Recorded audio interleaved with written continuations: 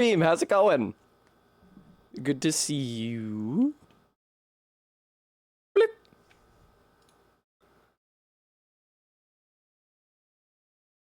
I hope you're doing well. I got everything sent out on my end. It feels like it's been an eternity. Maybe it has been. What was the last time the Animal Well on Monday, I don't know. Yeah, that has been an eternity. Stream Elements, thank you. Oh, my stalwart companion, Stream Elements. Always 100% consistently the first one to chat. Hello, Locktar and Gist. How's it going? Hi, Maddox. I hope you're all well. Hello, Entrots, also. Thank you, those of you who have shared my stream announcement for the guest stream this Sunday, since I posted it. In case you didn't see on the Discord or on my socials, the day after tomorrow, I am having Dungeon Master to the Stars of Skull Tender's fame, Cohen Edenfield, on the stream. Thank you, Locktar. That's right, Hylian. Indeed, a cute transgender girl that you actually know and have been in chat with before. Hello, Bram. Yeah, that should be good. I've been doing a lot of thinking and a lot of routing about the permadeath Dark Souls 3 run. MK, glorious MK, whom we love, don't we, folks, famously, hello, Snowregard, mailed me her Xbox controller so that I can play Dark 3. Because even though I have a PlayStation 4 controller here, that was sufficient for me to play some games, e.g. Animal Well. For whatever reason, when I tried to load up Dark 3 with the PS4 controller plugged in, the camera just spun around relentlessly. Like there was a constant right stick input, and also no other inputs would read at all. So that was hellish. And MK very, very, very generously set me up with this controller on a temporary basis until she can fix mine. So everybody praise MK. That's right, Bremy, I have. Also, 20 yards and Hylian and Locktar. Thank you for the Ahegao reductions. That's not really something I have to thank you for. It's Ahegao reduction acknowledged. I will decrement the price by the appropriate amount. Thank you, Bram. I was actually also thinking that I looked pretty today. When I booted up OBS, I was surprised by the reflection that stared back at me from my screen. Yeah, MK was super, super helpful. But I was telling my close personal friend, Cohen Edenfield, about my upcoming streams, and I mentioned the Dark Souls permadeath one, and they said that they'd like to be on for that, presumably so that they can terrorize me and try to bait me into getting killed. We shall see. Hello, Arbeat. Good to see you. Also, Minty, hello! Minty calling me Xing with the X is actually kind of apropos. Maddox, praise MK, Ken, thank you for the $5 donation. I can't be mad at it. Xing. Alright, hang on. How many Ahegao reductions? 6, 7, 8? Okay, I will also stretch and stand up. Okay, why not, you guys? Let me do the first part of that first. The Ahegao now costs 16,072 points. That's getting really low. Scary. Good Friday, Faith. Oh, shit. Kringus, thank you for the $10 donation. That's my tummy that I have. What, an Ahegao Minty? I might disable it. Oh no, although I don't know if it's possible for Cohen's opinion of my character to diminish further. Thank you, Faith. I think so.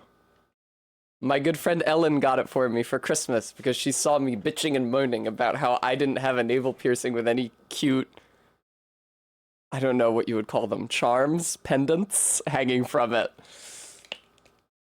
Yes, Bremy, I am wearing hoops. I went silver today. I actually quite like it. I usually try to coordinate. See, the issue is that I don't have a silver septum ring or navel ring, and even if I did, it would be a colossal pain in the ass to swap out my septum ring on a stream-by-stream basis. I usually try to coordinate at least my glasses and earrings. Very good, Hylian.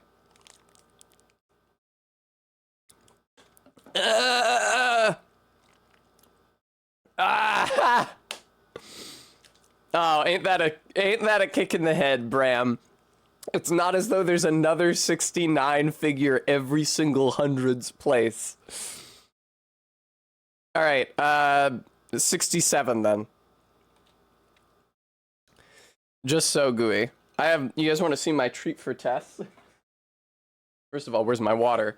Oh, also, it's hot as balls today. It is fucking boiling in Philadelphia and in my apartment especially.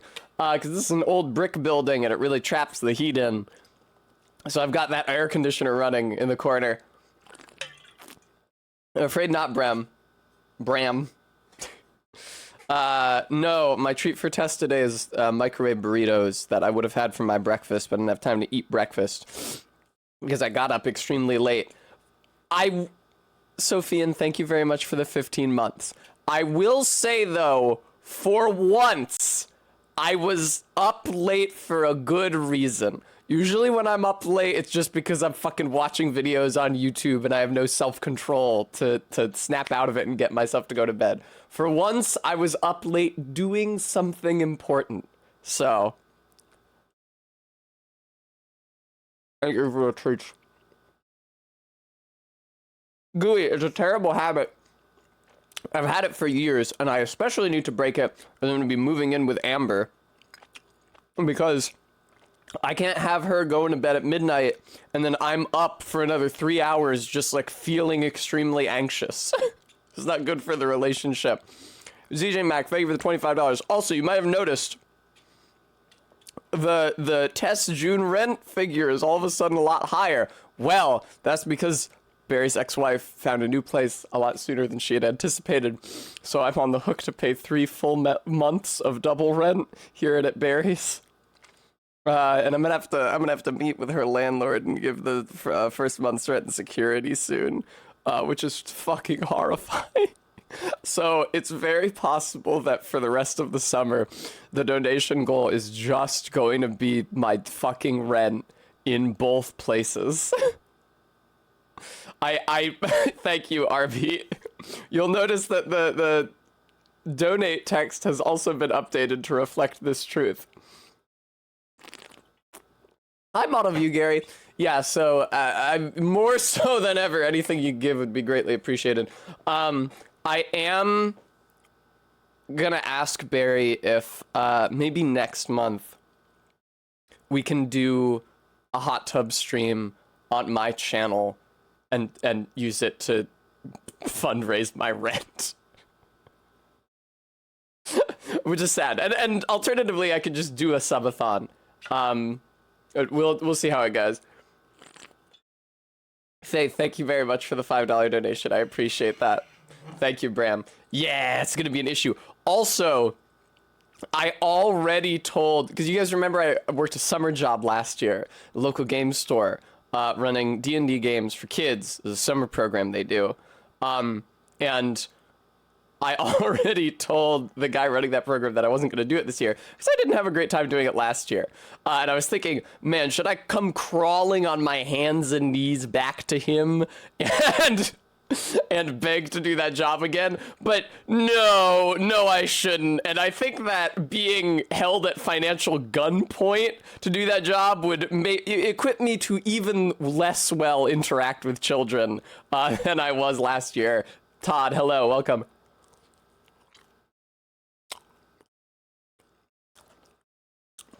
It's already a huge imposition to corral kids, and if I was doing it because I had to, and not just because the extra money would be nice, I don't think it would improve my mood. RB, thank you very much for the $20 donation.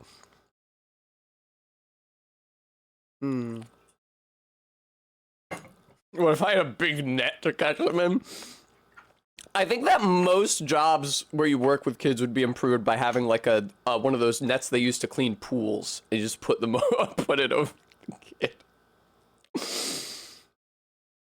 And keep them from causing a ruckus. Kringus, thank you so much for the $50 donation. Thank you, Kringus. That's very kind of you. Thank you. last year, this kid, oh god, it was the most rambunctious kid of the most rambunctious group of kids. Table we were playing on had like a stretchy lycra tablecloth over it, and he opened a bottle of Gatorade. He didn't drink it at all. It was just a full bottle of Gatorade, and he had put it on the table in front of him, and he was just absent-mindedly tugging at the lycra tablecloth under the bottle. And as you might well expect, it fucking spilled everywhere. And as I was cleaning it up, I was like, now, child, surely you've encountered open vessels before in your life. Like, he wasn't doing it intentionally. He wasn't doing it to like, ooh, court fate. It's like, oh, is it gonna get knocked over? No, it was just like zero brain function, completely unaware of his surroundings. Just open it and then start tugging. I was like, all right, dude, listen.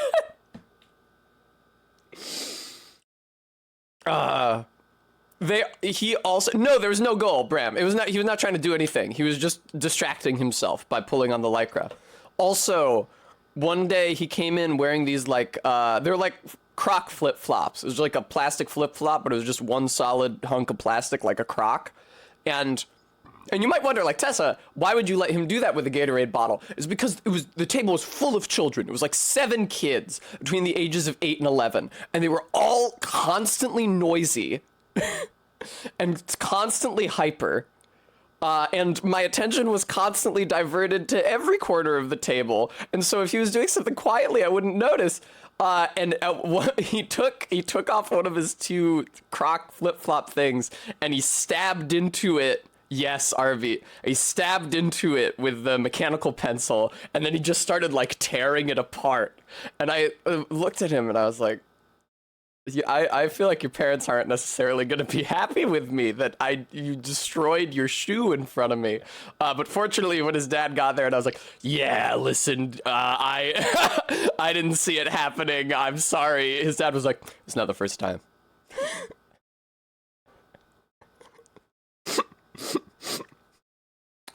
No. The parents were always very understanding, because the kids would cause a tremendous ruckus, and like fucking like especially the kids who knew each other already would like shove each other around. I don't know. I guess I was never a boy, but yeah, they would like rough house, and I would always get scared that the parents would show up and be like, why did you let my child get hurt? But they didn't care.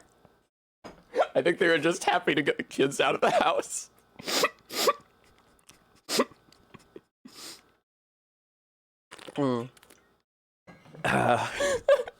Yeah, so these are the joys of working with children. This is one of many reasons why I'm not doing it again this year. I hope to never do it ever again. Kids are okay.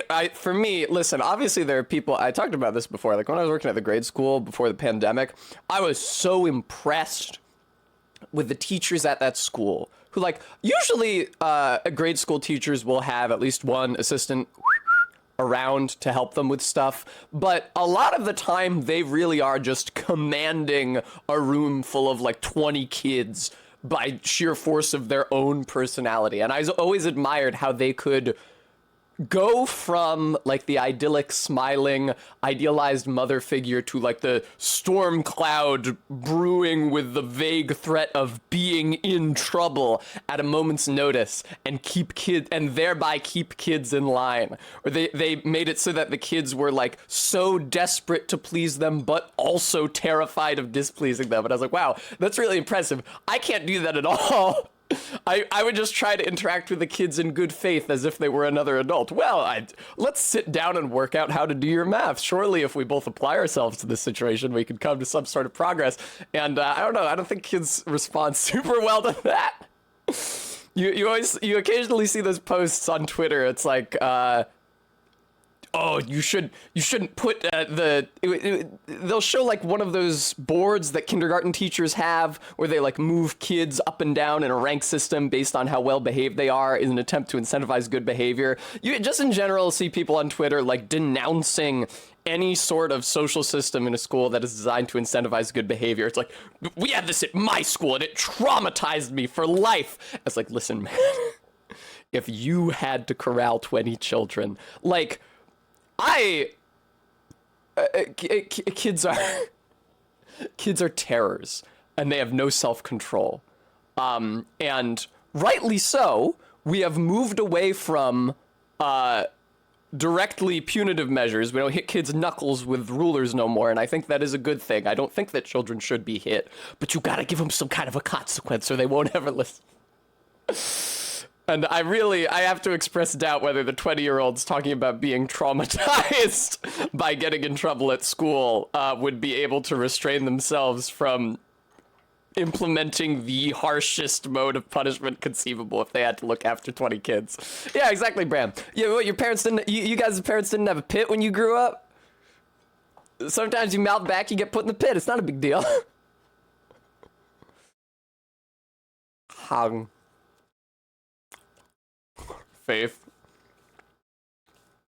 Where Barry used to live, her old place in South Philly, as opposed to her new place in South Philly, there's a park nearby, and it was undergoing renovations. So every time we drove past it, there'd be this big open pit in the sidewalk with like rebar extending out of the concrete into the pit and up from the bottom. And she would always say, "Oh, nice, they're putting in a spike pit. That's nice that the kids will have that." And then when it was finished and the pit was obviously filled in, she was like, "Can't believe they filled in the spike pit. Fucking can't have shit in this neighborhood, man."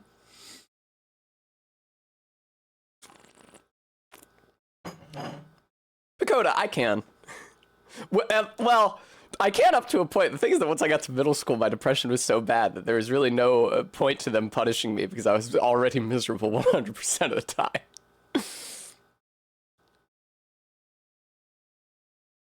This song whips. I'm so glad that I haven't been playing it on the VOD channel this entire time.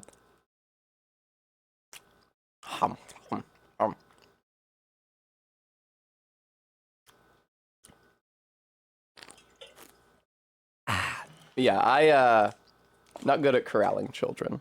They don't necessarily respond well to being treated with respect, which is my default. And I don't really think, I don't know, I'm not really good at making myself a force to be reckoned with. Oh no, my mouse is dying. It would probably be easier if I wasn't femme, to be honest. Having not been raised as a girl, I didn't learn the sort of emotional manipulation that career teachers use to keep children in line. And being femme and not wanting to seem masculine, I can't pull the hard-ass, stiff upper lip, scolding demeanor that men use to keep kids in line, so I got nothing. Exactly, Brevy, I can't even keep you guys in line. You guys pay me. Oh no, yeah, Bremy.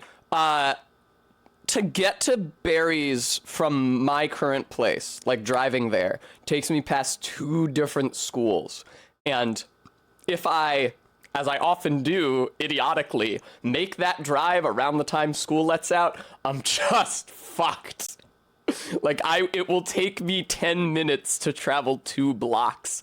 It is a nightmare, especially, for Christ's sake, in Philly, where there's no place to park anyway. So you have parents, like, putting on their hazards in the turning lane and dragging their kids across traffic. Lordy, lordy, lordy. All right. See, Entrots, this is what I'm talking about. I can't keep you guys in line. It's actually really convenient to be running a community online on Twitch or in Discord, because I don't have to seem credibly threatening. I can just time you out or ban you. There's just a direct threat. Can you imagine how much easier it would be to run grade school if you could just hit a button and then exile the kid to the shadow dimension for 5 minutes?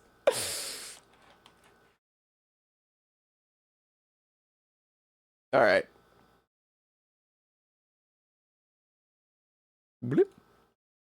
Faith, I didn't realize we had Jimmy McGill in chat. Hello. Why are you putting her in the cornfield, Howard?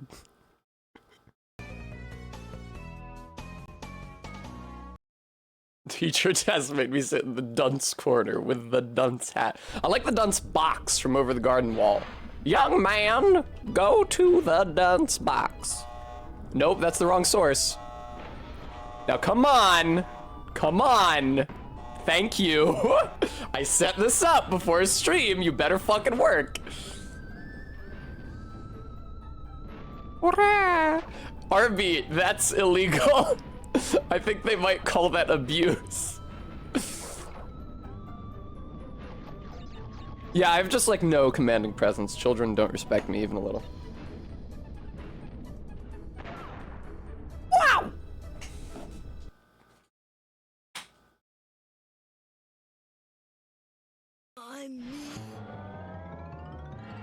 Two times rent paying ass LMAO. Thank you for the $10 donation. I'm so grateful that I'll even accept your mockery. Cortex strikes back. Cortex strikes back. Press start to begin.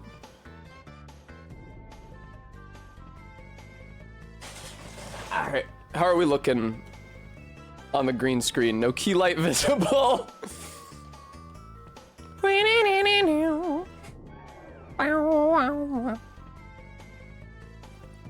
Cool. I should probably make myself smaller. I was thinking during Animal Well that it might not be a bad idea to just make myself smaller permanently.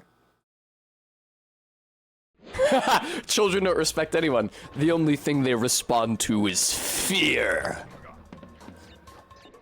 Well, like I said, it's not just fear. Fear, like, they were afraid of the teachers, but also they wanted the teachers to love them, and I certainly can't provoke that response. Jesus Christ. All right, video games. No, don't demo me. Come on. New game. Now I will be playing this game with a mouse and keyboard, as is traditional. Fuck, what are these bars? Okay, no. Bars at the sides of the screen must only be for cutscenes, because I made sure to crop it right for when we're in the game. Wow, Captain Deep. Gooey, I'll duplicate Tess. Of course. Crystals of God. No. Duplicate Tess again. How can I refuse? Hello. All right. Back to Cortex. Don't call them that. Why would you call them that? To call them servant crystals. Don't call them slave crystals. What the fuck is wrong with you? I don't have that many Tesses. Don't have any friends left on the surface. Hang on. We need to find an enemy. An enemy.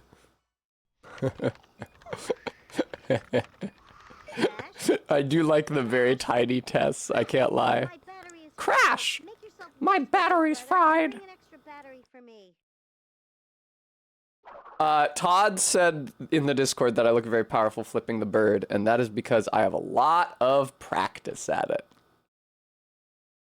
I told you guys about the time I got in trouble for flipping off a teacher in school.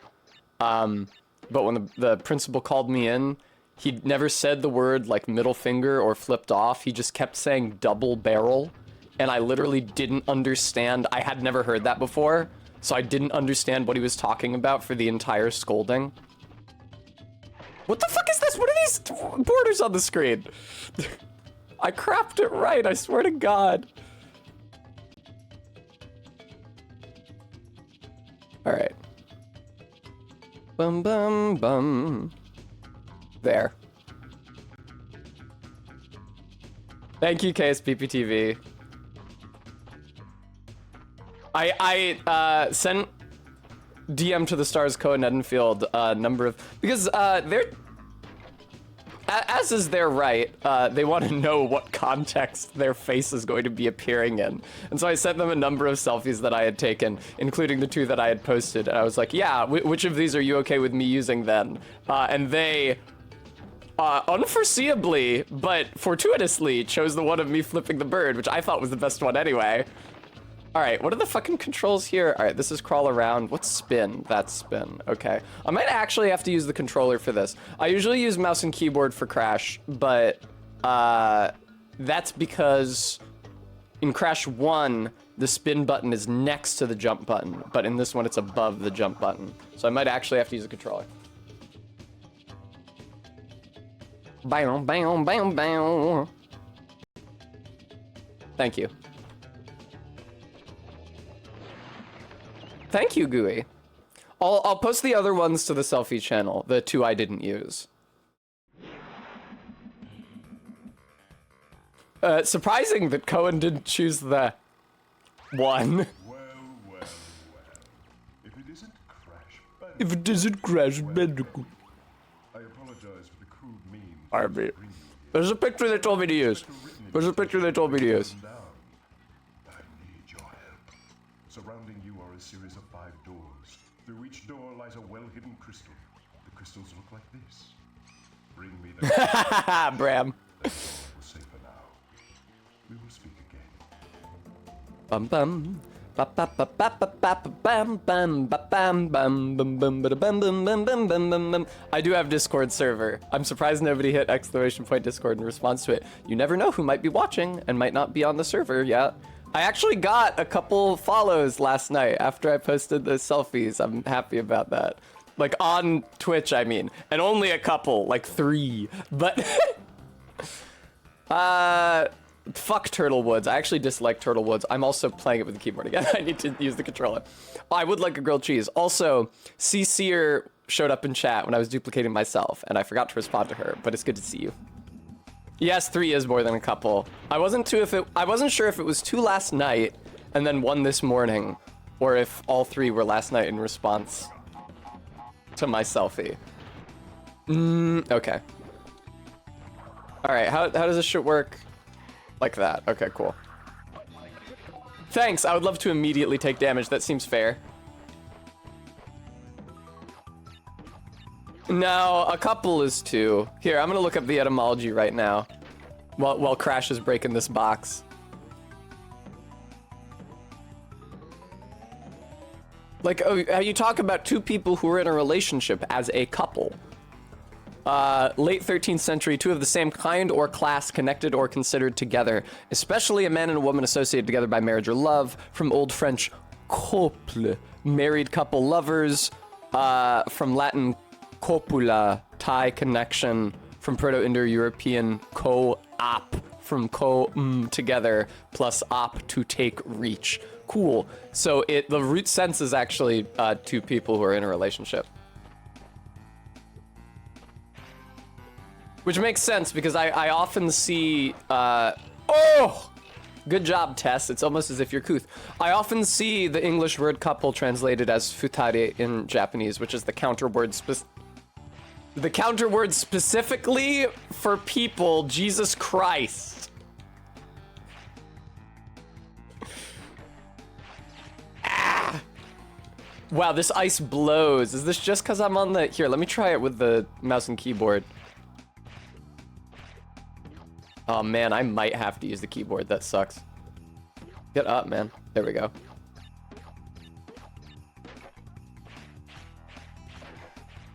Oh god. Oh god. Wow, the ice sucks so much. How did I forget? Mary Mother of God. And also the answer to how did I forget? Oh! What, you just never lose momentum. You just keep building momentum for your entire life. The answer to how did I forget is that I never play this one. I only ever play Crash 1. I like this one less than Crash 1, but that's why I'm playing this one and not Crash 1, because I needed something to last 2 streams before Dark Souls 3 Permadeath Cohen guest stream, and Crash 1 would only take me 1 stream.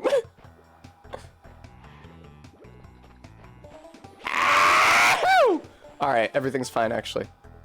See, that's why we're using the keyboard. Minty.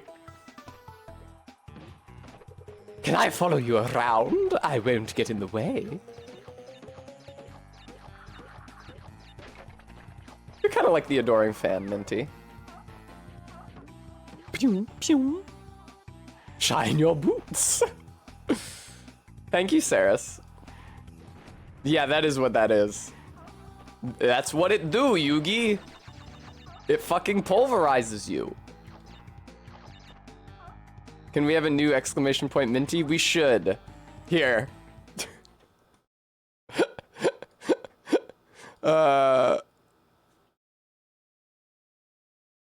What is the full quote? I know the shine your boots back rub, perhaps. What comes before that? Chat commands, custom commands, add new command, Minty. Shine your boots back rub, perhaps. Can I carry your weapon? Shine your boots back rub, perhaps. All right, adding that. Cool. I'll re-enable the Minky baby one later. I'm not pressed to do it at this time. Don't use the controller. Wugga wugga wugga. Alright. Jesus Christ. So you might see that gem and think, how the fuck are you supposed to get that gem? It doesn't seem like there's any way. And you could bound around like an idiot on this, trying to gain enough height to come over here and get the gem. The answer is that there's a secret entrance to this level. And you have to, from another level, you have to go through that, and then there's a hidden top path where you get the gem. And that is probably also required to get the all boxes gem for this, although I'm not sure. I know that one of the ice levels has only nitro in the opening segment, so that you can skip it via the secret entrance, and then there's the box that blows up all the nitro, and you can still get the 100% box gem.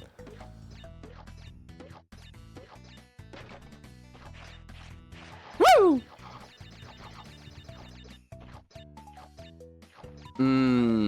I forgot about this trick.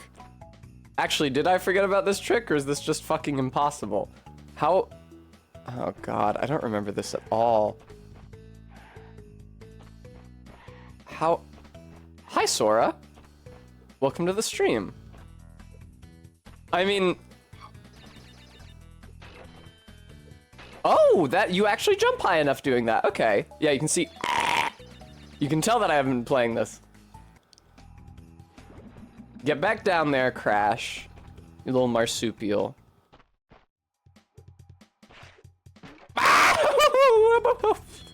The fucking ice! Unfortunately, this does not have Mario 64 controls. Also, I'm getting rid of all these Tessas now. There's too many of them. Be gone! It's just me! I'm the last Tessa standing.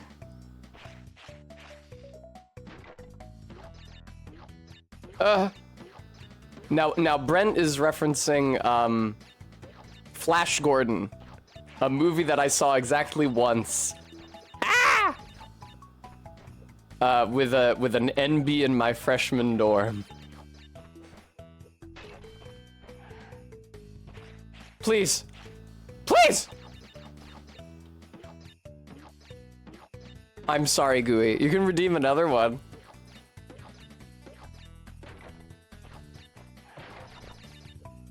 Come on, Mo.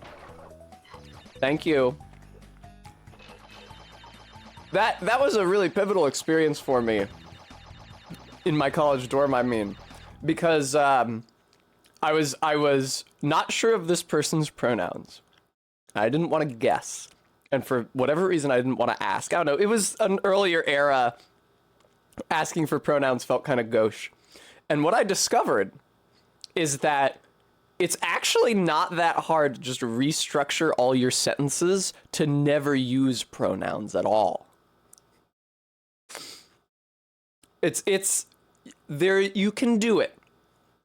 You can only use their given name, and you can restructure the sentences so that it sounds idiomatic. You can trail off in a natural way and gesture. Thank you, I will duplicate myself. It's actually not that hard, and it made me feel really smart.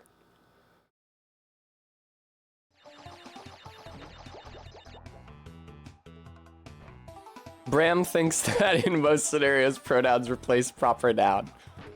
Oh, is the jar, sorry, is the jar redeem not activated? What happens is I stream from berries and I don't have the jar PNG there, so I can't do it. But now I can. Where is it? Pig Squeal Cute is activated. There it is. What? As opposed to what, Minty? I defy you to come up with a better image file format than the noble PNG. Oh, okay. You're shaming me for my lack of effort in setting it up at berries. Yes, that is fair. I'll just shrink this a bit as well. Yeah, it's not a WebP. I may have actually had to run it through MK's incredible WebP conversion machine. I'm not sure. Sorry, I don't have the other jar on that scene. There it is. There we go.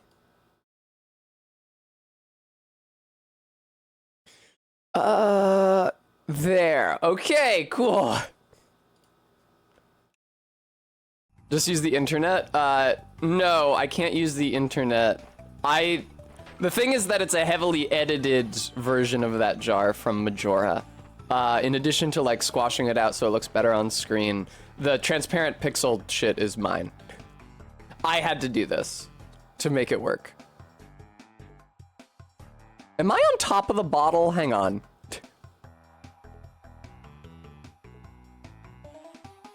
There. Oh, the converter? No, yeah, that is a special sauce. MK's converter that she made me. Not unlike the custom box that I use to swap audio channels. Hang on, I'm hung up. Not unlike the custom box that I use to swap audio channels that MK made for me. She did just make me a program that converts WebPs to PNGs.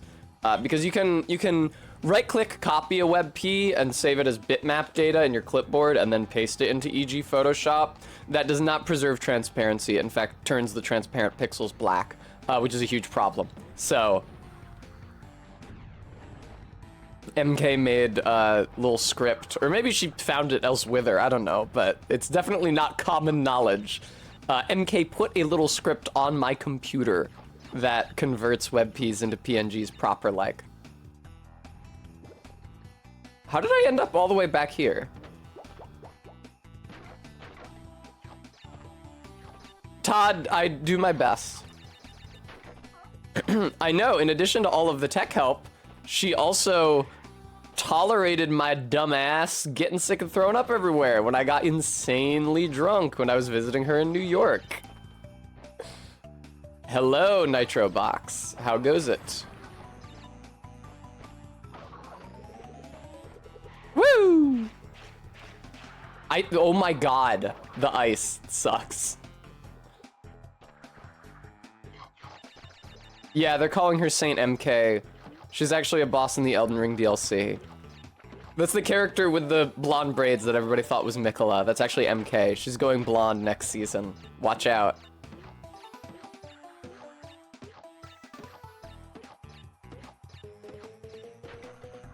Now you might wonder, Tessa, why are you just hanging out on that dumbass box for your entire life?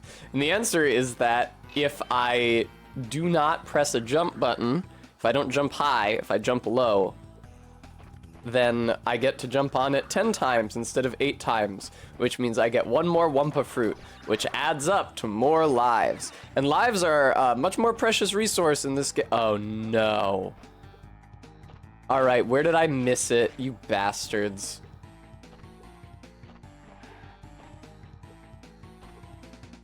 They're gonna gut me over this. Ah! Okay, good. Yeah, respawn everything. It actually might be ahead of those two boxes. I think this is the same mistake I always make in assuming that I must have missed the switch and it's actually before me.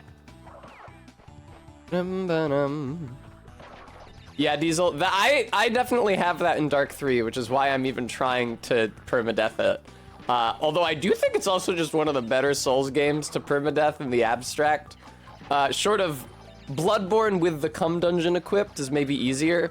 Well, Old Yarnum would be tough, but I first tried Gascoigne and the Bloodstarved Beast when I did my sidearm only run, because I had to in order to conserve resources or the run was dead. And then you unlock the Chalice Dungeon after that, so Bloodborne is probably okay to do permadeath under those conditions, and I might try that someday. But I definitely wouldn't want to do Dark 1 with the fucking Bed of Chaos.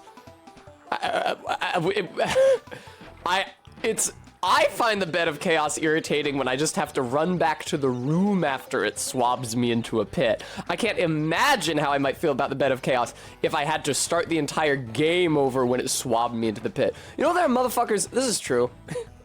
Do you know that there are motherfuckers who not only know death, but no hit the Souls games? There's a specific dude, I saw him years ago. I unfortunately don't remember his username, it was before I started streaming. There's a dude who no hit all 3 Dark Souls games in a row. Dark 1, Dark 2, Dark 3. Taking 100%ing all of them, beating all the bosses, and taking no hits in any of them. Which, that is just like a god to me. I can't imagine having that level of precision of input and executive function that you can fucking no hit. Well, like all 3 games in a row, because I watched him do Slave Knight Gale, which was the last boss that he did in Dark 3, which makes sense, because it's like the end game boss that, fuck off, it's like the end game boss of the DLC. And I don't know how you do Slave Knight Gale hitless in the abstract, because he has a delayed AoE on every single one of his moves in melee, and the hit capsule on that AoE is gigantic. In his second phase, he's flying all around, he has the rapid fire crossbow, he summons all these homing skulls from his cape, and then when they hit the ground, lightning comes down, he's fucking teleporting behind you. I don't know how you do that in the abstract. I can't imagine trying to do it after you've beaten all 3 games hitless already and he's the last thing. My god. Fucking nerves of steel. Not something I can do. I'm hopeful that I can deathless Dark 3. I was able to beat Hollow Knight Steel Soul.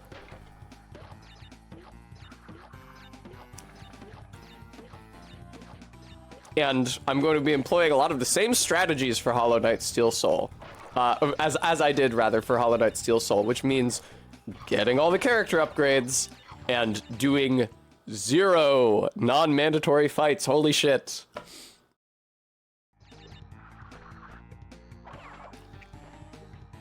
I'm not going into those fucking DLCs, I can tell you that much.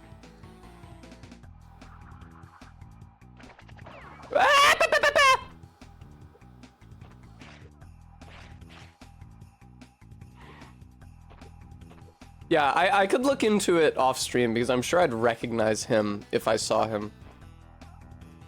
Is this what this is? Is this how you screw me? Video game? Is this how we're doing this?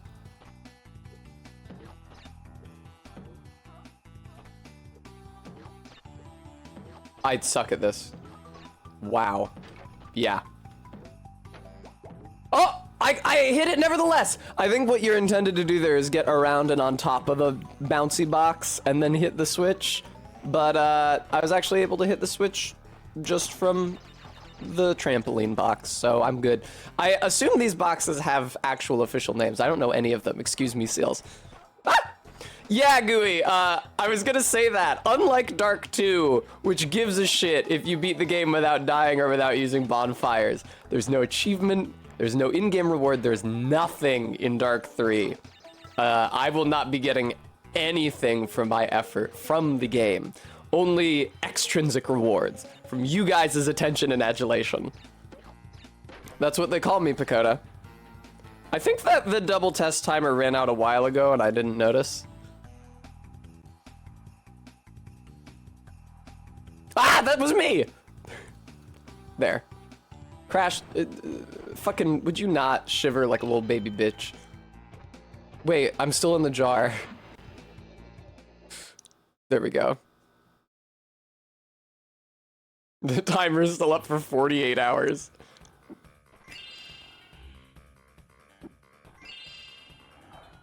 Oh, he does the dance.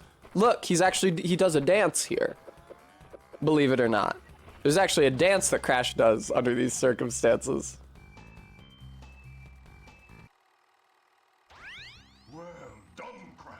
I knew I could rely on you. I knew I could rely on you. These holograms are hard to maintain. During the course of my intellectual pursuits, I have stumbled across a force that threatens to destroy. He's so quiet. Speak up, man. Crystals are the only means of containing it. The fate of the world is at stake. It is imperative, therefore, that you bring them to me.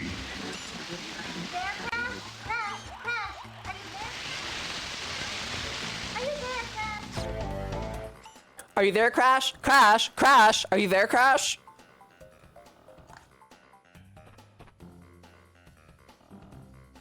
I keep on trying to use the controller. Are you there, Tess? Tess? Tess? This is when my sister calls me. Gooey, I don't think you're alone. Have I ever played Mega Man Legends? I've played no Mega Man game, except for the, like, Game Boy Advance one that somebody ripped. Was it even a rip? Or just recreated in Flash when I was a kid and played it on coolgames.net. Bow, bow, bow. I jumped. No, no! Oh, God. See, those traps fuck me up so bad because my brain is hardwired from Crash 1 to run towards anything I see in the path because I assume it's a box and it needs to be broken. Bow, bow, bow. Very good, Bram. All right, let me rotate. There we go. If I rotate the keyboard, I can use these 3 fingers to control Crash. God fucking damn it.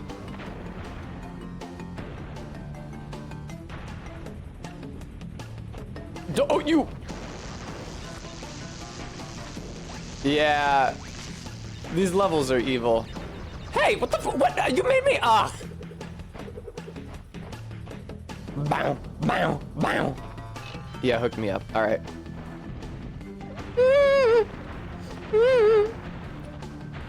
I'm concerned. Oh! I'm concerned that I'm not gonna do as well with my permadeath run on stream as I did off stream.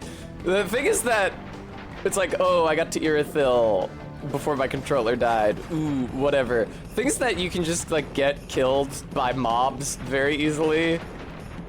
Like my actual first try, I died to the dragon in High Wall of Lothric almost immediately. Like 10 minutes into the run. Like there are lots of enemies who have really shitty attacks, like the demon priests in the demon ruins, the ones with the weird like baby bird skull and the long hairy arms who summon the orbs. They have an attack that's just like a spray of fire, and it's literally like a dozen fire projectiles that come out all at once, so if they catch you with it in melee range, you just die. Crash Bandicoot got banned from a website. It'd be Crash Bandicoot. Very droll. God damn me. Bram, I don't think so. I don't think I'm gonna be doing that. That sounds like it would suck. I hadn't even beat all of Lost levels with deaths. I literally abandoned it because I was sick of playing it and wanted to play something else. I wanted to play Donkey Kong Game Boy Color. For fuck's sake. I don't think I could no death Crash either. Well, it would be tough. I would need to like rehearse it off stream and radically alter my priorities. Because usually my priority when playing Crash is break all of the boxes so that I can get certain gems, especially the green gem. Because that lets you get 70 free lives in that one level. But if I like avoided all of the hazards, it would be a lot easier. There is still shit that just sucks though. Hello, Vega!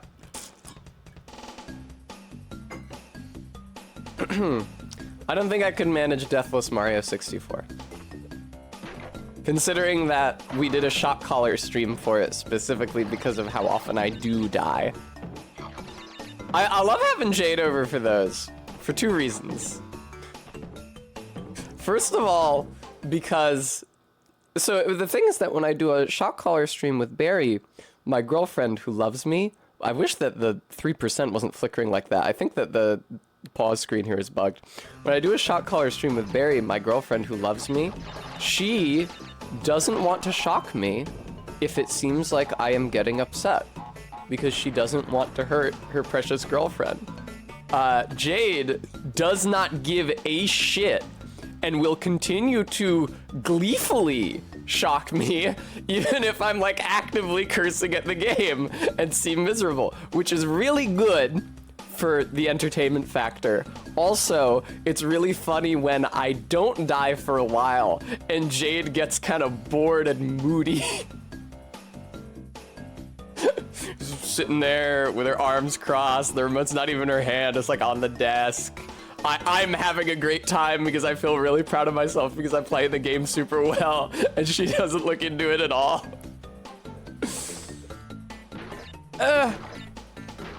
She like actively cheers against me if I'm getting close to dying or fucking up.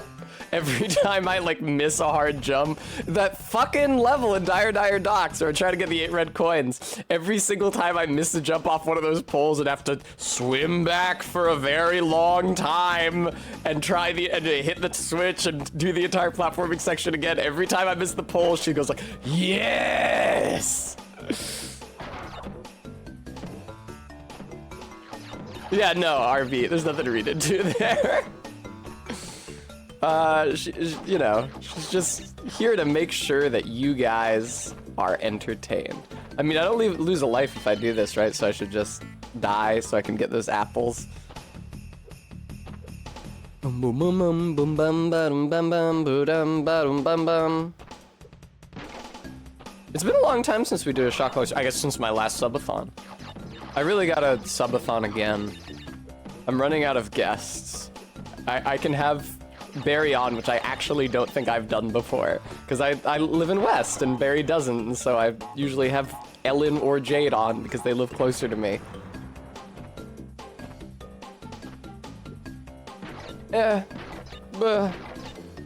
If I waited long enough, like until August, I could have a ultra special secret guest, but I don't think that I can wait that long to raise money. Ah! 3, 4, 5, 6, 7, 8, 9, 10.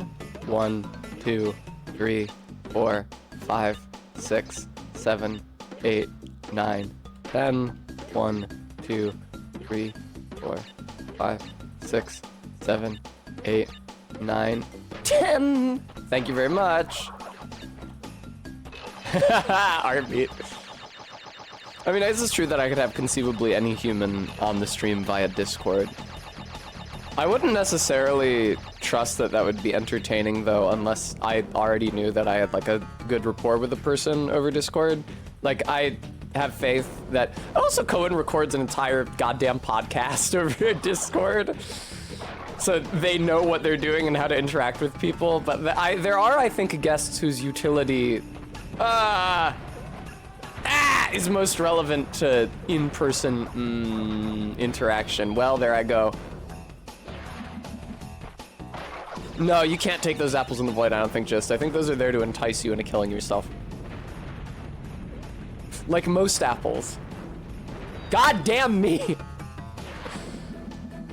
I lose a lot of lives on these levels, I tell you who what. Please, Crash, don't get hung up on the bullshit. Crash, please!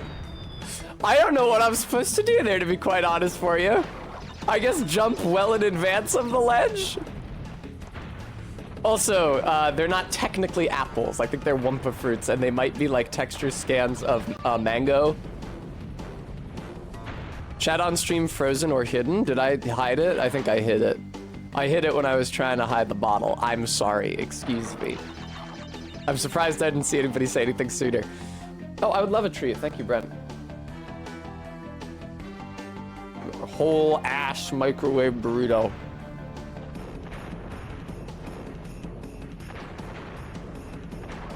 Yeah! Fuck, I missed the thing.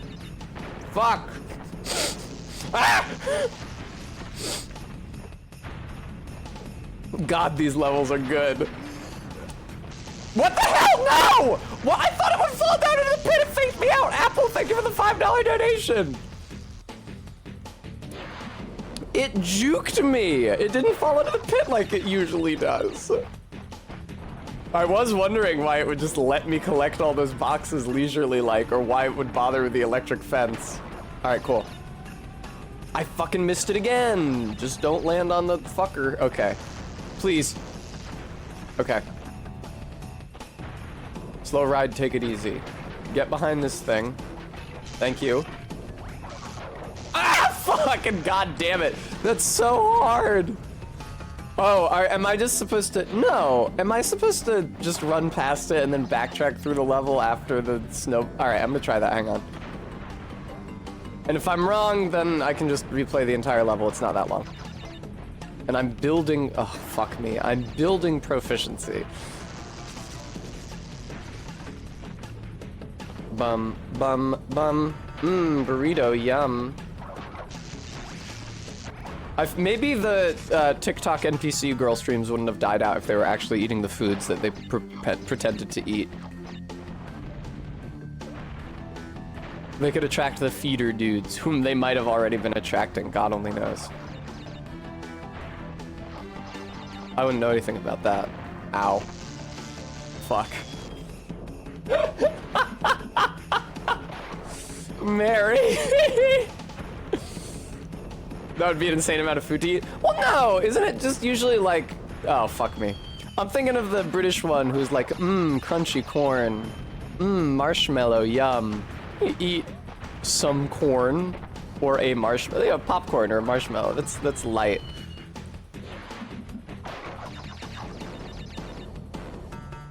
Hang. I don't know about that, Bremy. $50 donation goal. Tess eats a full meal live on stream. Saris. Now, I won't be eating the smack barn pea wet. I'm gonna tell you that right now. This is just fucking disgusting, by the way. I don't know what's wrong with you people that you would use as like a dressing the water from cooking peas. What?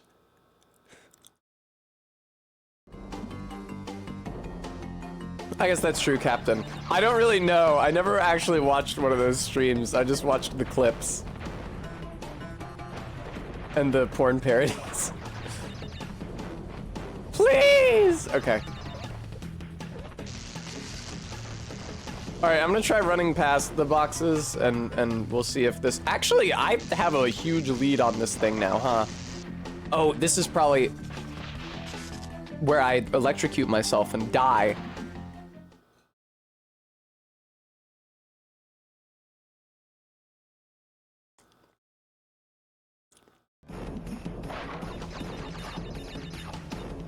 Saris, may I ask then how it is that working class Americans have not yet been reduced to eating the water left over from cooking peas?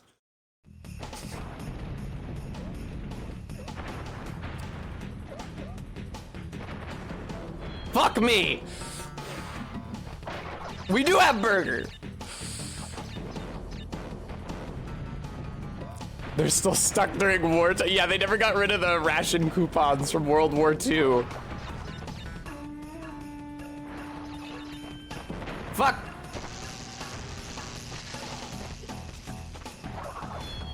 I'm so inept, dude. I'm so fucking inept. I've lost all of my lives at this part. I'm so incredibly inept.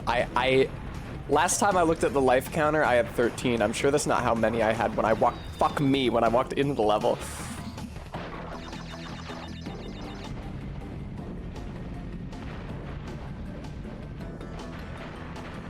Fuck!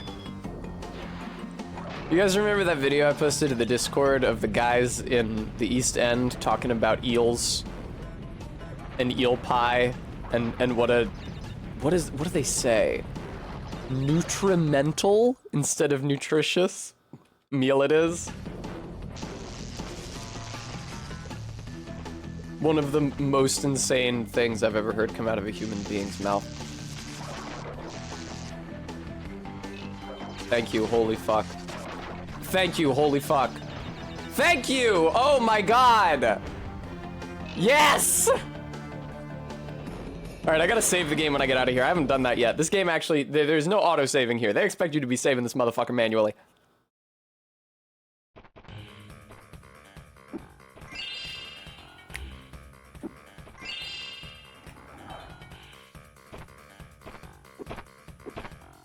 I'm catching up on the treats for Tess now.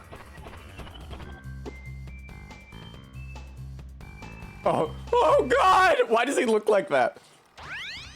So, you were helping Cortez gather crystals. Yeah. Yes, you have acquired a gem. Interesting.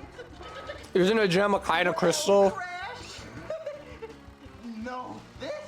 As long as you are allied with Cortex, you are my sworn enemy. Yeah, it's okay, man. I beat your ass in the last game. I don't really care if you're my sworn enemy. Stop you. If the fate of the world is truly your concern, you must gather the gems, not the crystals. If you obtain all 42 gems, I can use them to focus a laser. A laser beam that will destroy Cortex and the space station he's created. Until Would you shut the fuck up? Would you shut the fuck up? from gathering crystals.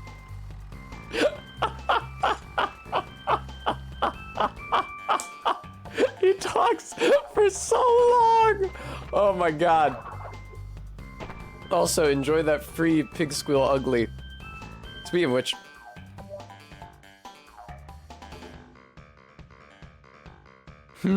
Saris. I mean, you can do that if you want. Obviously not on this channel, but...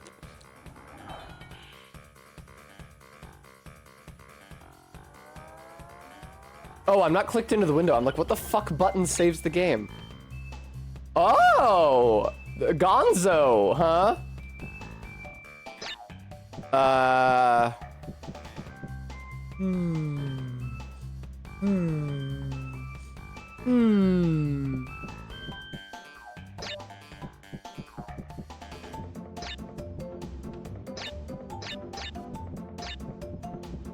No, my genius!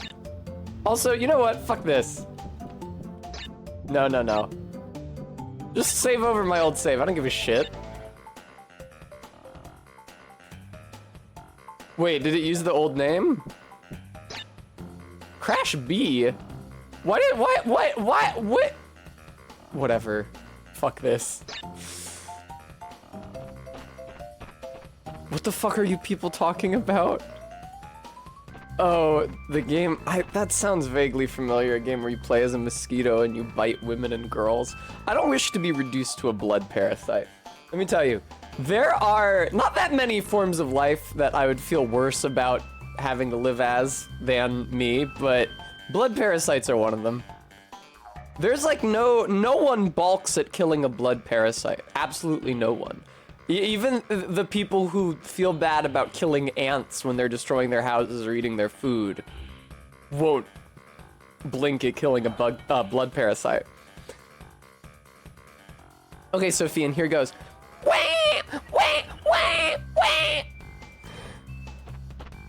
I made that one extra long for you.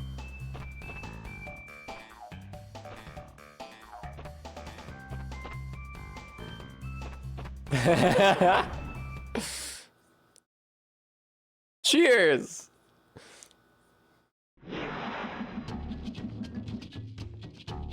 Without asking. Okay, Minty. May I? Pew! Get out of here, fucko.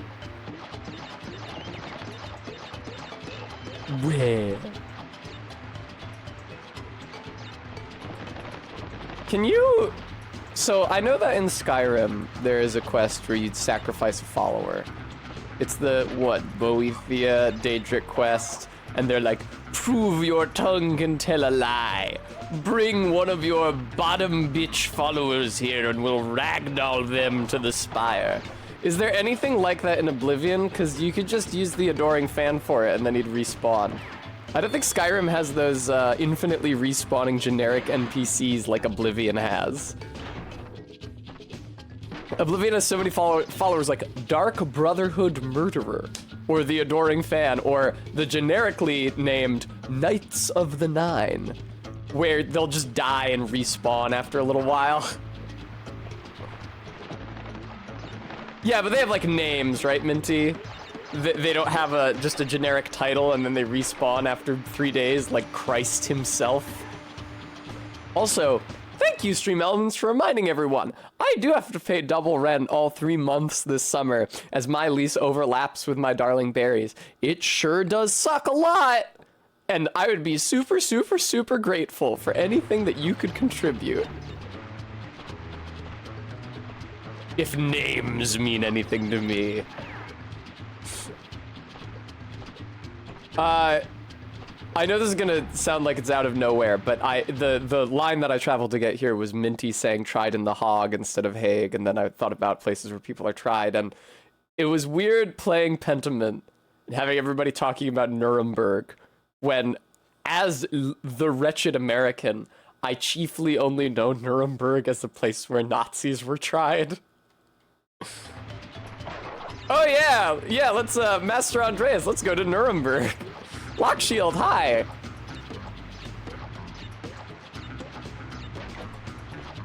Whee! I was looking through my Pentiment screenshots this morning, because I was trying to find, if I had screenshotted Martin starting the fight in the bar, which I hadn't. And I was shocked. Lockshar, thank you very much for the $10 donation.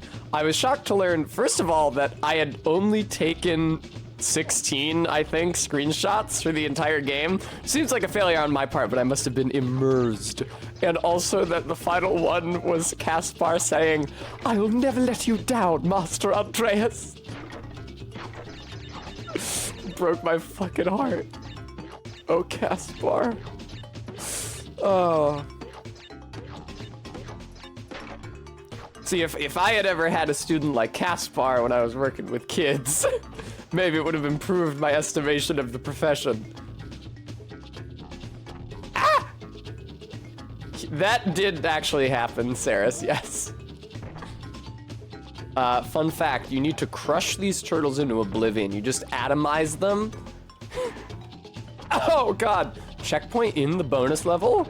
Can such things be? I don't actually think there's a bonus zone. I thought it was because I came here via trapdoor. That's so funny. Is the audio channel flipped? It is. I heard that bird, but I heard it through the wrong ear. And I wasn't sure if that was jank native to the game or if that was on me. It was on me.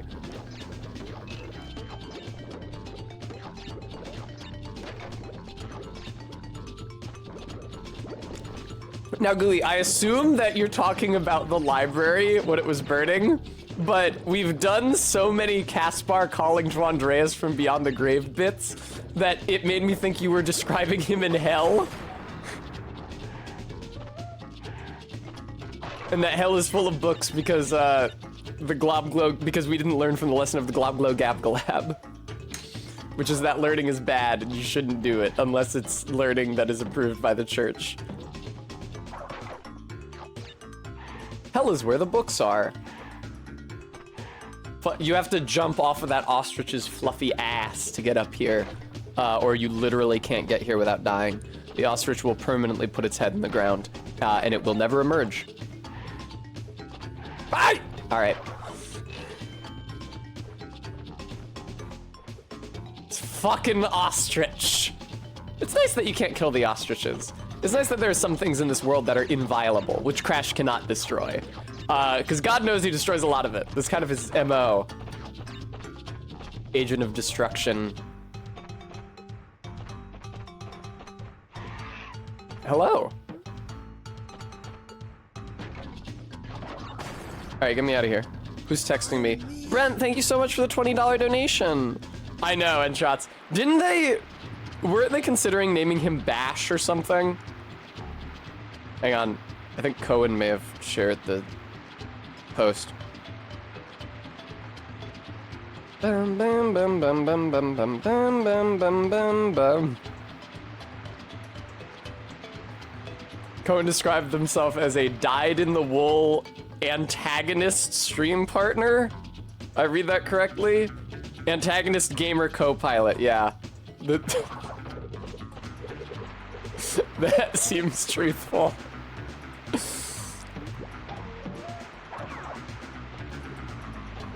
Bum bum bum bum bum bum bum bum bum. I mean, are heel matches a thing where the heel just fights another heel? Probably, right? I don't fucking watch wrestling. I don't pay attention when Ellen tries to show it to me. But that's probably a thing, and that's what it's gonna be. I'm just also gonna be evil.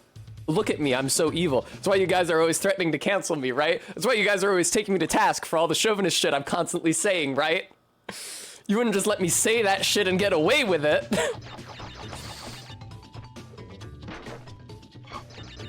Do do do do do do do do do do do. But Bram, nobody takes it seriously when you do it.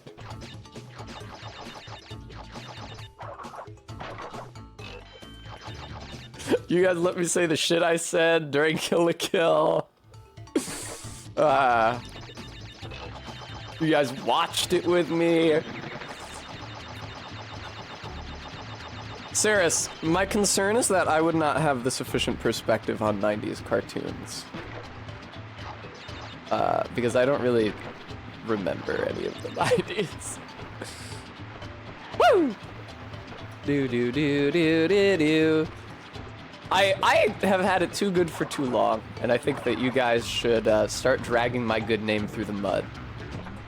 Yeah, Ellen is always having me over to watch wrestling, but I have a phenomenally hard time paying attention unless there are women on the screen. And for some godforsaken reason, they do like one women's match a night. They'll like make all the women fight at the same time, so they don't have to devote that much airtime to it.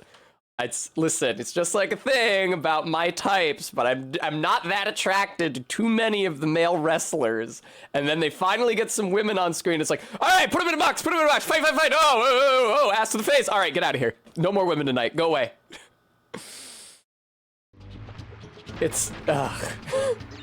Oh, and they run ads during the fight as well. They do the like picture-in-picture thing where like what is it? Like I forget how the pay-per-view works. Is if you're watching it for free, they like do picture-in-picture and then make you watch an ad at the same time. But if you pay, you don't have to endure that. Anyway, they love to run ads during the women's fight. And I'm watching them bash into each other completely silently while I hear an ad for fucking Zyrtec. Bremy, I want to see the whole thing. Minty.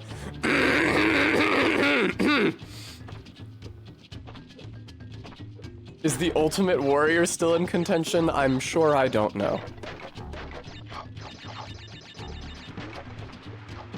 Bum bum bum bum bum bum bum bum bum bum. You guys see that? Did you guys see that tweet? I retweeted it, but I don't think it was to Maine. It was like a woman screenshotted a DM request that she had gotten, and it was like the normal DM request shit. It's like, "Hey, beautiful. How are you doing? Are you having a good night?" And then like 12 hours later, the guy sent another message that said like, "We're just dolls being played with by God," or something.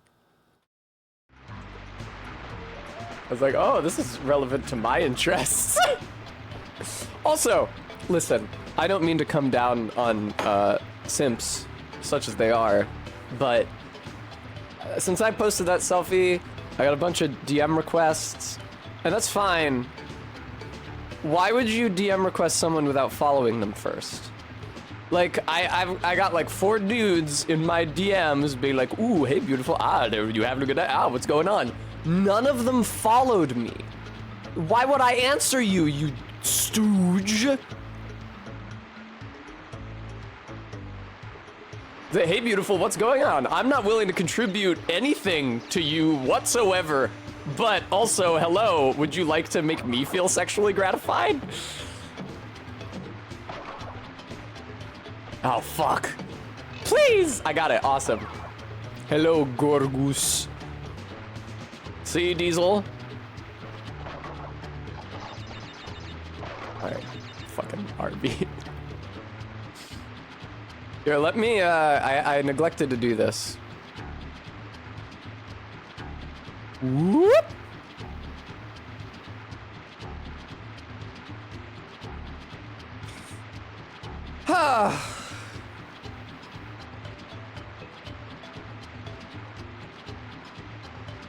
Enjoy that, viewer. 20 yards says, yay. I love jumping over this pit. It makes me feel so smart. Fucking galaxy brain. Jumping on the shitty unintended platforms on the side instead of going into the pit and fighting the rats or whatever. Oh. Saw a bunch of ads. What do you mean for Rhode Island? What, like Rhode Island, like spend your holiday in Rhode Island? Rhode Island Tourism Board, if such a thing exists. See, this is why I don't like coming down here and fighting the rats. All right, Arbeat, I can do that. I feel like I'm gonna have to disable a lot of these when I'm on stream with Cohen, just to keep them from leaving out of secondhand humiliation. All right, Bimbo Vice activated. I mean, I guess, dude, control. I guess Block Island. I don't know. The only place I can think of that you'd go for a vacation in Rhode Island is Block Island. Nobody can afford to stay in Newport, and also the parking there is atrocious, even if it is historic. Yeah, it's pretty much just Block Island. You take the ferry there from Westerly or Newport. I don't actually think there's a ferry from Long Island, which is insane, but so it goes. How can an island have an island? Well, Sarah's Hawk, I'm so glad you asked. Actually, okay, hang on, there's dialogue. 3 crystals. Not bad. I see you are getting the hang of it. I need to conserve power. I will communicate with you again after you retrieve the 5th crystal. Shut the fuck up. Also, Bram, he's giving me fucking protocol. Also, Bram, I know that because one of the weirdest jobs I have had is playing piano for a children's play being put on by the children of the Marines training at the Navy base in Newport. That was a weird one. I think I did that like while I was still in college. Oh no, it was sooner. I think it was in the summer between high school and college for me. It's a long ass time. Okay, so Rhode Island. Rhode Island is actually the historic name given to Aquidneck Island, which is the island that contains Newport and also Middletown and Portsmouth, but nobody gives a shit about those. And because Newport was a prominent port, when the state was formed, it was called Rhode Island for Aquidneck Island and Providence Plantations, meaning the farming land around the city of Providence. And that continued to be the state's official name until pretty recently, definitely within the last 10 years. They changed it because when people hear the word plantation, they think of slave plantations, and they didn't want association between Rhode Island and slavery. And also, people only ever called it Rhode Island anyway. But I'm sure that it contributed to the eponymous island now being called Aquidneck, because otherwise you'd be talking about Rhode Island, which is in the state of Rhode Island. Yes, RB, Newport like the cigarettes. You'd think that that brand would have been especially prevalent where I grew up because of the proximity of Newport, but I'm not sure that they're actually produced in or anywhere near Newport. I mean, they were prominent, but I don't think any more prominent than they are everywhere else. I saw people in New York smoking Newports. I've seen people here in Philly smoking Newports. Amber has denounced Newports as being disgusting. As being like one of the worst cigarette brands. Nevertheless, when I made a cigarette machine for my lounge/nightclub in Animal Crossing by putting cigarette logos on a drink machine item, I did elect to use the Newport box because it's just very strong branding. Point. Nyuk, nyuk, nyuk, dude control. It's also not really on the way to Massachusetts. If you're not going to Rhode Island specifically, like, when Barry and I drive up to PAX East, we don't go through fucking Rhode Island. Do-do-do-do-do-do-do. Went through Rhode Island on the way down last year so that we could visit my dad. We did not do that this year.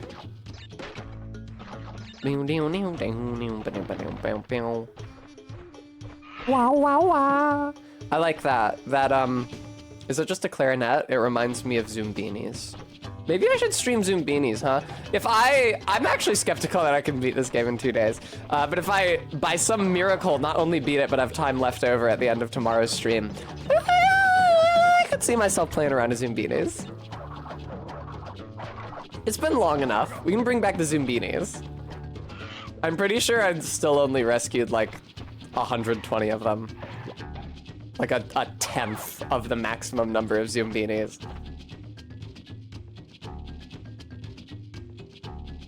It's on the way to Massachusetts if you're on the northeast seaboard south of there.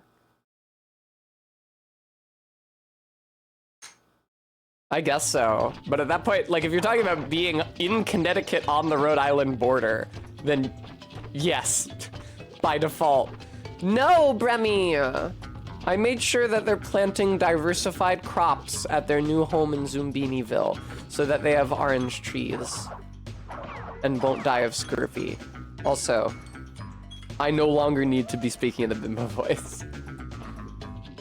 Bum bum bum bum bum bum ba, excuse me.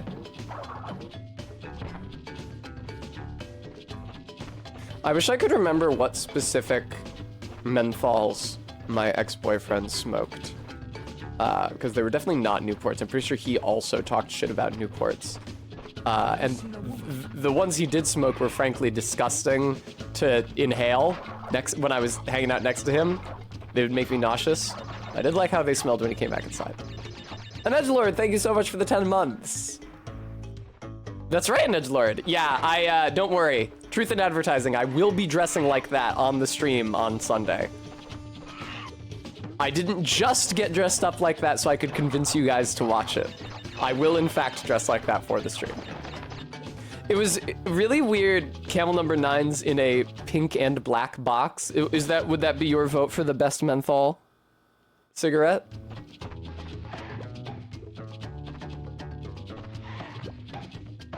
You guys know about the menthol Sour Patch Kids they made? It was summer 2019. I was working in the woods, and we went to see Spider-Man Far From Home, which, it's whatever. This is what my soulmates wanted to see. Anyway, we stopped by at a dollar store to buy a bunch of candy to sneak into the movie theater, as is our right as Americans. And they had, like, Sour Patch Kids Chillers or something. It was, like, branded with a melting ice cube. And I was like, oh, okay, what the fuck is this? Is this some sort of, like, fluid within the Sour Patch Kid? I mean, I'll check it out, because it didn't have any gelatin, and weird experimental candies usually do, unfortunately. Gelatin has gotten a lot more prevalent in candy over the past decade. Anyway, I busted it open in the theater, only to find that the cooling effect was, in fact, implemented through menthol. I handed it to my friend, I was like, here, try this. And she was like, menthol Sour Patch Kid? It wasn't that bad. I wouldn't necessarily say, like, that I liked it, but it wasn't bad. I finished the bag. Sometimes you get a weird flavor of candy, like you get the tropical Skittles or whatever, and you just have to ditch it. But the menthol Sour Patch Kid was not intolerable. Hello.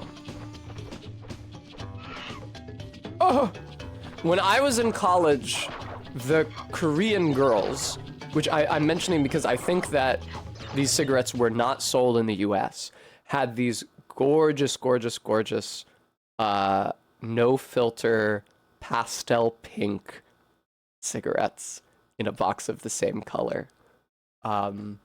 And I have never been able to find the like. But oh my god. I mean, I talk about the cigarette as a fashion accessory a lot. And it's peak. It's peak. Oh god.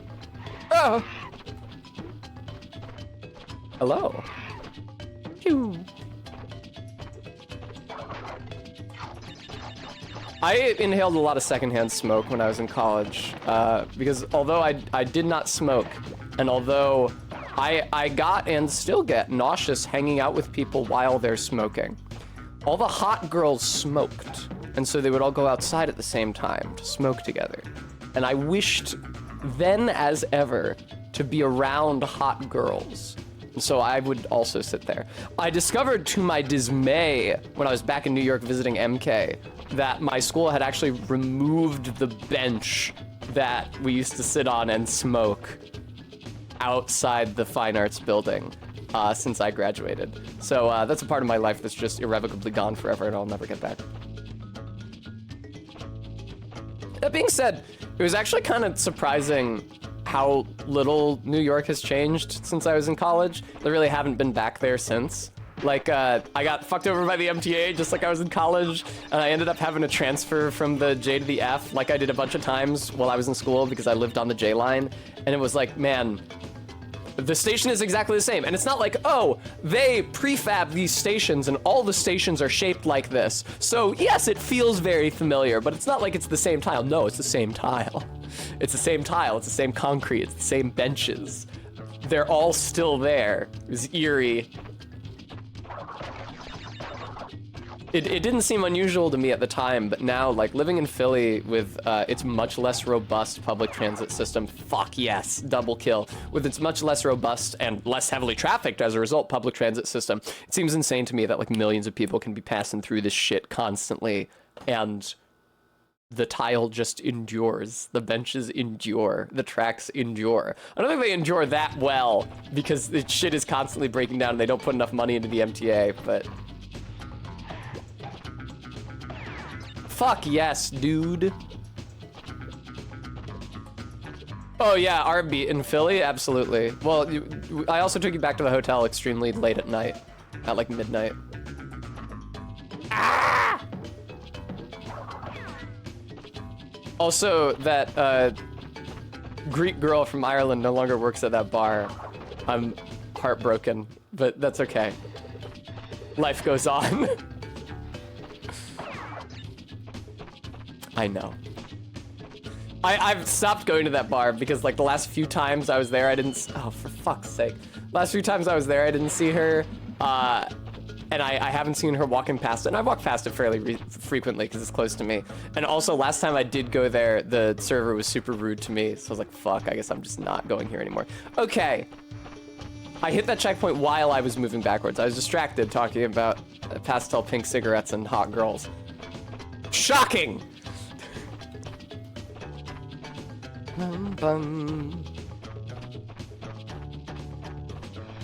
Yeah, I remember this. Okay, cool. If you're wondering why I'm going backwards through the level, it's because you have to break all of the boxes, and it's extremely annoying. They make you do this. It's not like, but there's a cleaner way to... No, this is just how the game is played. If you want to 100% the game and break all the boxes, you gotta backtrack through the levels. It's actually the video game that distracts from the hot girls. So such a thing seems almost impossible. Also, it was after I escorted Arbeat back to his hotel. It was on the train ride back from that I saw the guy try to smoke crack on the train. And everybody on this, like, super crowded train, because, like, the trains run very infrequently late at night, so tons of people end up waiting for them, and they're all sandwich on. Everybody in the super crowded train fucking started yelling at him. What the fuck is wrong with you? Put that away! People apparently hate it when you smoke crack. That's not the first time that I have seen someone in Philly just get absolutely excoriated by everyone around them for trying to smoke crack. So it must be unpleasant. I wouldn't know, because obviously I've never smoked it, and no one has ever had the opportunity to smoke it around me, because they get harangued immediately. Mind your own business? No. So the thing is, Bram, I think it makes a disgusting smell. So especially when you are on a train car with the person doing it, you are strongly incentivized to make them... And this is by... Well, so that's the thing I need peeling. This is by Philadelphia standards. People smoke tobacco and marijuana. Jesus Christ, what about your mom? People smoke pot and normal cigarettes on the train literally 100% of the time, and nobody says boo. It's just like you are standing on the platform, and they love to play that thing over the intercom. It's like, hey, just so you know, you're not allowed to smoke or vape on SEPTA trains or facilities. So don't you do that shit. And as soon as you get on the train, there's a teenager smoking weed immediately. Like, it is a constant. I very often have to get up and change seats on the train because a guy smoking weed is sat close to me. And my lungs are sensitive. They are, though. The thing is that there's not that much to me. My lungs aren't that big. They can't take in that much oxygen. So the proportionality in weed smoke in that oxygen is kind of relevant.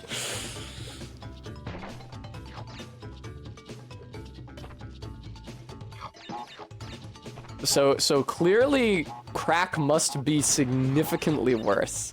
And I should thank the Good Samaritans for yelling and screaming and hollering at the dude who tried to smoke crack out of some tinfoil.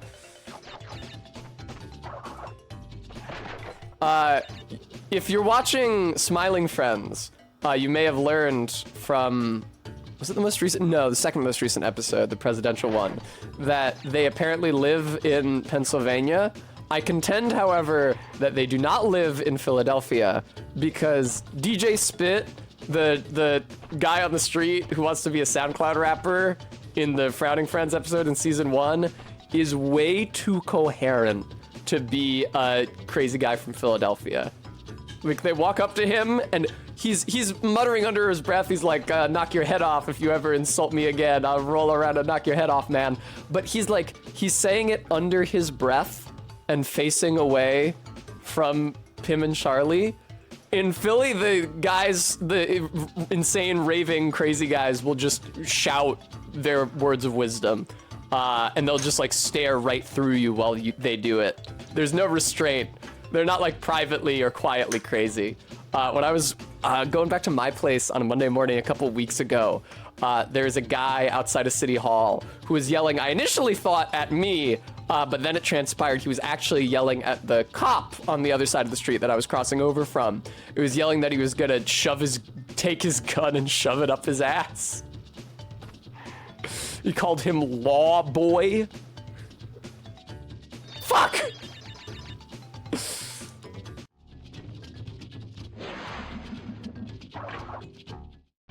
And then, like, the next day, when I was going to meet Minty at the cafe, I walked by a guy walking his dog, and he was talking, and I assumed he was talking to his dog or on a headset, but no, he was talking about how, like, he had been gifted with like a normal speaking volume, he had been gifted with divine power, and the people around him were too stupid to see it, and how his day would come, and they would all learn.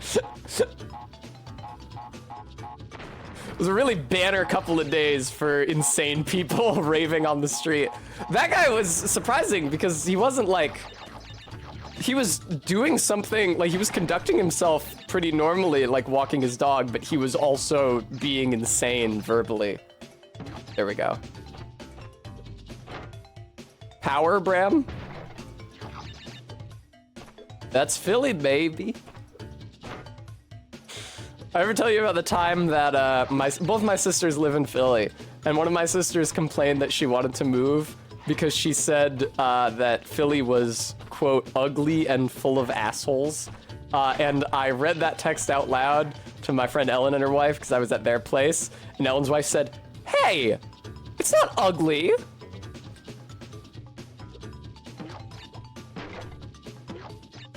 Ugh. We kind of are all Philly girls, yes. Philadelphia has the highest trans population per capita of any city in the US. They have good trans health care here. I didn't know that when I moved here. I moved here because Amber was here, and also our ex-boyfriend. But that's no longer relevant. Philly did say trans rights. I am getting that facial feminization surgery this summer. I'm getting my consult this summer. God only knows when the actual surgery is gonna be, but it is going to happen at some point. Assuming there are no problems with the very many steps in between now and then. Boing. I gotta get my PNG tuber avatar set up. I am a little concerned about Matthew. Thank you for the follow. I am a little concerned about how long it's gonna take my voice to recover after the surgery, because they're gonna be fucking with my throat. But definitely less long than it will take for my face to recover. So.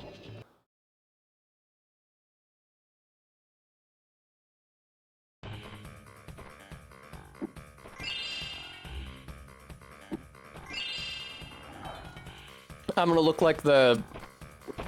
You know the episode... Well, I guess I shouldn't spoil Evangelion. You know when Unit 01 is covered in all the bandages? I'm gonna look like that.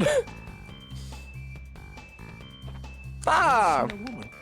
Dude Control, thank you so much for the gift subs. Enjoy, Rose, Samariu, Brig, Darby's, and Jakey.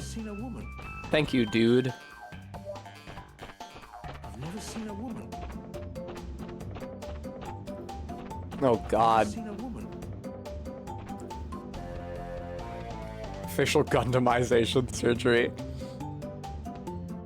There's a blue gem somewhere in fucking Turtle Woods. Man, I was just in there. It's probably a secret entrance thing. I can't be bothered. I really don't like Turtle Woods. I think it's my least favorite level on this floor, definitely, which is why I haven't done it yet. One of my least favorite levels in the game. I don't like that format of level, the woods level. So this is the thing, is that like, in Crash Bandicoot 1, the levels were also iterations on a few like concepts or themes. You're running forward on the pig, you're running away from the boulder. There's the side-scrolly ones, there's the river-based ones, there's the bridge-based ones, there's the like Darkness of the Hidden Temple-based ones.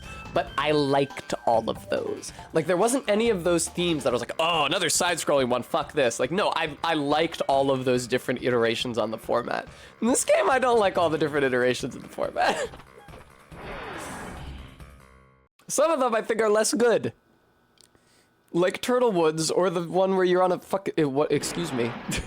Or the one where you're on a surfboard. Oh God. This music is already giving me flashbacks.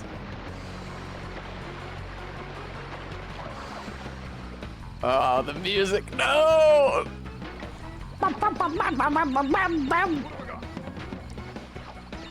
Do I actually have any sort of genuine opinion on music in video games, or is it just that music that happens while annoying things are happening to me is annoying to me? Alright. No, I hate this thing so much. Isn't there like a timer? Okay, that's not this one, thank God. I hate this thing so much.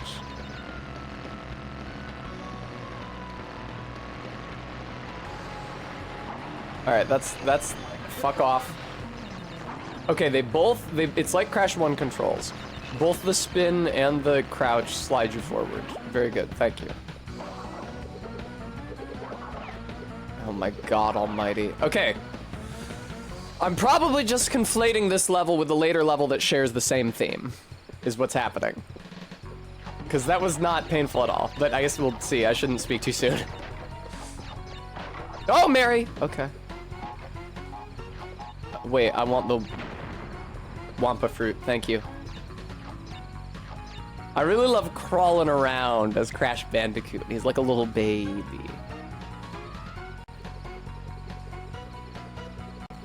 This game looks so fucking dark. Get out from under there, Crash. What's wrong with you? Crash. What's that voice? Oh, I was gonna say, I have never watched the dub of Kill la Kill. Arby and I were talking about it, and Arby was like, hey, do you want to do the dub for this? Because it seems cringe. I was like, fuck no. I don't want to hear an English speaker say that dialogue.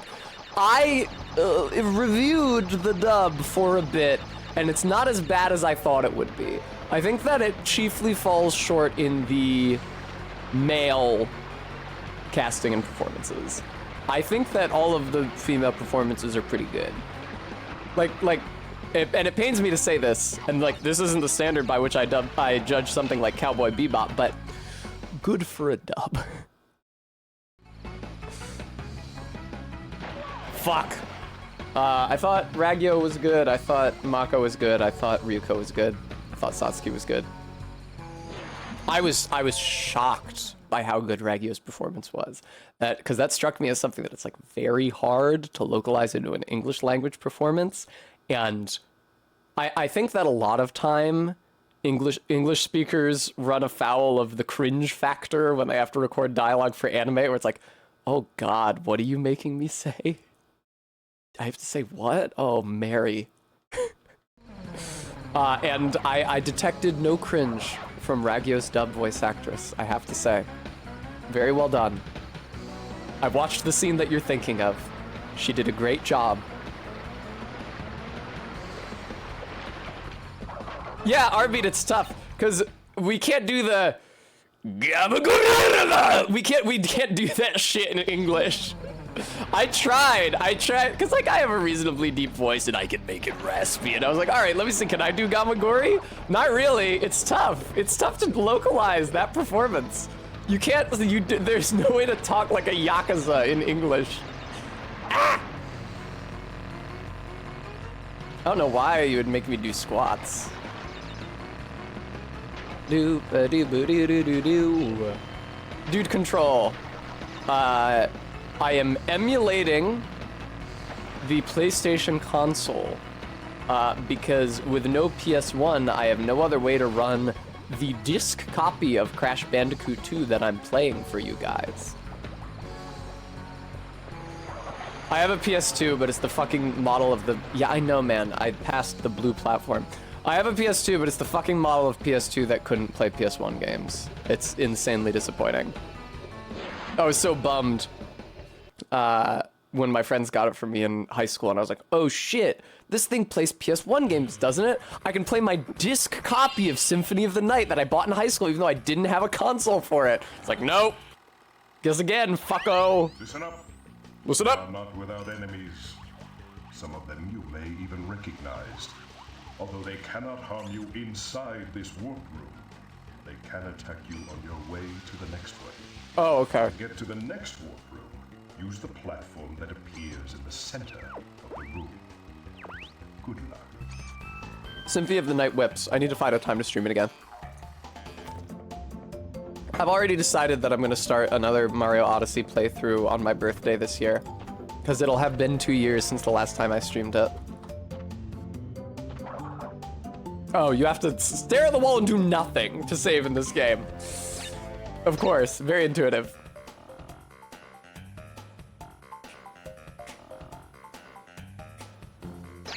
Once I'm living with Barry, she's got the whole retro gaming setup in her basement. I don't think she has a PS1. She's got a Wii and lots of Wii and GameCube games. She's got a Genesis, I'm pretty sure, and an N64, and a Super Nintendo. So, a lot of good shit down there. After all, Barry's basement is where I first played Monster World 4, which I would go on to stream to critical acclaim. Huh. Missing 2 gems from Hang 8, huh? Obviously, I couldn't get the 100% boxes gem, but I wonder what the other one is. Maybe there's also a colored gem on the path that you access with the blue gem platform. I don't give a shit. Up we go. Hi, Bram. Welcome back. Have I played any more Magic since me and Barry streamed? No, but I have been thinking about it. I want to get better at it to do Barry justice. I think that the chief impediment is mental. It's that it really makes me feel bad about myself to lose to another human being. That's why I didn't fight another person until the very end of my Guilty Gear stream, and then I ended the stream immediately after the match. Yeah, as in Magic the Gathering Dude Control. I have something wrong with my brain, where if I die against if I lose to the computer, I'm like, well, that's a shame, but I can surmount this challenge because it is, after all, just a computer. It is a static threat. It's like, I don't know. It's like working out at the gym or something. It's just a personal exercise. But when I lose to another person, even if, like, because a lot of games don't allow the other player to convey a gloating vibe. Like, I didn't get a gloating message from either the people that I played Magic against, or that I lost Magic against. But, I don't know, it doesn't make me feel good. It makes me feel less good at something than another person, because I am, and for some reason, that's a problem for me. God forbid. Yeah, I just gotta survive, right? Ah!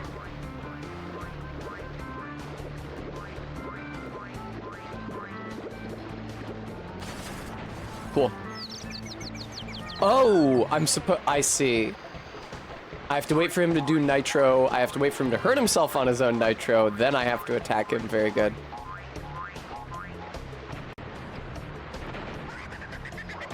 Yeah, he's invulnerable until he nitros himself. Noted, thank you.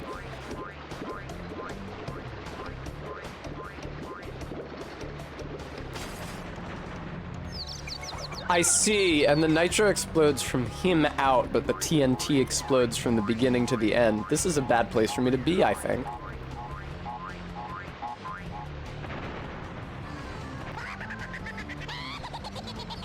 Can I first try Ripperoo? I'd very much like to. Why don't I have a Aku Aku mask for this? Uh-oh.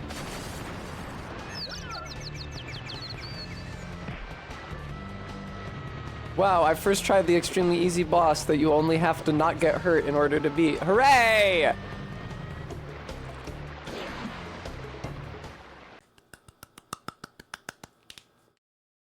Nevertheless, it feels like a victory. Fuck yes.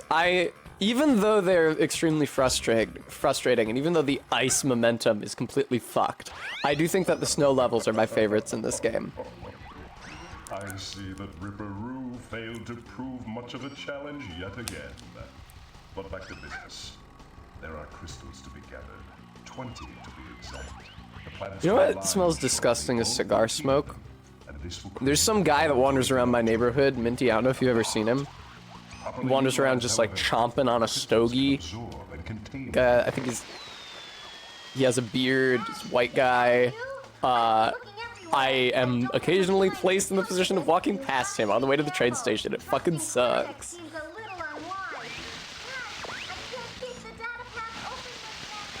Crash! I can't keep the data path open much longer. That's fair, Minty. I mean, I don't know where all he roams. For all I know, he could live next door to you.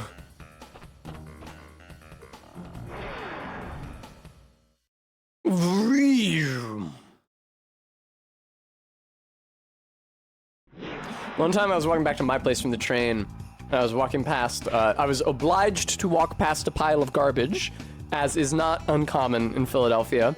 And as I walked past it, I felt something hit the side of my shoe, and it transpired that a rat had attempted to flee from its trash pile and driven itself headfirst into me. And that was pretty upsetting.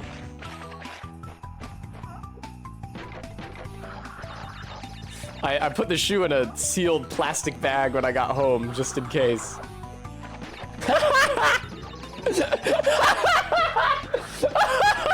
Minty. Oh yeah, dude. Oh, you're talking about the trash pile? Oh yeah, this thing's lousy with rats, man. Bro, I know the exact trash pile you mean. It is on that one street. Yes. Fortnite reflexes. Minty, have you been playing any Fortnite? You wanna play Fortnite so that you can use the Billie Eilish skin and you could say, I'm trolling you, and I could say, you're trolling me. Ah, I'm so mad right now. You can dodge the rat first try if you're prudent enough. So yeah, that was my mistake. Hey! Ah!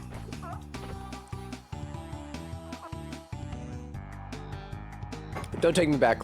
I was gonna say, I don't think that it would. I'm pretty sure this is a one-way trip. A chew-it, a chew-it, chew-it, chew-it, chew-it, chew-it, chew-it. Hey! Oh, good, I have 20 lives though. I wasn't sure. This, porcupines, hedgehogs, it is shaped more like a hedgehog, but it's not appropriate for this habitat. A porcupine would be more appropriate. They can be tricky. It's not necessarily super clear when you can and cannot attack them. Fuck! Okay. When I was... Come now. Okay, cool. When I was on my way out of Montana, I was finally moving out of eastern Montana, which is a wonderful time for me. I did a number of things to celebrate my liberation, including taking my car to the car wash, fruitlessly, I might add, because I was gonna have to drive through red dust to get out of the state anyway, so it was just gonna get redusted. But it was like a spiritual cleansing, because I hadn't taken it to the car wash since I moved there. And I also considered, there's like a giant gas station on the way out of town, which is to say like a giant gas station convenience store. And we had gotten, we got took there as we were doing like public service work by one of the women in the local health department who was trying to show us the evils of smoking and the insidious way that they advertise smoking. It's like, you remember that video online of that woman with a Monster Energy can, and she's demonstrating how the Monster Energy logo is some sort of demonic sigil in Hebrew? It was like that, except less conspiracy theory brained, but nevertheless exactly as vindictive.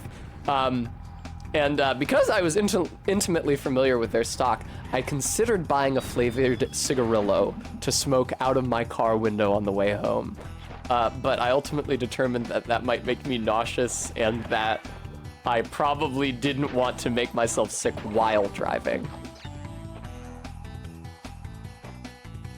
Really? You guys haven't seen that one? It's crazy. It looks exactly like the health fair that we had in that town in eastern Montana, where all these women from the health department each got a little table in like the basement of the middle school, and they talked about whatever specific social ill they thought was destroying the youth / America at large. You know how it is. People need to have a purpose, and so for some people that's desperately try to convince people that lung disease is bad.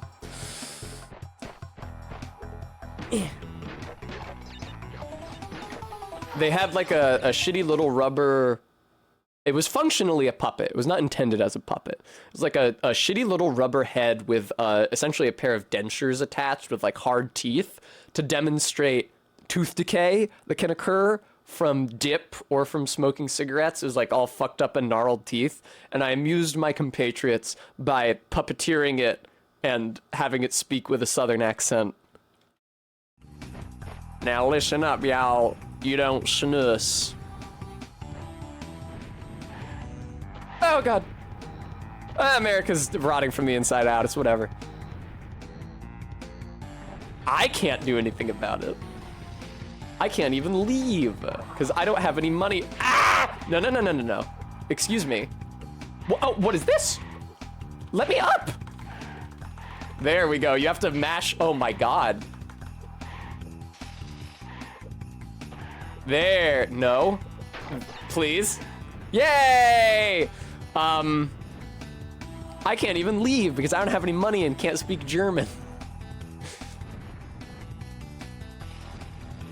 I love to be a dual citizen in America and also the most expensive country to live in the entire fucking world. Please! All right. No crash. Bad. Please. Crash! Crash! No, bad. Gooey, I'm not even clear what snus is. Is it just dip, or is it some sort of especially insidious substance? Fuck me. An edgelord, I'm a Swiss citizen, so Germany can do whatever the fuck it sees fit.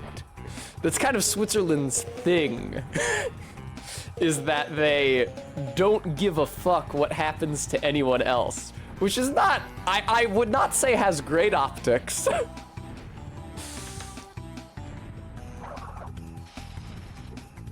Fucking finally, Jesus Christ. It's okay, an edgelord. I would be pretty miserable if I was. I mean, I don't know. It would be less expensive to live in Germany, but. Oh no, I don't have a great estimation of Germany as a country because so many of my Greek family members have gone there to find work and have been mistreated by the Germans. I see, Gooey. So basically like dip, you put it in the same place. Sarah's Hawk, it's beautiful. The Alps, mwah! It's a beautiful place. Also very expensive. Also pretty conservative. You want to know? Let's all look up together. Would you guys like to guess in what year women gained the right to vote in Switzerland?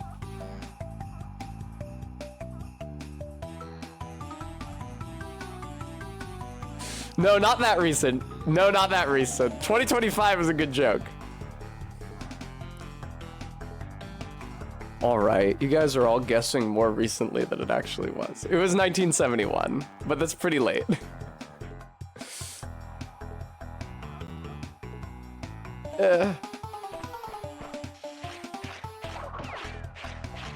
Sorry, I was trying to horrify you with how shitty Switzerland is, but you guys all assumed it was way worse, so I have no shock value remaining. Oh god. I remember... Ah! Oh, I'm fine, actually. Crash could just get up from that. It's not a big deal to him. I remember my mom took me to church once when we were visiting Switzerland, and Mass was in Latin. It was Catholic, naturally. And all of the women were seated on one side of the church. All the men were seated on the other side of the church. They weren't allowed to intermingle. I was like, well, that seems weird and fucked up. Surely you would sit next to your family, but okay. You get a little taste of being monks and nuns for the day. Ah!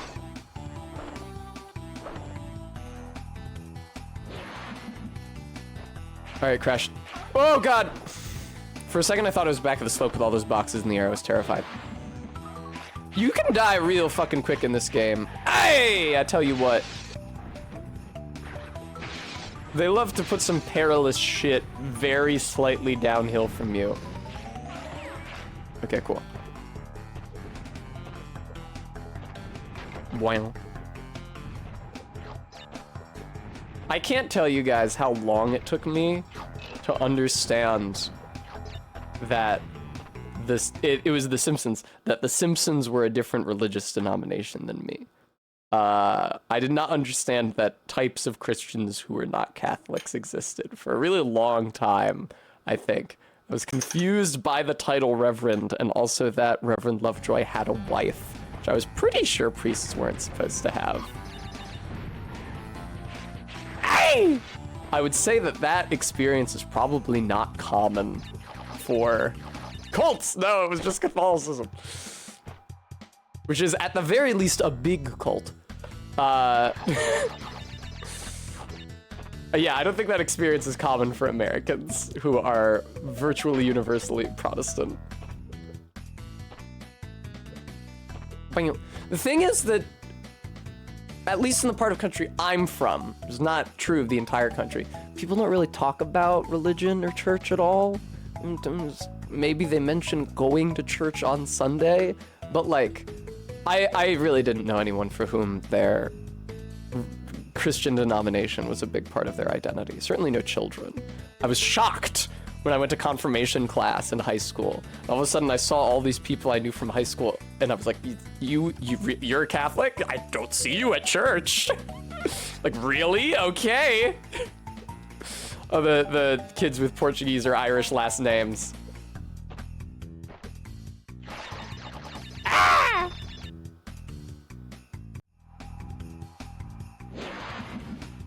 Whee.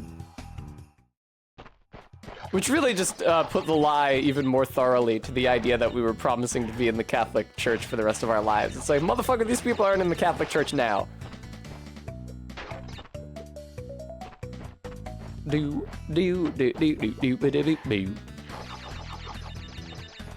Oh God, Jesus Christ, an edgelord.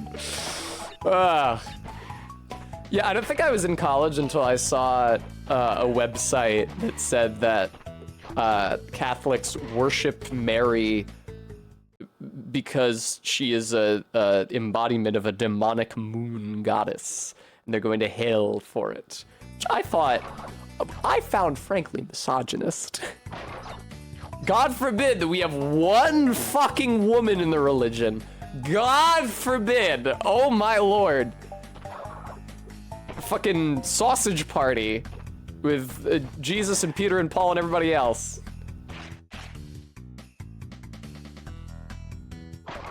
LOL, Minty. Ah! Absolutely. Diesel shot, it high-key strikes me as misogyny. They hate women. How dare a woman, even for a moment, experience a fragment of the divine? And how dare you recognize that in reverence?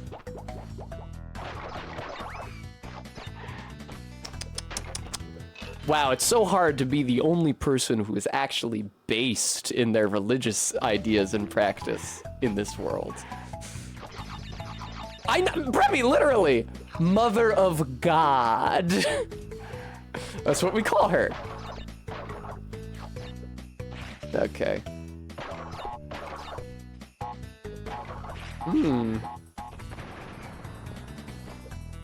Okay, cool. Oh yeah, an edgelord? Like prohibition of alcohol?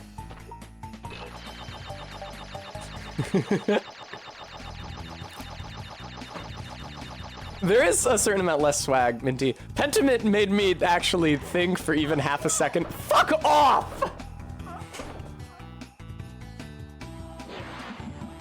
Pentiment made me actually think for even half a second about the historical context surrounding the modern disparity between Protestants and Catholics that I saw my entire life. And I was like, oh yeah, well, I do dislike how brutalist Protestant churches are, but I guess it is kind of bad if you use everybody's tithes to make fancy stuff for the church.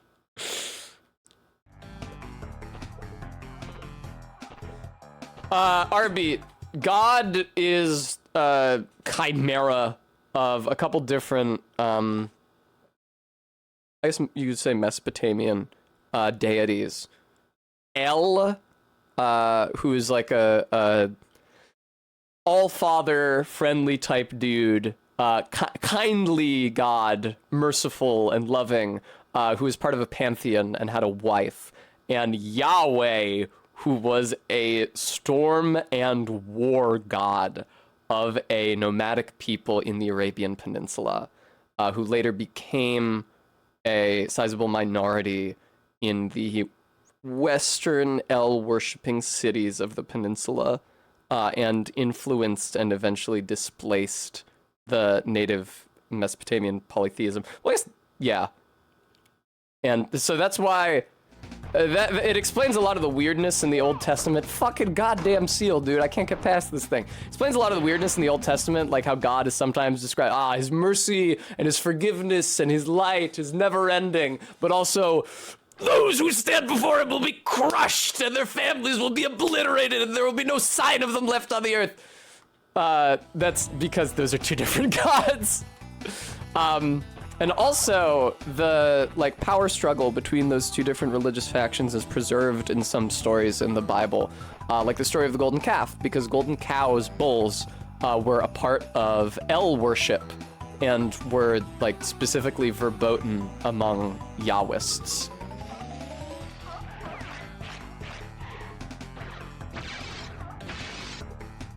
Ay, ay, ay. Well, El, like I said, had a wife, and I think that in early Yahwism, his wife may have been transferred to Yahweh, but I don't think that that was especially prevalent or stuck around for an especially long time. Yeah, Saris, I really want to watch and or read The Name of the Rose. I need to read more in general. I've been putting off reading The Unbearable Lightness of Being for like 3 years, and I really, really want to read it. It's so hard for me to talk about, because every time I try to say The Unbearable Lightness of Being, my brain instead wants to say either 100 Years of Solitude or fucking The Long Dark Tea Time of the Soul, because the titles are structured similarly and they all refer to miserable things. I especially ridiculously get hung up on The Long Dark Tea Time of the Soul, even though that could not be less similar to The Unbearable Lightness of Being. Just because the form of the title is.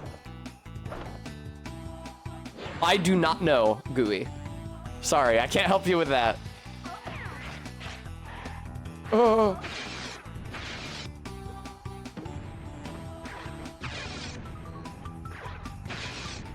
Christian Slater plays Caspar. Oh, Master Andreas. I think that I would have turned out a lot better, and I would have had a less troubled youth if I had had a Master Andreas as a young man. Or maybe I would have died in a fire. It's such a bit ripe for riffing that Caspar is treated so well by Andreas that he is incapable of recognizing existential threats to his being. Caspar, I think they're taking the combine harvester through here. I don't think you want to. Oh, Master Andreas, remember when you took me to the park to see the ducks? What a wonderful memory.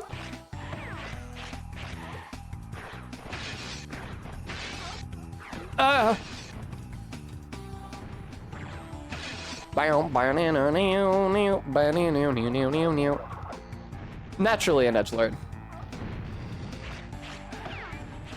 I mentioned when I was streaming Pentiment, the statue to Demeter, I never know how to pronounce her name, that stood along Prominent Road in Greece. Greece. I think it was in the Byzantine world, and it was probably in Asia Minor, so modern-day Turkey, which continued to be revered as Saint Demetria a long after the conversion. Fuck off, man!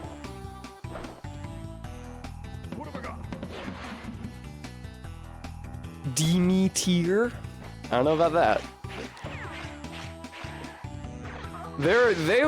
When I played Hades 1, they were pronouncing all those names like the British do, which I can't endorse.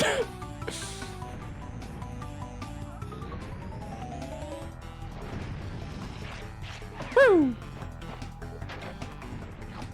Thank you. Thank you.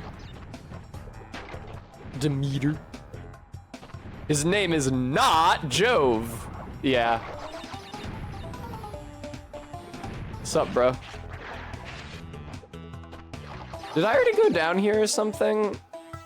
Shouldn't it not be closed if I did go down there? I haven't been paying attention to this level, and as a result... Okay. Oh yes, no secrets? Crash Bandicoot face, no secrets? Damn, you know what? When I was looking up gifts for Crash Bandicoot, I was struck by how many of them were using pattern dithering. I don't even know that they were. Looks like the game natively uses pattern dithering when you get far enough away from its textures.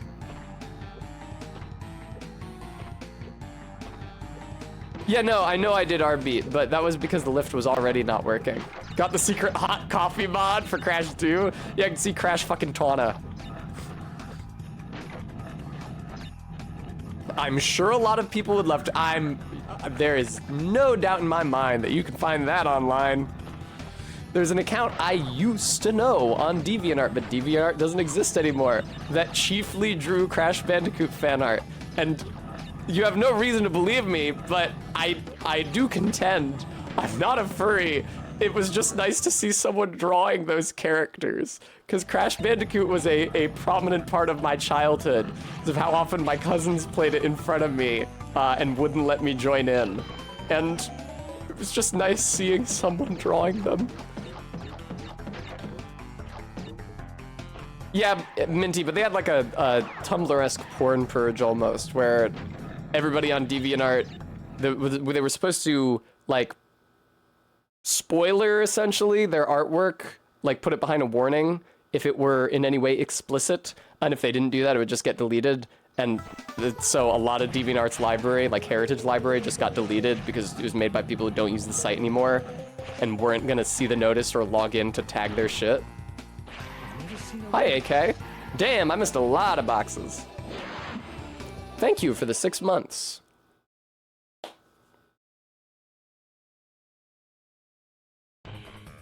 Yeah, Diesel, yeah, I don't know what they thought the name of their website was. Yeah, Crash doesn't do any sort of a dance because I didn't get the gem there.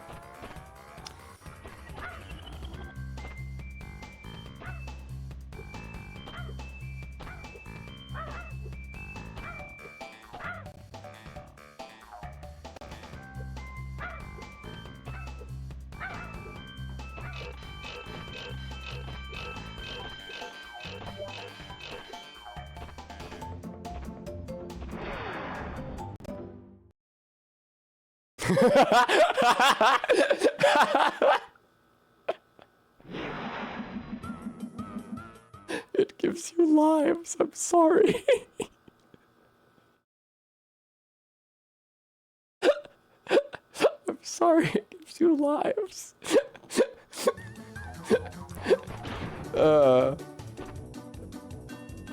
No, this is RV. This is so much meaner than using the soul grab on people in Dark 1. This is so much worse. It's just a little baby bear. There is no person who is without sin in their heart, but a little baby bear doesn't have any sin in his heart.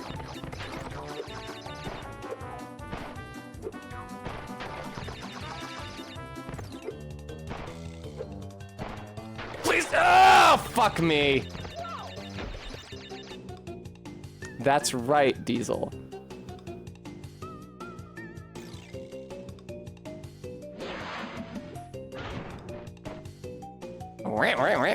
I forget that he will sink to the floor suddenly if you get close to the bear while you're in midair.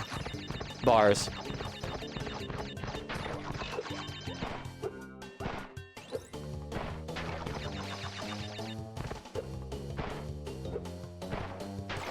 Please! Okay, cool, thank you.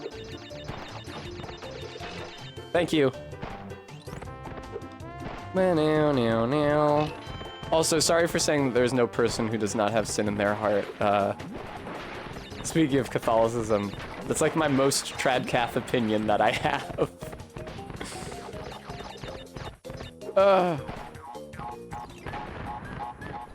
Oh, God. Please. Please. This fucking level, man. Wow, I'm actually having to pay attention and not talk about extraneous bullshit for once. Imagine that. Not for y'all. Uh-oh. That jump is very hard. Yeah, Minty, I just feel like it's... Bridget equals Mary. Saras! Saras! Thank you so much for the donation. Thank you, Saras. Is that to add the outrageous Okona to our watch list, Saras? Thank you, Saras. Okay, all right. Thank you. I assent. That seems fair. Wow, that's tough. Thanks, sis. Wow.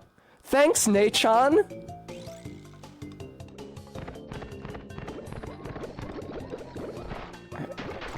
Please, please, please! Yay. Okay. I feel like I was probably clear of that. It's a shame money's so tight right now because I would really like to get my hair redone. I think it looks okay. I've developed a way of styling it after washing it that I do like, but I need to get the roots redone, and I also miss when this was more silver. I need to get toner put back in there again. I looked cool as fuck. And only moderately like a prominent Marvel property from the 90s. Please! Oh, God almighty, maker of heaven and earth. Holy shit, really? Again? Thank you, Saris. Did you have another episode you wanted? Bum ba-dum ba-dum bum bum. It's true, I need peeling. Oh, that was for Bayonetta. Thank you, Saris. Thank you, thank you, thank you, thank you, thank you, thank you, thank you, thank you.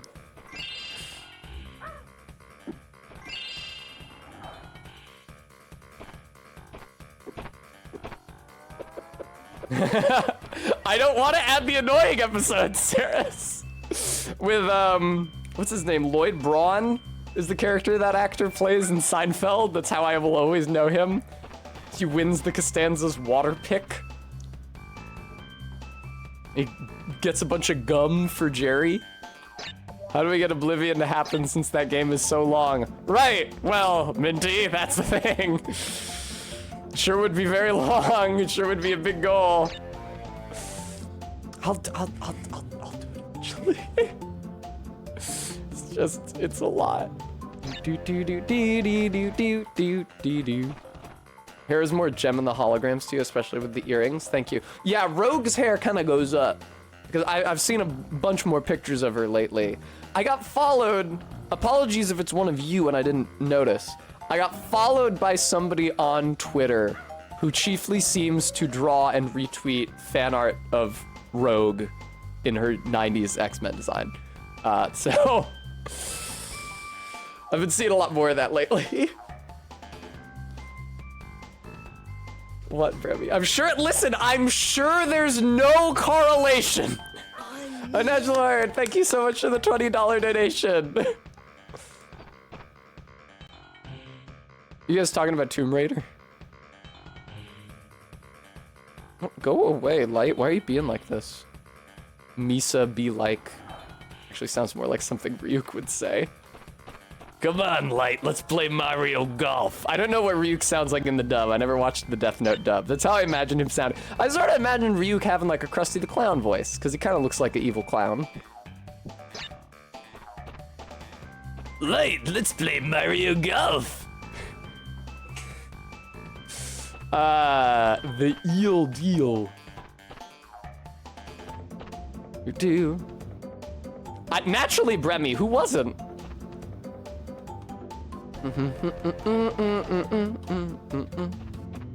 Yeah, see, I didn't think of Rogue when I got the hairstyle because I only know Rogue from the aughts X-Men movies, in which she doesn't look like this. I think, like, as is appropriate for the aughts, she has, like, straight hair and one gray streak on the inside.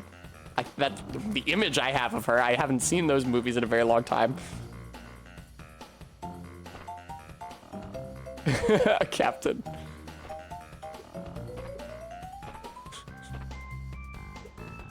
Hardly, Brevy. I have not yet won that title. Thank you. I don't know what any of these are. None of these look. Every single one I look at sounds like it's gonna be another speedboat level, and I don't want to do it. Let's do the eel deal. I guess it's like a sewer level. I know, RB. Isn't he so sweet? Music fucking goes off though. Whatever else you can say.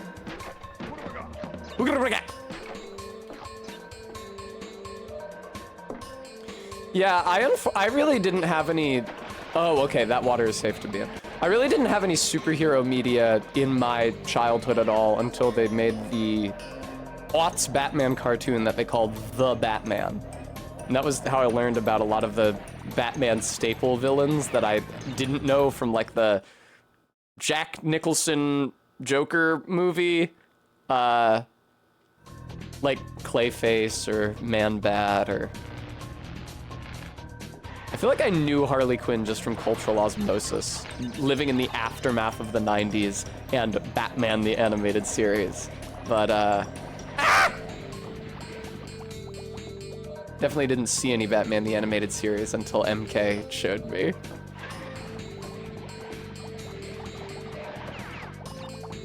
Guam, welcome!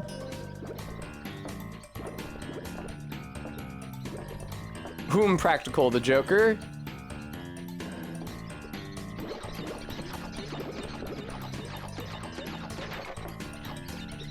I also liked the Batman because it introduced Batgirl before it introduced Robin, and I like girls.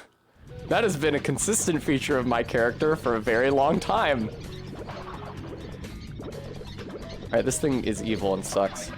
I don't know how I'm supposed to beat it. Not by sliding into it, plainly. Are you supposed to jump on it? I just fucked it up? Yes, you are supposed to jump on it, and I just fucked it up.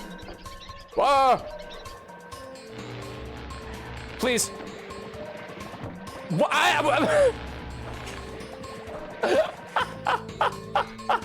didn't really look like that other scrubbing bubbles cleaner? That other computer mouse was anywhere close to me. Alright, cool, thank you. Found out the comic character.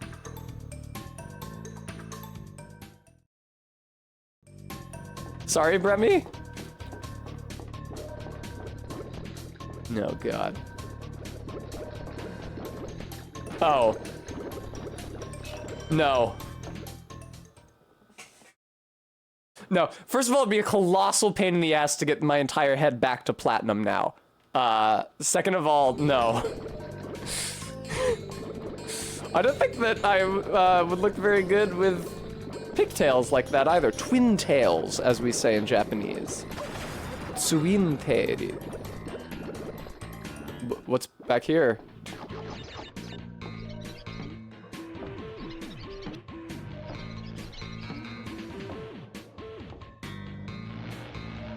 Is that what those are, Bremy? Okay. Ah! Oh, you're right, Bremy.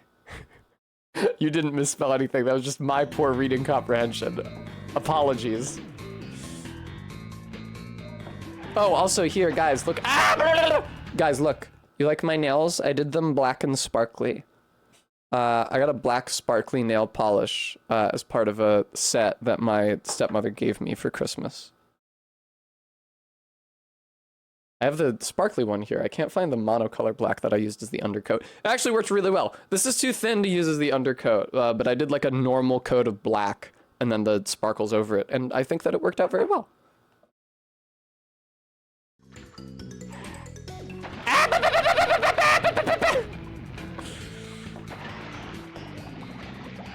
It's nice. It's a little more glam, excuse me. It's a little more glam than just plain black. Without going whole hog into the bimbo zone with like sparkly silver like I have on my phone case, which I specifically got to match my nails when I paint them sparkly silver. All right. Man, I haven't been able to get a spray tan in so long, and also still can't because I scraped up my knees so bad in New York, and that's like never gonna heal. By that, allow me to explain. It has already healed, but it has left a mark, as you might well expect, and I can't get spray tanned if there is like even the hint of any sort of injury anywhere on my skin, because then the pigment of the spray tan just clings to it, and it takes 200 years to fade. I've got these little marks on the outsides of my ankles, which are only now finally starting to fade from blisters I got from my high heels the last time I had a spray tan last summer. Yes, Bremy, it does. But there's not that many situations in which you can wear that sparkly silver dress. It's too made up to be worn to a casual evening, and it's way too slutty to wear to an actual formal function. I don't live in, like, if I lived in South Florida or Vegas, there are situations in which I'd be able to wear that dress. Living in Philadelphia or visiting New York, I don't know that there are. Oh, in phase. Yeah, ZJ Mac, it fucking blows. I was just reminiscing about how much I miss being spray tanned. Because we were talking about, I did my eyeshadow like Ragios for the very first hot tub stream 2 years ago now. And I was looking at that picture of me and I was thinking about how good I looked with that spray tan. And also the first time I went blonde, Jesus Christ, where my stylist just put like a very, very, very thin coat of like peach or strawberry blonde dye in. She would later like go super ham on it, which is why you'd see me with like neon orange hair so that it would wash out more gradually and I would be not just stuck at platinum for as long. It also wasn't even platinum because she didn't put toner in, so it's just like yellow. Oh God. Oh, I already got the gem. I didn't have to come back down this hallway. Awesome. Thanks for letting me know. But yeah, that first dye job after my first wash, oh my God, that color was great.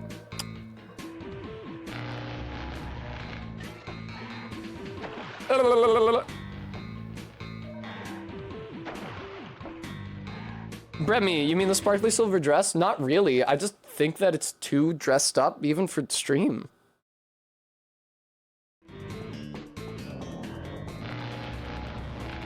Oh God.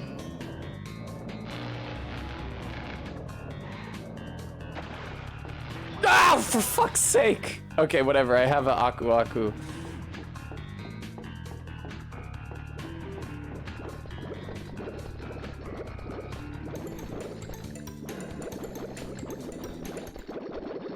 Hey Crash, how's it going clipping through that wall there, Crash? Yeah, I feel like even the slutty streamer outfits are usually still on the casual side of things. You know, low-cut tank top and sweatpants. Micro bikini or a tight one-piece for the hot tub stream. And I occasionally stream Phoenix Wright in business formal attire, but I don't think that many people do. And again, that's not a situation where in which I could wear the sparkly silver backless dress. Oh, guys, great news. You may recall I shared with you that Ellen said that she'd take me to Brooks Brothers Women's if and when she got a new job, and she's having an in-person interview this week. So fingers crossed that my friend gets a source of income and I get to go to Brooks Brothers Women's. ZJ Mac, if I was like in front of the green screen and I put like a bar lounge behind me with like piano music, that'd do it. Yes, good luck to Ellen. Good luck to us all. I have been electrocuted and killed. Brooks, gist. And brothers, not mothers. Brooks Brothers is a men's formal wear chain. Yeah, formal wear, business wear here in the US. Again, business formal, not like business casual, which apparently means wearing your button down tucked into jeans. Oh! What the hell was that? I like clipped through the floor. These bricks are so mothering. I don't think trans women like you talking about them that way, Practical. Saris, I'm sorry to say I'm not familiar. You guys see that video of Mitski performing in Philadelphia and she gets up on stage and somebody shouts, "Mother is mothering," and then everybody else in the audience says, "Shut up! Shut the fuck up! Boo!" Oh, down I go. I really wish I had hit that checkpoint, I think. Well, no, I think I need to save it for later. No, this is a bonus stage, never mind. I was wrong twice in a row. So there's another stage that uses this same theme, where it's not a bonus stage that you take the trapdoor down to. It is just a trapdoor to a different route of the level. It's another one where you have to go backwards through the level to break all the boxes. And you have to leave the checkpoint after the trapdoor there so that you can hit it again so that you have a more advantageous checkpoint later in the level. I see, Saris.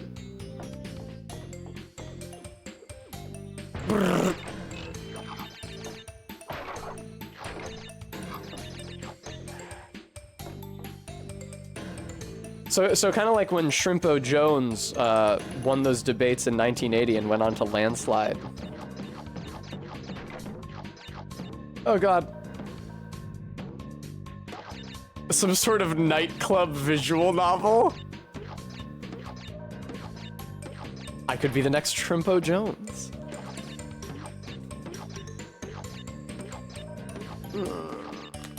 I wouldn't mind streaming more visual novels. I just don't know good ones and non-pornographic ones. I don't even know pornographic ones, but I know that many of the popular ones are pornographic. I need some good non-pornographic visual novels. You know, like Andy and Laylee. Have I ever actually played Danganronpa? No. No, I fucked myself here, didn't I? Actually, I'm fine. What are we doing here, pray tell? Bing, bing, bing, bing, bing, bing, bing, bing, bing. That was such a wonderful stream. And the perfect stream length game, if I may say so. Knocked it out in one night.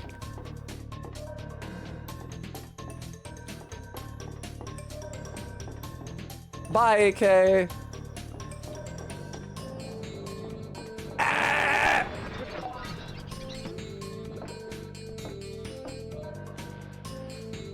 Interesting, CJ Mac. I'm not familiar. Practical, yeah, I think it's gonna be a while, but that's the thing. I don't know, I saw people on Twitter voicing their agony, their frustration, having to wait on an entire another month to play Shadow of the Erdtree when it looks so good and they want to play it now. I have not felt that way about a video game for a really long time. It's not because it's not like I don't have video games to play. Indeed, I have to find video games to play.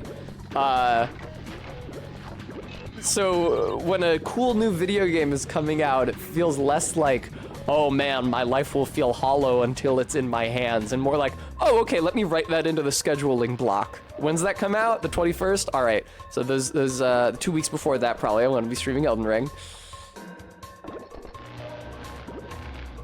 Which, I don't know, maybe that sounds like there's no joy in my life, but I see, waiting for cool video games seems to be a real agony for a lot of people. I am satisfied to wait. Oh no, I think this might be the area I was talking about. Oh god, all right, hang on. No, I don't think it is, I don't think it is. Yes, Bremy, it would. Well, if it wasn't my job, frankly, it's kind of grim to imagine what I would be doing if I wasn't streaming, because streaming is the only way I make money, so I probably couldn't have continued to live in Philadelphia for as long as I have if I hadn't been streaming. It's also grim to imagine myself working some job, like regular job that I hate, and then coming home to play video games to rid myself of the negative emotions that have piled up over the day. But yeah, it'd be very different under those circumstances. Furry commissions. I draw so slow. I don't know if I could ever do... I'm also bad at drawing digitally. I've also never had a good tablet, though. I had a really, really, really shitty used Wacom that I bought myself in high school that I used until it absolutely crapped out not that long ago. And now I've got... My roommate had a tiny, tiny, tiny little thing that she let me have and use very kindly because she wasn't using it and couldn't. And like that's what I used to draw the stream logo, my profile picture, but like that was a tremendous pain in the ass. Not because the Wacom was at least bigger. I've never actually had a straight up drawing tablet with a screen so that you can see the marks you're making. The only other drawing tablets that are like a big sensor and you draw on them and you have to look at the screen at the same time, and depending on the angle that you're holding the tablet on, the line doesn't show up at the right angle that you want, so you have to Control Z and then try it again, rotate the screen, rotate the tablet. I tried to buy a Cintiq, a drawing tablet with a screen, when I was in college, because the computer lab at my school was selling off their old tech. They're getting it replaced. And it was like first come, first serve. So I got there like as soon as reservations were open, got on the list and wrote down, yep, you give me that Cintiq and you give me that Mac Pro. I thought it was the newer Mac Pros, which at the time were like the ones shaped like oatmeal canisters. I don't know what Mac Pros look like now, if they even still make them. But it was actually the old Mac Pro, which was gigantic and 50 pounds, but which served me admirably until Apple decided that it shouldn't be able to run OS X any longer. That's literally what happened, incidentally. The computer never broke. It's still in fine working order. It's just that I can't run any apps on it any longer because Apple just withdrew support, so I can't install any operating system from the past decade on it. Literally, I'll like try to download an OS X update manually, and I'll start the installer and be like, oh no, motherfucker. No, dude, Control, it's a big console. It's like aluminum case. It's fucking 2006 Mac Pro, but it worked great. I think they souped it up at the computer lab. But yeah, I try to install OS X manually on that computer, and the installer is like, wait, what year is this computer from? You can't fucking install this on here. Fuck you. There's no hardware issue. But anyway, so yeah, Apple fucking blows. But all that aside, I was super excited to get that drawing tablet with an actual screen on it because I've never had one my entire life. And I attribute that preeminently to my lack of skill with digital drawing in comparison to traditional media. And even though it was supposed to be first come, first serve, a professor came in to the computer lab and said that they wanted it instead. So instead they sold it to the professor. And I didn't even get to pick a different second item to buy because every person was limited to 2. So I just got the Mac Pro. Oh well. Fuck that professor, whoever they were. Absolutely fuck them. Bum bum ba ba ba bum bum bum ba ba bum bum. All right, I'll do air crash. Is this the one that I don't want to do though? Is this the one that I don't want to do? Yep, this is the one that I don't want to do. I thought air crash and crash crush were equally likely to be that fucking speedboat level. All right, let me save and then let me go to crash crush.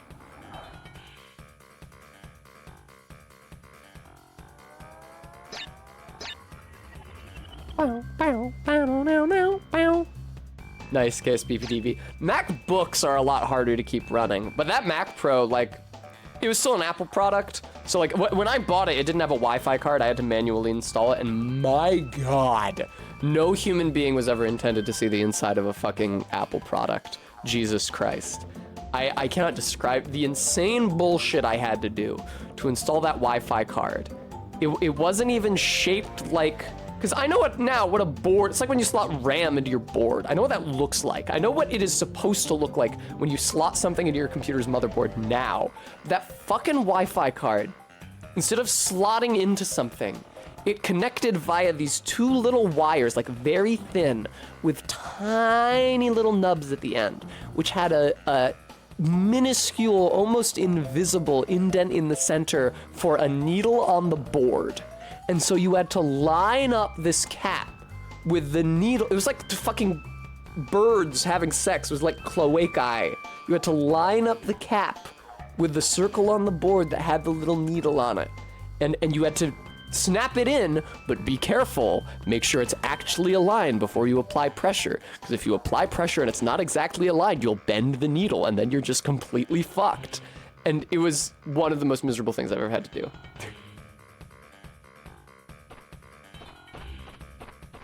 Captain Oblivion, isn't it exactly like a Thoeka?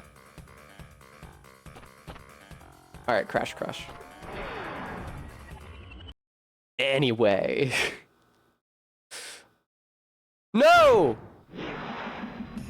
Don't read my CD image slowly.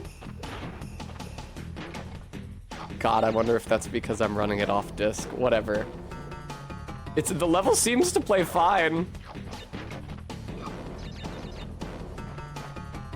Ay! All right.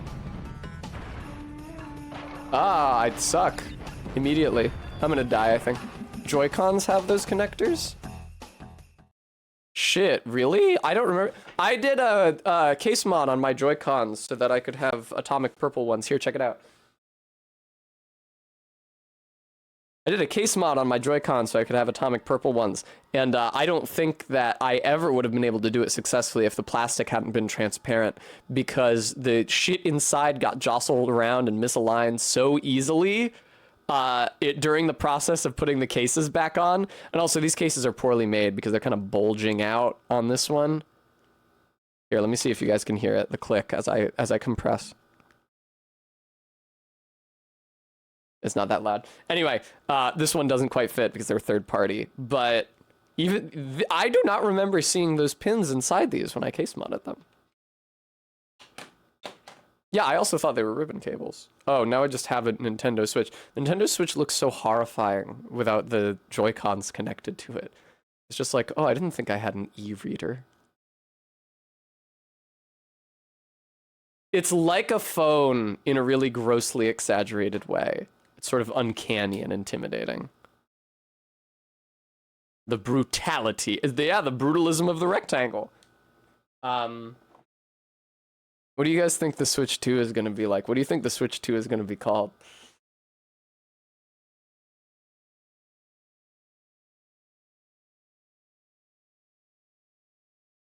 The Switch is kind of the last of the phablets. Switch. I bet you any amount of money, Only Helpful Books, that the Switch was originally called the Switch internally at Nintendo. I bet you any amount of money that that was a working title at some point. Switch U is what I was thinking, or Fishings. The Switch. The Switch. Obviously we've all gotten used to it now. I contend that Switch is an awful name for a console. Switch. When they first announced the Nintendo Switch, I was among those calling it Nintendo's ''S, which. It's just not a good name for a product. Sorry, Bremy. You did your best. I will probably not get the Switch sequel until they announce a new Mario Odyssey for it, and then I will have to get it. I don't know though, I have a bad habit of not getting the new Nintendo console as long as they're still releasing games for the previous one. It took me a very long time to get a 3DS. I missed X and Y when it came out because of that. I never got a Wii U, but I think that was true of a lot of people.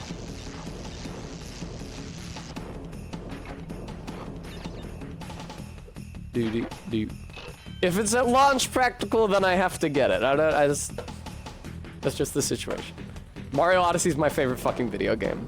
I gotta buy the console if it comes with its sequel to Mario Odyssey. Why the fuck? Okay. I broke all the boxes on this path then? I'm gonna assume yes. Yeah, looks like I did. Okay, what a shitty little path with nothing in it but boxes to break. I should have done that before I hit the checkpoint, huh? Yeah, it's a shame.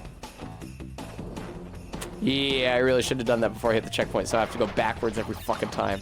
Oh, thank God, there's another checkpoint. Yay! Todd, that would be great.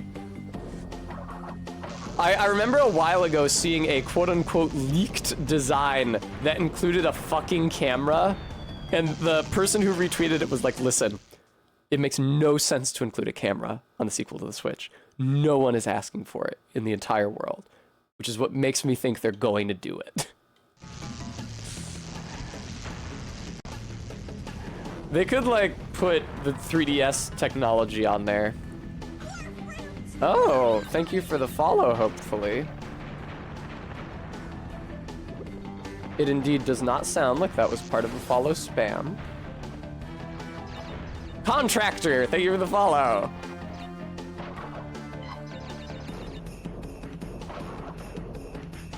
Yeah, only helpful books. I played around a lot more with a DSi camera. Because I didn't get a 3DS until like the latter years of my college career, so that I could play Majora's Mask 3D.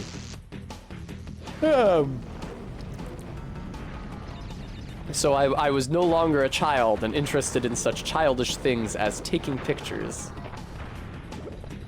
I did take a lot of pictures with my DSi while I was in Japan. During that homestay trip in between my junior and senior years of high school. Fucking Jesus Christ. Okay, we're good. But a lot of them ended up corrupted somehow, maybe because I took way more than I was supposed to. I don't know if there's like an overflow error.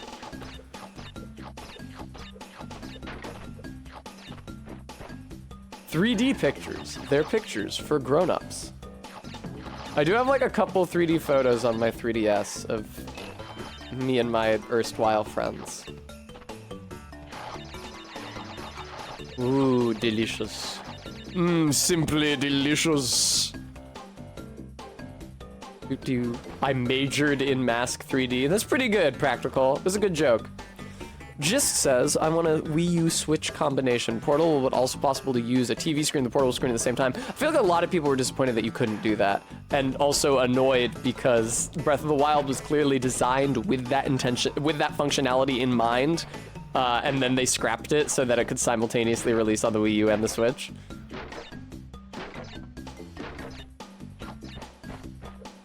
Erstwhile friends, just.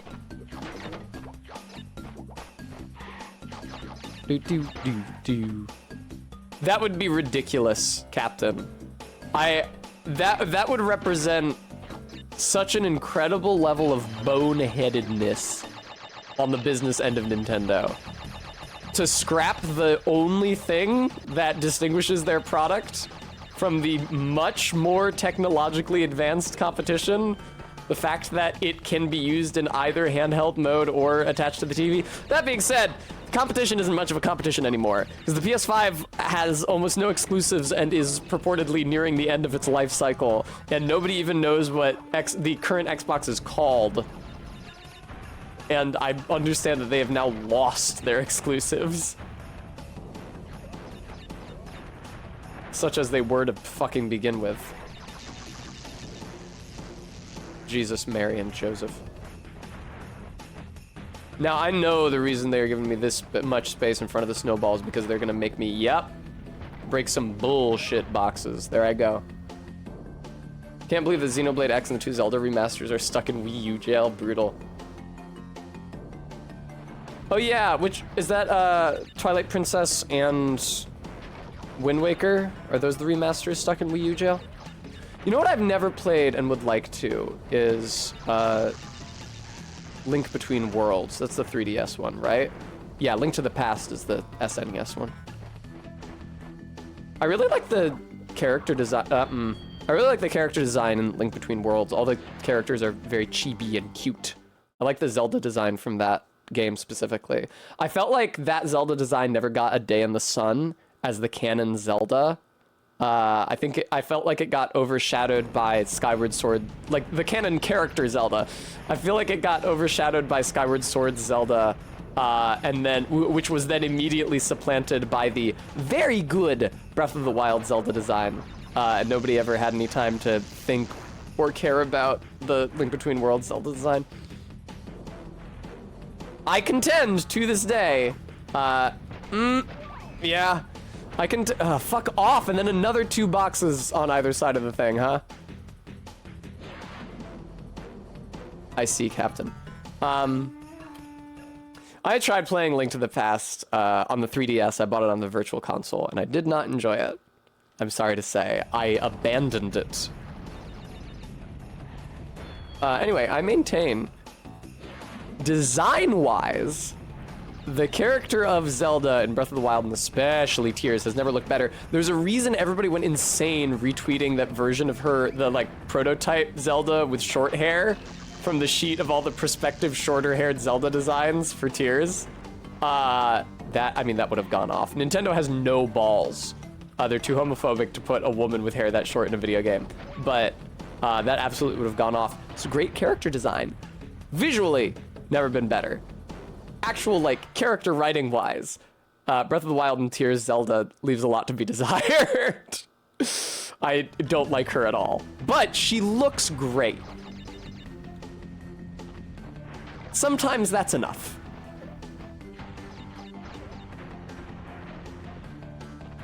You guys gotta hold me to task for this shit. You guys can't let me continue to say this shit on live stream.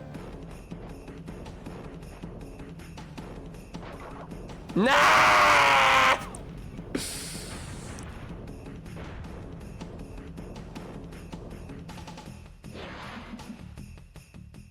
Aw, just. I'm really glad. I'm surprised Nintendo, I say Nintendo, I don't know who is responsible for it, and Nintendo is very secretive, so we'll never know. I want to know what genius at Nintendo is responsible for Femboy Link. Because before Femboy Link, I feel like Link was just getting masker and masker to the detriment of the design and the series. Like Twilight Princess and Skyward Sword Link. Like, fucking... he's a man. He wears chainmail. I understand that Ocarina Link was supposed to be masked. It's just that he's like Bishi. Ocarina Adult Link, I mean. He's Bishi in a way that seemed perfectly masculine to the Japanese developers at the time, but was actually a little fruity here in the West. Why? How did I get so much...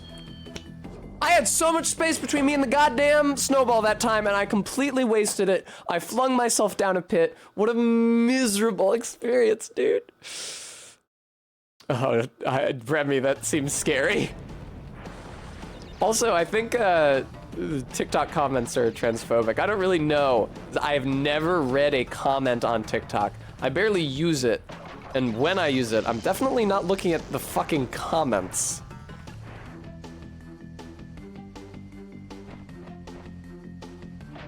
Okay, cool. Thank you. Thank you, thank you, thank you, thank you. Thank you. I don't know why it took me so many attempts to get that right, but it did. Fuck yes, get me out of here.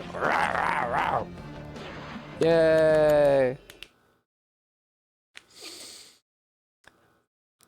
Often, Todd. I would say it's less about the pants and more about what's under them. Remy.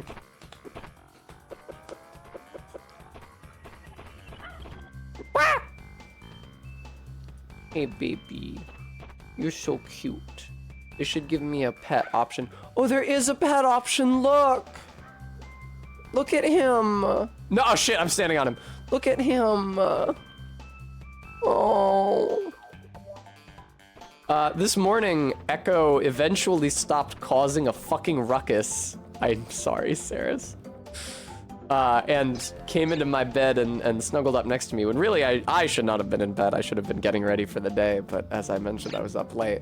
And I discovered that if I just stroke her back and don't touch her head at all, she's much more tolerant of it. I accidentally at one point accidentally brushed her ear as I was pulling back, and she got annoyed, but then she continued to let me stroke her back. So I think that this might usher in a new era of Tess-Echo relations.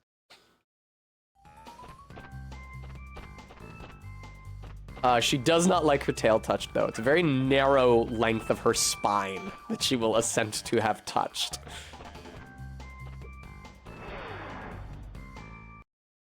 Minty, in all honesty, I don't respect her. That's true.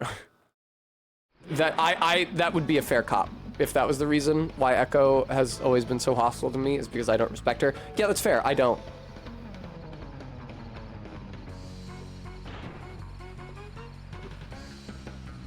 Did Echo approve us moving? Absolutely not. I'm hoping that she won't freak out too much and that she will like having the bigger space.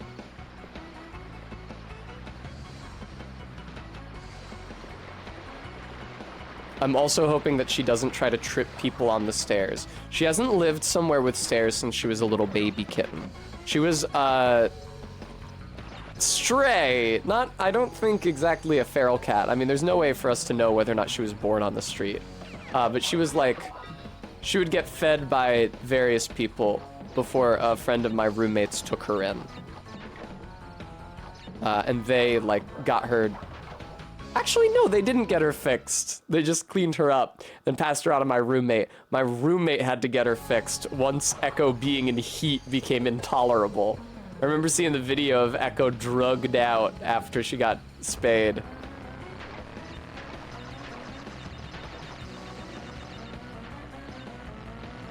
Huh, I wonder how you get to that platform.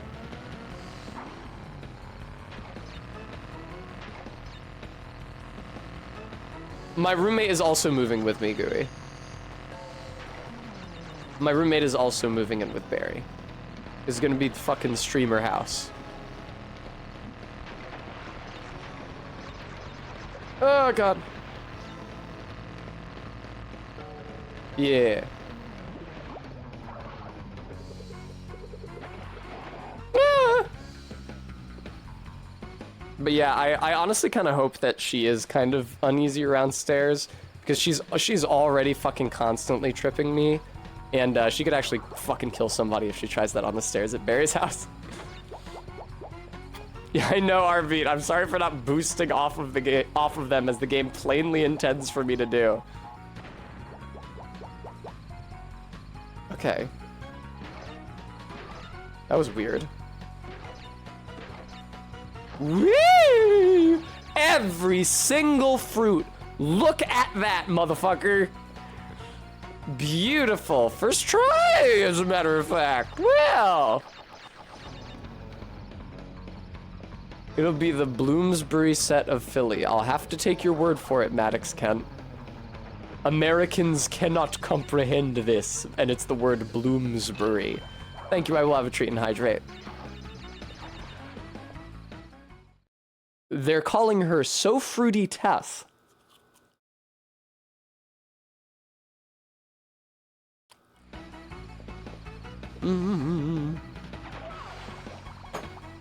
Fuckhead.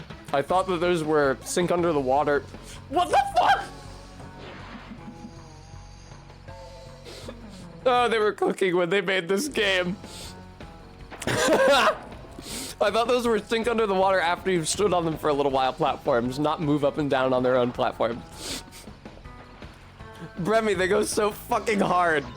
What the fuck was that? I was holding back on the arrow key and didn't move.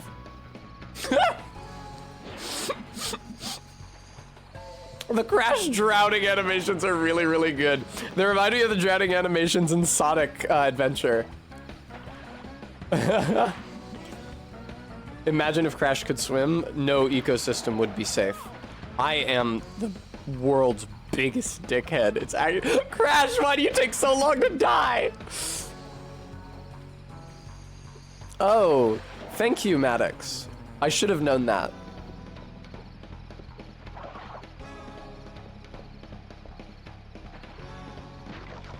Wow, that's really tough. I'm not Minty. I promise I'm not getting anything out of bad ending Crash.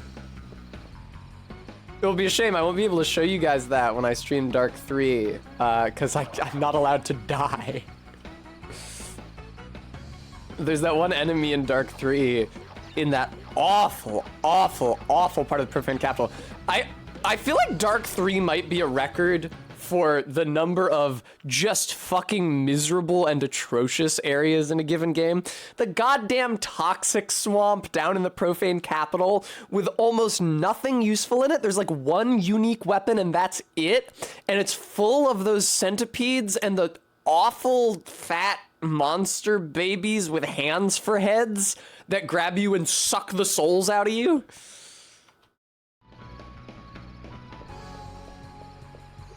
What are you implying, Bremy? I actually have already seen them. I've been spoiled on the bad ending in Banjo-Kazooie, Saris, and rest assured that I do like it. I was playing a little bit of Banjo-Kazooie for Barry, because doesn't it play the bad ending in Banjo-Kazooie even if you just save and quit without having beaten the entire game? Like, doesn't quitting give you a game over in the bad ending? Like, they really wanted people to see it? When I played a little bit of Banjo for Barry off stream, she was one of the first things she said was like, wow, this is actually a really misogynist game. Everybody hates Gruntilda because of how ugly she is. And she kidnaps Tootie so that she can suck the youth out of her and become less ugly.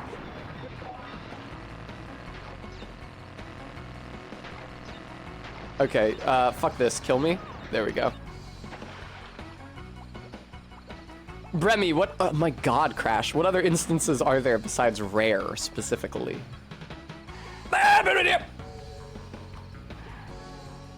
Fuck. Banjo for Barry, coming to theaters this summer. No one will fucking watch it. Also, Banjo for Barry sounds like a lighthearted romantic comedy, and we don't put those in theaters anymore.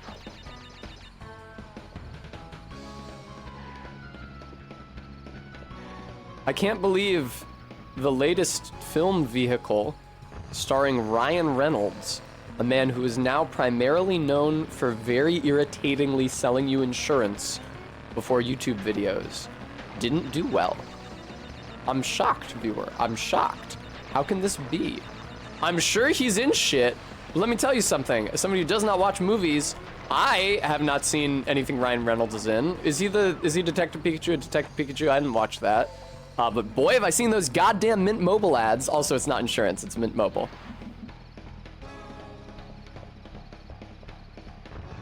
He is Detective Pikachu. Oh fuck, those boxes are unbroken. Tomb Raider folks are also UK, cool. I should play the original Tomb Raider. I never have. That's another game that I saw. What was that? Excuse me, I was doing the slide off of the ledge to not get on the airboat. Tomb Raider is another game that I saw my older cousins playing when I was little, and they wouldn't let me play. Except Tomb Raider was being played by my female older cousin. I guess because it starred a girl, so my boy older cousins didn't want to play it. Which is a very funny thought. I guess that tells you how old they were at the time. Fuck, I don't want to play the game with the extremely hot lady with giant tits. What am I, gay?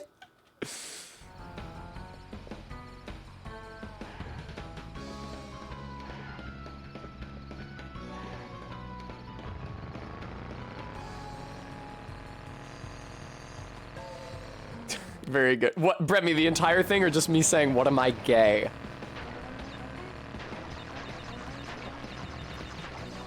I did think it was a cruel double standard that I was mocked as gay for only hanging out with girls when I was in middle school, because middle school is when the guys started hurting you and calling you a faggot.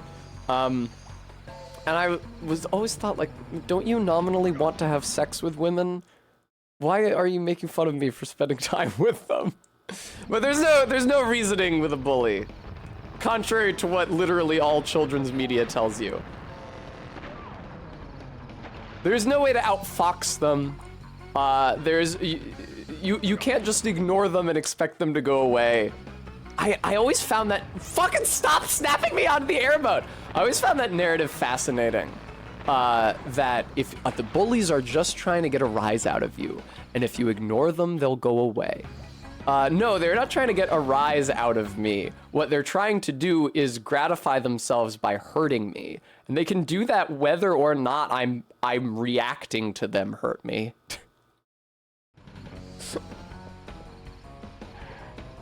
Oh god. Oh, Crash.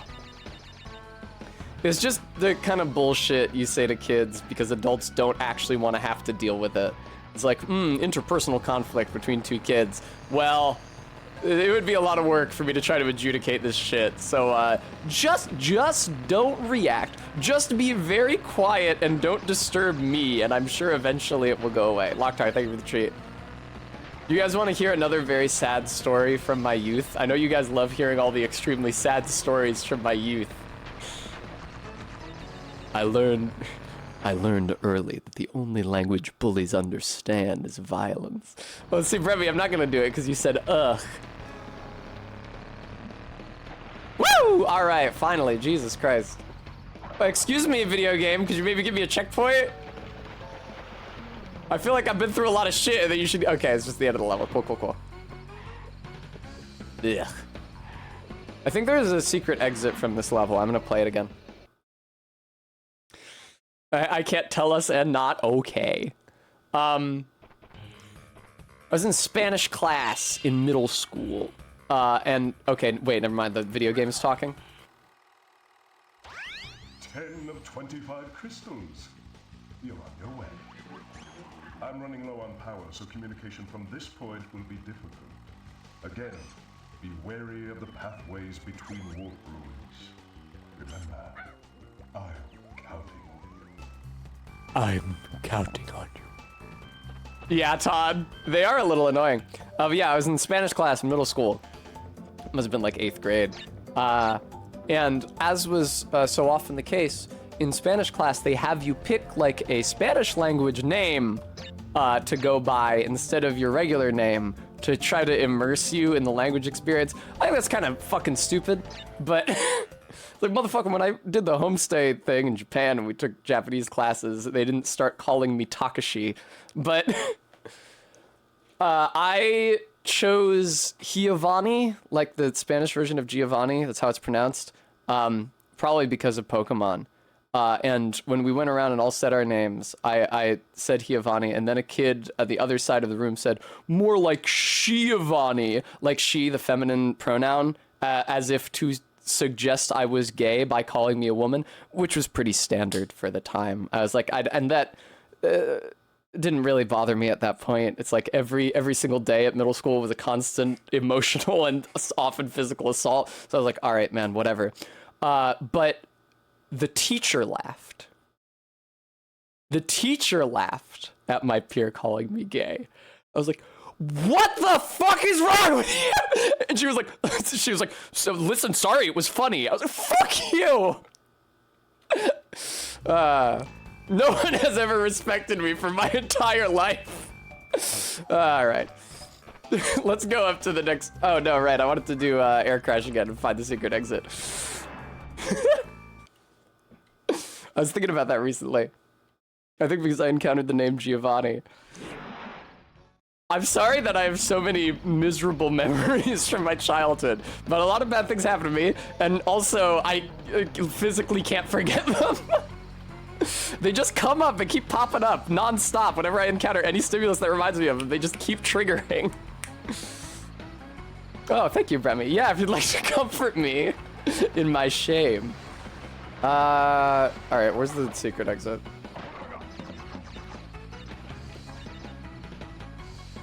It wasn't a good bit. No, it was a terrible bit. It wasn't funny. That's the thing. She was like, sorry, it was funny. All that told me is that that teacher also thought that I was a faggot. It wasn't a good bit at all. Okay, right. I have to jump along the boxes here to reach the secret exit. Whoa. Fuck. Yeah, Bram. Fuck. Crash, stop dying so graphically. Also, look, Crash's belly button is like a black hole in the center of his stomach. It's really disturbing. I understand they wanted it to be legible at the low resolutions on a standard definition monitor that this game was going to be rendering at, but they should have made it like brown or orange and not black.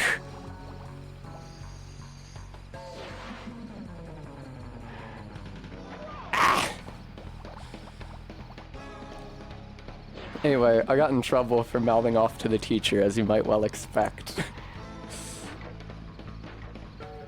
Fucking wow, that is tough. Jesus Christ.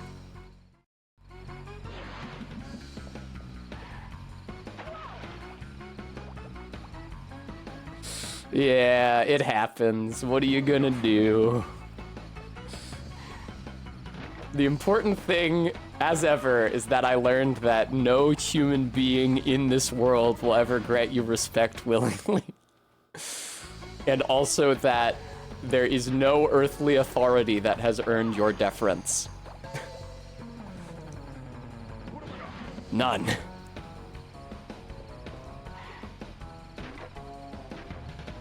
Fuck me, Jesus Christ! I think I gotta take the whole path, but that's really hard. Ah! Fuck you! No, I'd probably go straight ahead from that one. Well, I definitely didn't say fuck off in Spanish because I didn't know how to say it, and really still don't.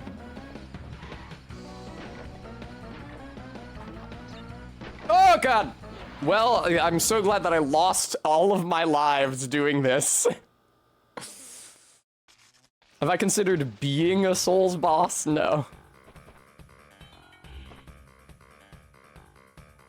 I'm thinking Darby's. Fascinating.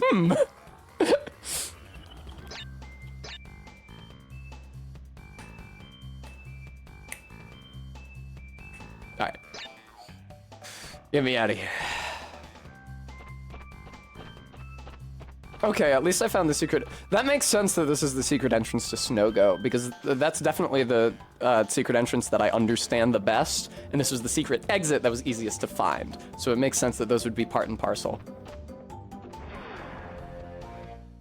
I would be a pretty annoying Souls boss, probably. I'd be like Gideon Ofnir, or like the Gravetender, Champion Gravetender in Dark 3, where I don't really have that much health, but I'm very rolly and hard to hit, and maybe I have an Estus Flask. I don't know. I'm definitely not big and strong, such that I might have a long wind-up and then hit hard for the player to dodge roll away from. Yeah, Mikolash. Yeah, that's a great one. I wasn't even thinking about Bloodborne. Mikolash is a great comparison. He even fights with dolls. Yes, exactly, Minty. 100%. Ah, majestic! A hunter is a hunter even in a dream. But alas, not too fast. The night churns and swirls unending. As you're running around trying to find him. Tess would climb into a jar for phase 2 and roll around quoting Bertrand Russell. Now that sounds like an Another Crab's Treasure boss. Speaking of bosses that have really grating dialogue during the whole fight.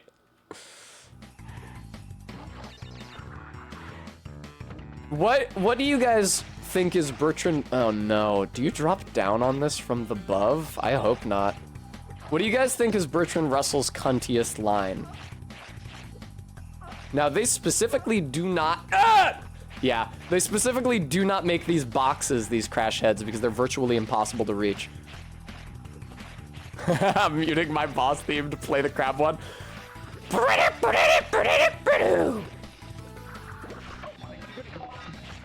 Hey, I'm rustling over here. Bertrand Russell did not say I'm the Joker, baby. Hey. I think my favorite one is when he talks about life on Earth inevitably going extinct. I've been told that is a depressing view. I suppose it must be so. It must necessarily be gloomy to suppose that life on Earth must eventually go out. Although, when I consider what some people do with their lives, it seems almost a consolation.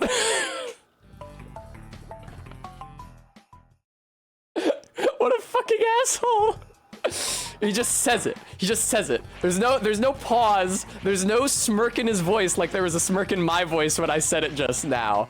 He continues on to his next point. He just said the cuntiest shit I have ever heard a human man say. Dune posting. I like his anecdote about, it was in relatively late interview in his life. It was in like the 1950s.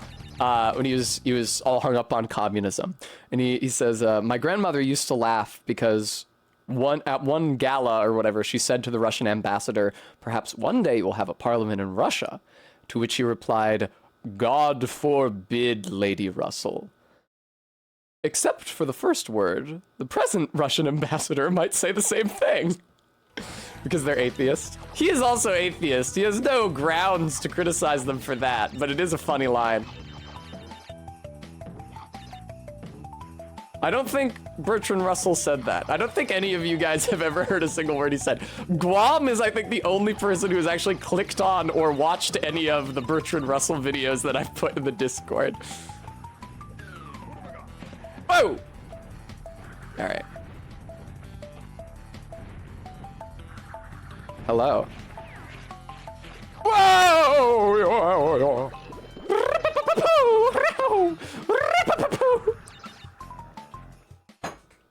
Crash Bandicoot! Fuck yes!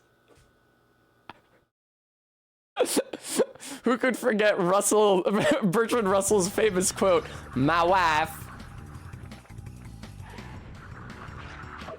Fuck off. Fuck off, fuck off. Okay.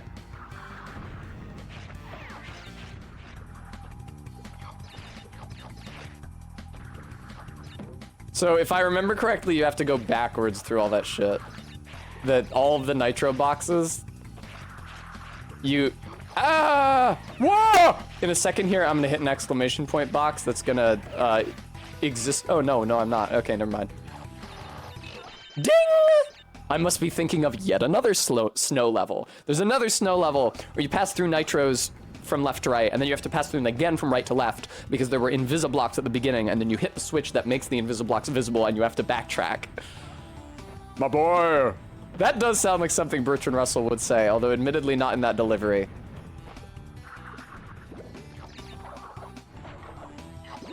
In one of his interviews, Bertrand Russell complains that he has a reputation for not having any passions, as he says, being a cold fish, which he refutes, which suggests that Bertrand Russell fucked. I mean, he had children, so he obviously fucked at some point, but it suggests that he had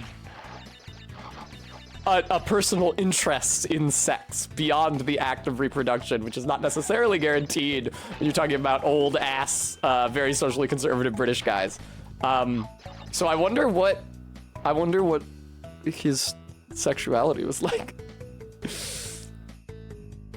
I mean, what were Bertrand Russell's kinks? We just don't know. He's private with them, as one might well expect.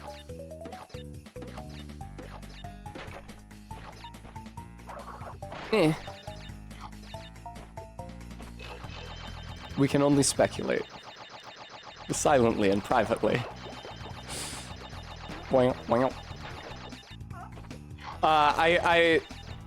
It was what, the 1800s? He was born in the 1800s. Let me think. He died at the age of 98 in 1970. That means he was born in 1882. I'm pretty sure I have that year right. I'm pretty sure it was 70, not 71. I think 71 is only in my mind because I looked up Swiss women's suffrage earlier, and that was 71. Thank you, Minty. I will hydrate. Oh, that would be sick, CRISPR. Brevy. If you listen to the UK Oomfies, that is still the aspiration of upper-class Brits. When I did my Sir Humphrey Appleby impression, and people said I sounded like I wanted to fuck my cousin. Minty, thank you so much for the gift sub. Enjoy, CRISPR Bird.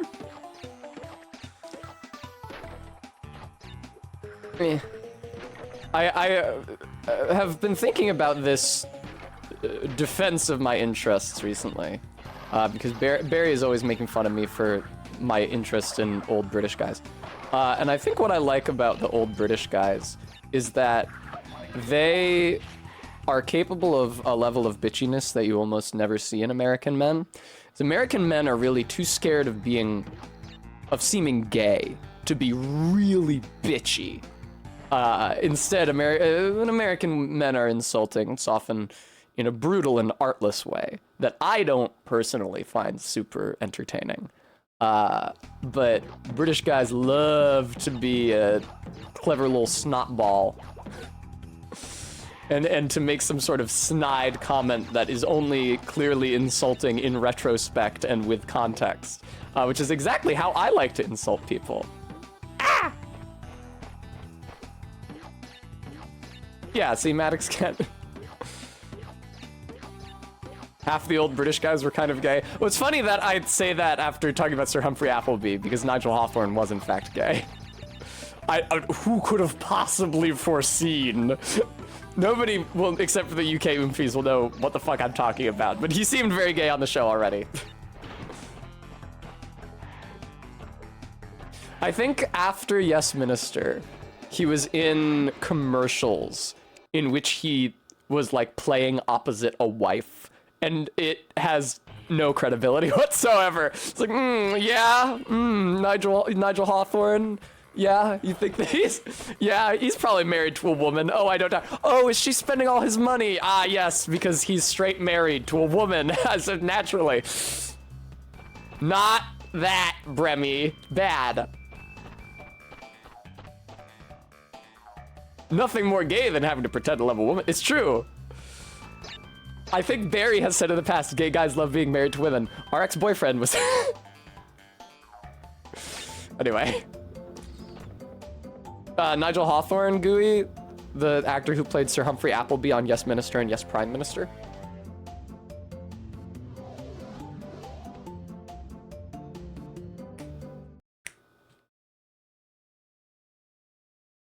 Man, I am having really good recall for facts today. I hate this fight.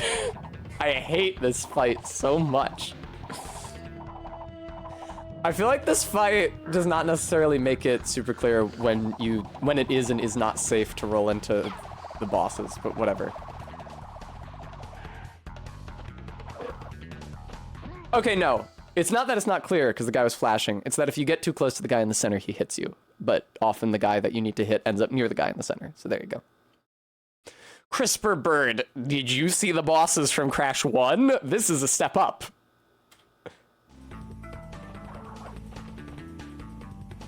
And it's not near as bad as Gex, I can say that. Why are you throwing the knives all the way over there, man? I'm nowhere near there. Presumably, he will get more accurate as the fight goes on. There we go. Good shit. Good shit.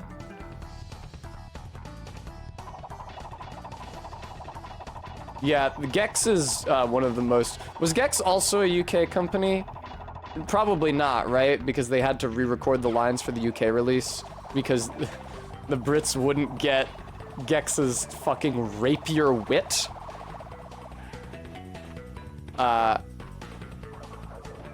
There we go. I don't know why I thought this fight was hard. He's doing his little dance. We love that for Crash, don't we, folks? Yeah, Gex is like horrifically 90s racist. Crash and Gex are California Johns. Thank you, Bremy.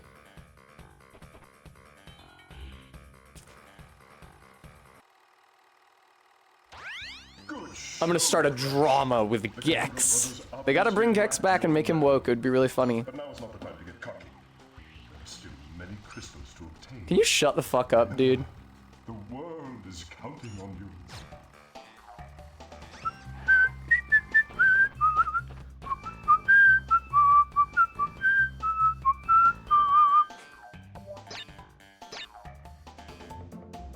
It's kind of a jam, I can't lie. Oh God, Minty, I don't know about that. I'm grateful I don't know about that. Yeah, Barry suggested this idea, at least in the abstract. I think it's a good one. That in the new Gex, which they're not going to make, but if they make a new Gex, Gex should be split in twain by some sort of sci-fi machine into good Gex and evil Gex. And evil Gex will make all of the extremely problematic jokes that we know from Gex's history. And good Gex will be like annoyingly twee.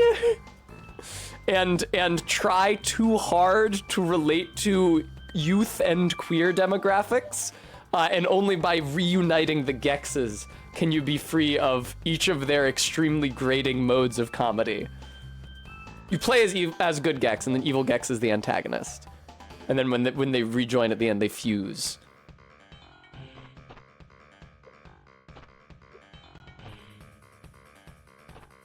Huh. All right, let's try this one. They turn into Connor O'Malley. Yeah, exactly. I'm not sure that's fair, Christopher Bird. I assume you said that in response to the annoyingly twee and courting to youth and queer audiences thing. I think the McElroys have a little more credibility than that. All right, this is gonna suck. Whee!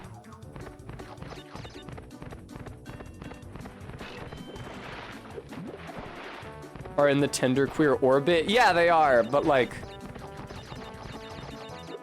Monster Factory is a thing. Oh my god. They are 100% capable of being funny in a way that is not pandering.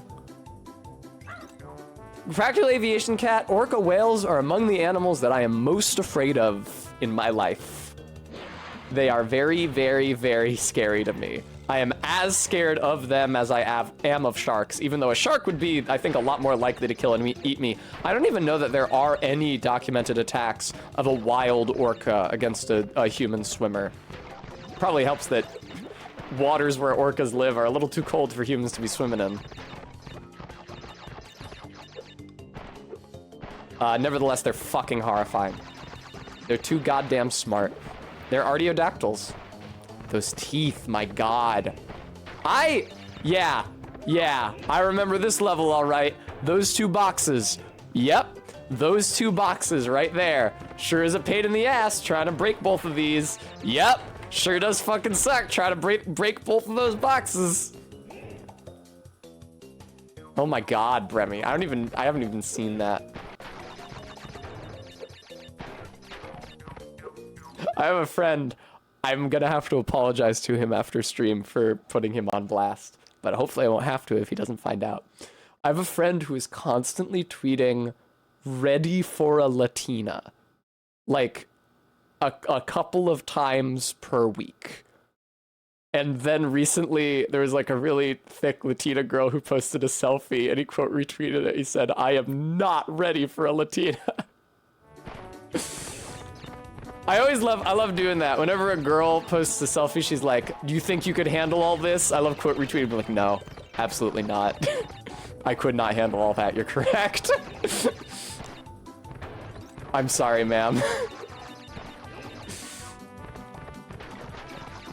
Oh, God! Ah! These fucking levels, no! Ugh. I lost a life deleting that tweet from streamer intercom. Bremy, don't use the streamer intercom to show me cringe. It's for resolving on-stream issues. Don't use it to send me a cringe post from Travis McElroy. Ah, what the hell? But no, I'm on land. I'm plainly on land. I'm observably on land.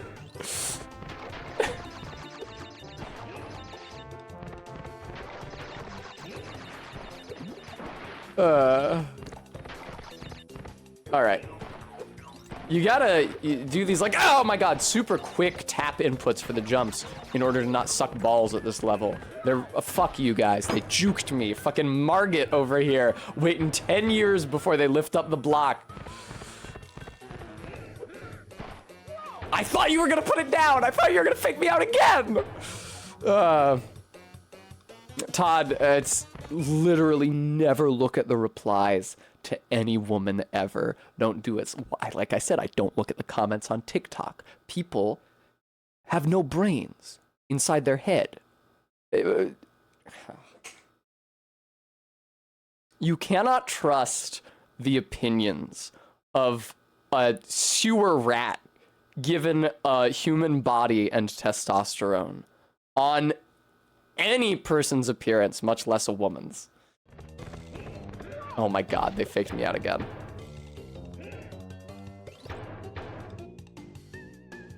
Also, especially now, it's important to remember that there are people online who literally only say things to hurt people. And who don't actually have, like, any closely held opinions or ideologies beyond what they can use to make other people feel bad. That's a thing. Thank you for letting me run under that. Damn, I did a lot better with this than I thought I would. All right, now, here's the issue. I can get the crystal, or the gem rather, but there's a secret exit back across the ice. Yes. Let us remember, as the great Bertrand Russell once said, men are born ignorant, not stupid. They are made stupid by education. Oh, fuck yes, I can actually get the gem and leave. Poggers. I'll do just that. Oh, they sink! Oh, that's vile. That's fucking evil. Yeah, you're a motherfucker, aren't you?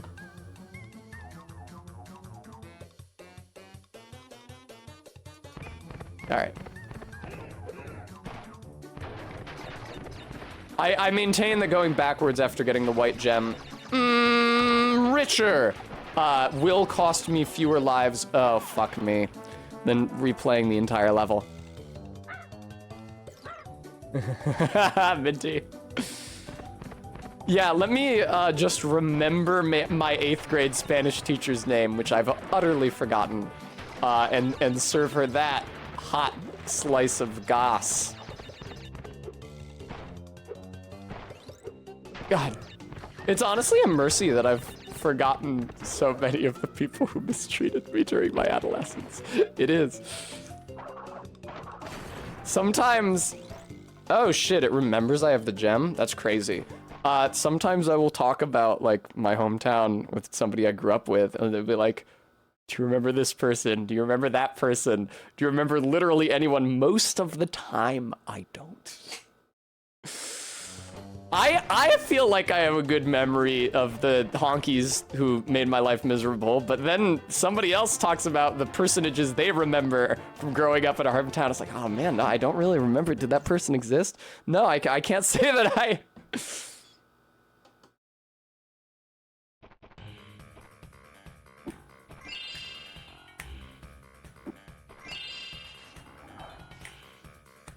Yay, he's doing the dance. Now, Crash, is it necessary to have quite so many hip thrusts in the dance? I wonder if anybody's, like, SFM'd that specific anime. Never mind. Bye, Pack! Thank you so much for watching!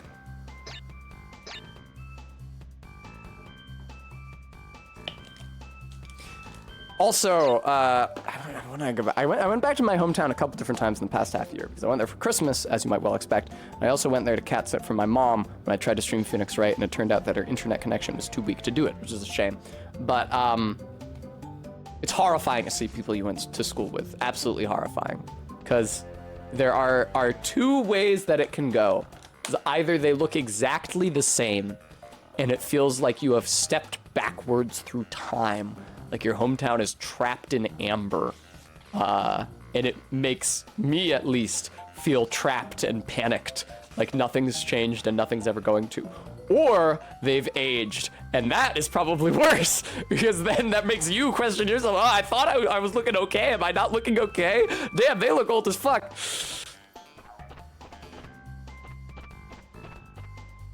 I'm pretty sure I look okay, though. Do do do do do do. I don't know. It is a mercy to me that I am not on Facebook, so I don't have to see that stuff. Oh, can you imagine?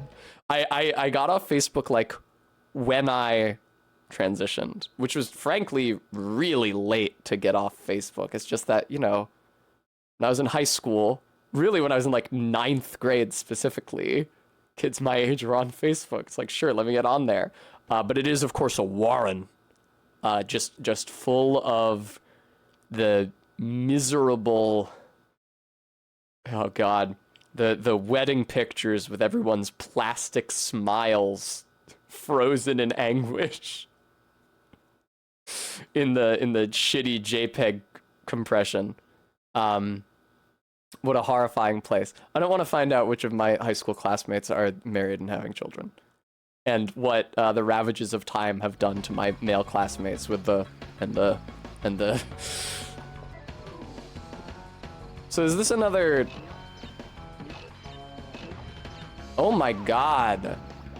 No. Why would you do this to me? Why would you do this to me? All right, well, let me get on the fucking boat first.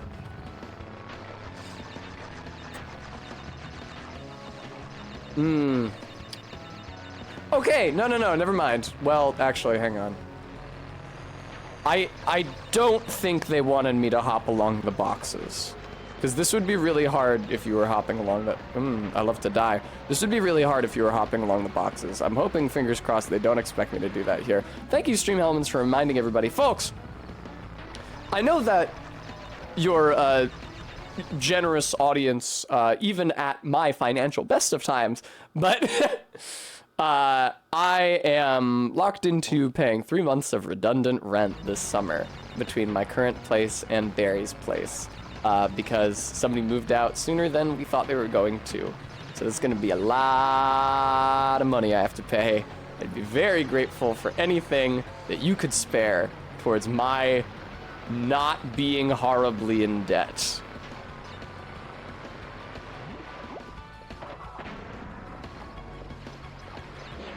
What? Really? Oh. NASA people.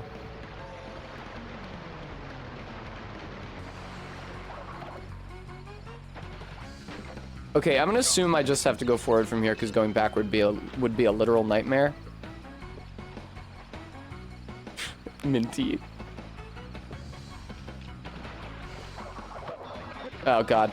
Yeah, RB. She said she thinks she'll be all right.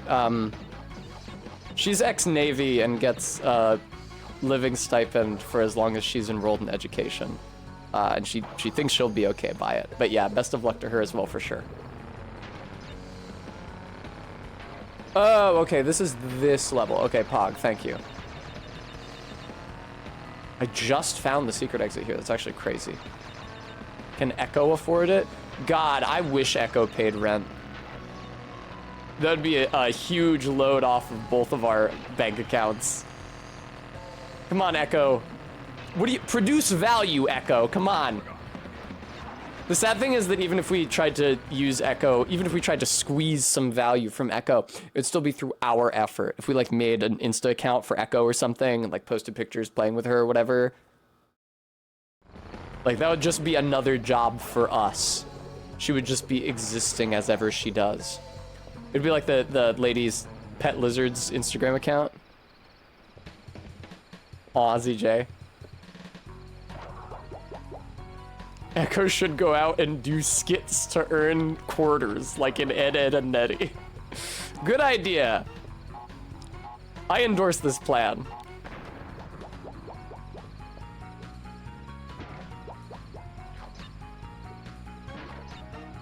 Do skits. I think she does. They do schemes. They do. Or did they do scams? Guys, what is the specific terminology on Ed, Ed, and Eddie? They do scams? Is that it? Yeah, I thought it was scams. Thanks, guys. I didn't have cable growing up, as I've reminded people time and time and time and time again recently. Fuck me! All right. That's so fun. Wait, I don't get a checkpoint from the bonus area? I guess not, huh? I appreciate that level of self-awareness from Eddie, that it's not, they're not even like called schemes. He's just like, yeah, we're conning people. We are not providing a service for fair compensation. We are cheating people out of their money. Yes, that's what we're doing. What, Bremy? I don't think it's a... No, I don't have whatever color gem this is. I'm not gonna be able to get the white gem even with the secret path. Fuck.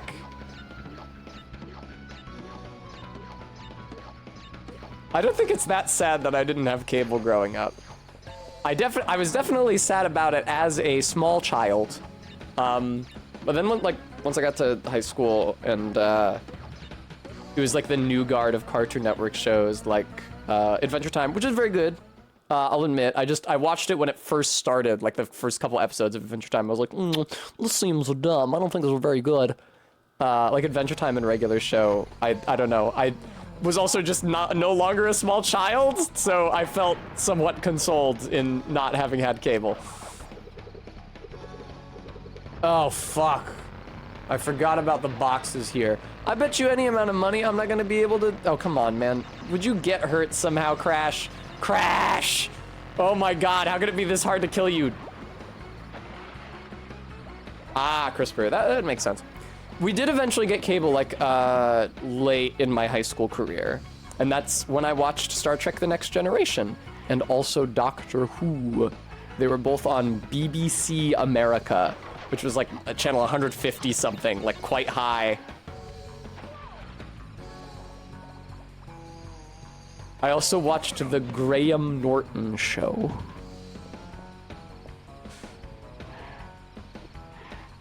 So that I could learn how to be gayer.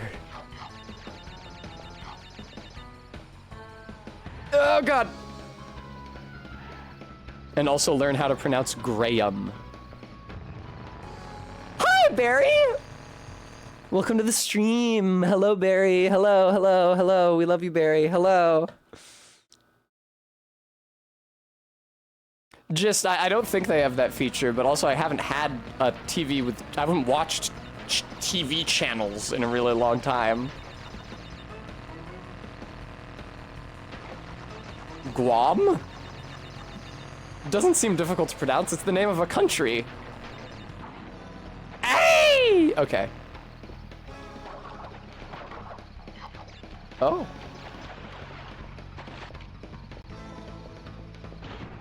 Oh shit, I do get the white gem. Lovely, thank you. Don't mind if I do. Thank you, Minty. Aw, thank you guys. Barry, I love you. Smarted and Brain Max, god damn it, I forgot MK did that. I have to change that text. Ugh, alright, I'm gonna write it on my hand. This sucks for writing on my hand. No, my eyeliner is so far away, I can't move to get it. I have so much goddamn bullshit on my desk, and I don't have a pen that can write on my hand. I do have, check this out. This is my Virgin Mary lighter. Sometimes when I'm on calls, I like to, hang on, flick it open and closed as I talk.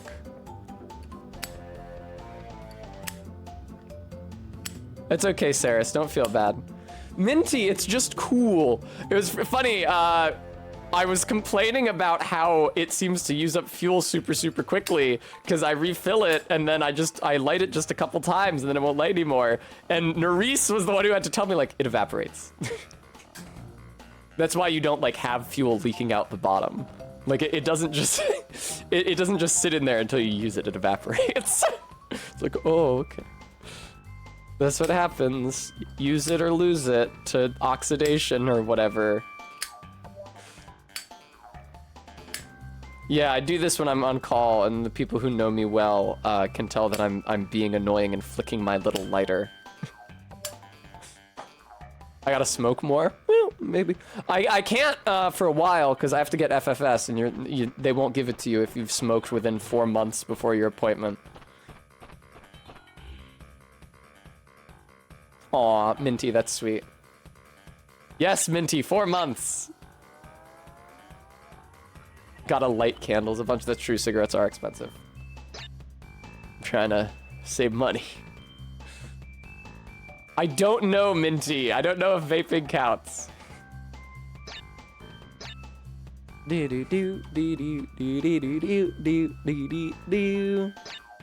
Yeah, but think about how cool I could be with a cigarette. I could be like Lauren Bacall.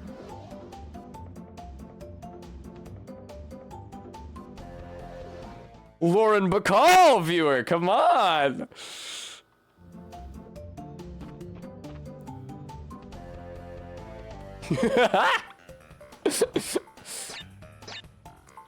Yes. Well, I can't smoke those herbal cigarettes because I can't smoke for 4 months before my surgery. But I could, in different circumstances, and get less bad lung disease. Okay, Barry. Barry, Lauren Bacall is a hot lady. From the Hollywood of yesteryear, the golden age of Hollywood. She famously acted opposite Humphrey Bogart in something. The something in which she says, "You know how to whistle, don't you? You put your lips together and blow." That's why I know her. I haven't actually seen that movie. Oh, thank you, Darby's. That must be the movie. That's not the Maltese Falcon. That is not the Maltese Falcon. You are trolling me. I know the Maltese Falcon like the back of my hand. Lauren Bacall isn't in it, and neither is that line.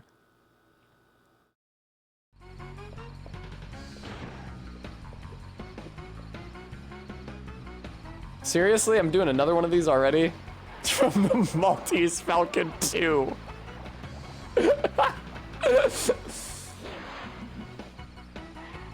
Too fast, too Maltese. Wait, too Maltese, too Falcon, I guess it would be.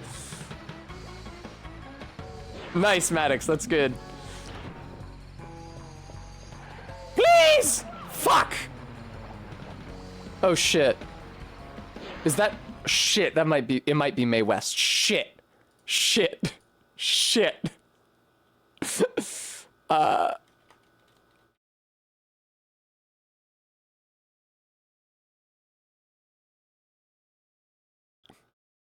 No, it's Lauren Bacall. Phew! Phew! No, I was right. It's Lauren Bacall. I'm thinking Darby's merely succeeded in making me doubt myself, but I was correct. Thank you. It's in the movie To Have and Have Not. That is not the prequel to the Maltese Falcon.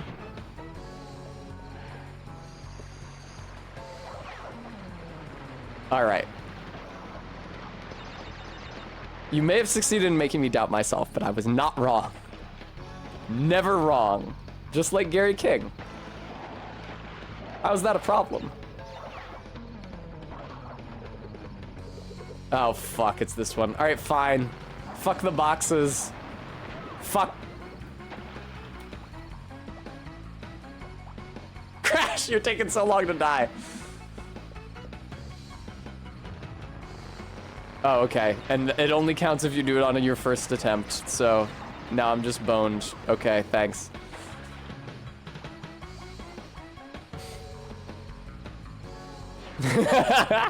Minty, it's impossible. I'm unmoved by Crash's suffering. I'm already as motivated as I can possibly be to acquire skills to improve my in-game performance, which is not that motivated. I'm already at my max, but my max is like down here.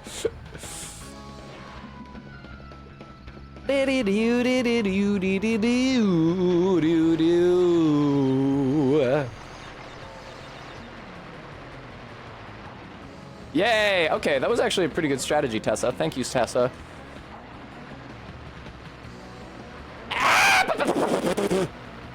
Everything's fine. No, the nitro test! What is wrong with you? Okay. Checkpoint. Fuck you, Hippo. I don't even need to interact with your dumbass. Alright. Do these things need to be on? I think that they changed... So the way that it works in Crash 1 is that the TNT box actually has to be on screen when it explodes, or like 1 unit away from on screen, or it won't register as exploding, and it also won't break the boxes around it, which obviously fouls you up if you're trying to get 100% completion, break all the boxes. I think they changed that in this one. I think in this one the boxes will still explode even if they're well off screen. Nitro Tess was great in The Wages of Fear. God, that's probably a funny joke. Wow. Oh, I'm sorry. Did I? Oh, I'm sorry. Did I? Absolutely, Faith. MK was trying to get me to play Paper Mario this week, and I was like, MK, I can't. It's a test custom game. MK was trying to bend the rules and go behind the mods' backs and get me to play Paper Mario without paying for it.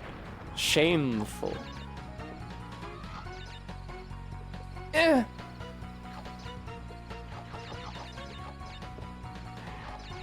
Well, Saris, I trust you that you can make a good joke containing the words Nitro Tess. Minty, I know it's not a test custom game. I'll try to do it eventually. Minty, it's just so big.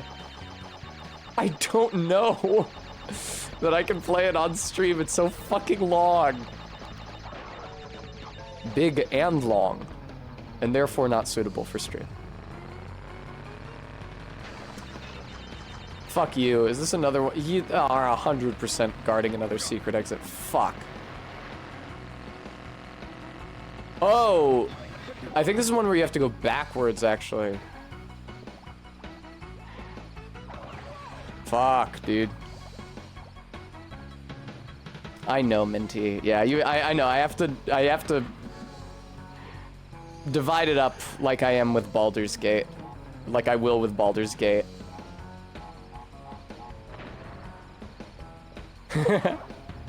Very good, Saris.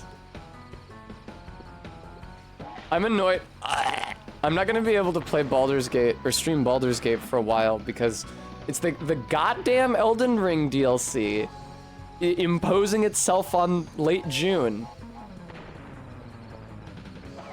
Ugh. Because I need the 2 weeks before the DLC drops to play Elden Ring so I can get a character to the point where they're ready to play the DLC when it comes out. And then I can't do anything too long before then because I need those weeks free. And so I'm not gonna be able to do a test custom until after the Elden Ring DLC. Those poor Yakuza Kiwami fans. Have I heard any sea shanties about the Marie Celeste? I'm afraid not. I'm not going to do a party of 4 gals. I was telling Barry about this. I don't know if I said it on stream. I am considering having Gale in my party, but here's the thing. I don't like Gale when things are going well for him, because he gets smug. I don't like smug Gale. I don't like hubris Gale. I don't like condescending Gale. I do like Gale, but I like Gale when he is pathetic and beaten and insecure.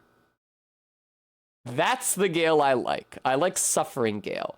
Do not like when Gale gets his groove back.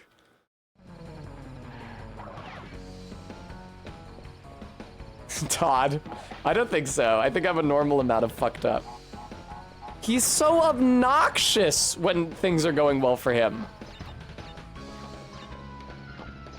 No, Saris. But I know that Minthara has like some mean, incidental traveling dialogue with Gale, which is fun. She and I respect him exactly as much as the other. Alright, is this actually a thing I'm supposed to do? Sure doesn't seem like it, does it? Okay, fuck this. Minthy the Binthy.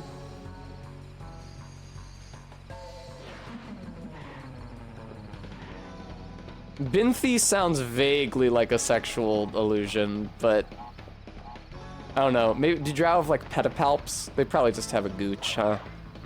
I mean, I'm sure we see it in the game because it's fucking arrow gay.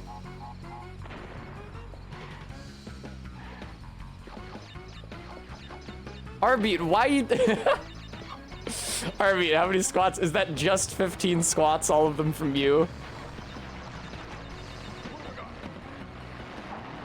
Also, I don't think it's me being uncouth if the video game is the one that shows Minthara's gooch.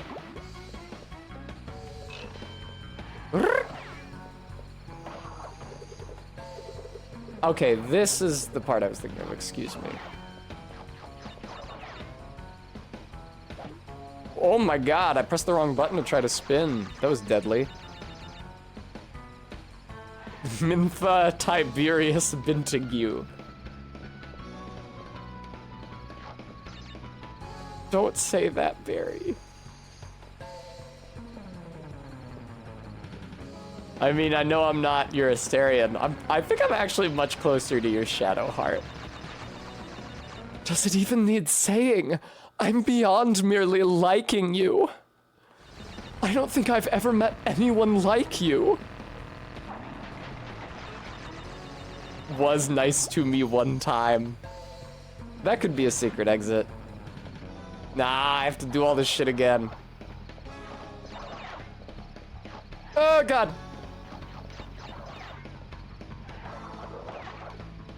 Excellent.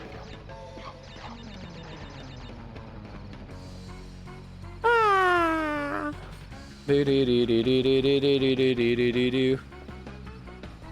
Bram, that sounds horny, what you just posted in chat. Oh no, the fatigue is hitting me. No, oh fuck, this guy. Ah! All right, everything's fine actually. Behold. No secret exit? Don't want to give me a secret exit here? Seems like the perfect place where you would hide a secret exit. I know you love putting them under the piranha plants. It was really dangerous for me to get there too. Oh no. Crash has an insane amount of midair control. Fuck yes. Good, because I did not find any secrets in that level. Yay! Don't say that I'm like Will. He's so fucking boring. I would honestly like Will so much more if it wasn't for the goddamn heterochromia. If both of his eyes matched. I think his horns are kind of ugly compared to like Karlach's, but if his eyes matched, if his eyes just matched, I would find him so much less objectionable.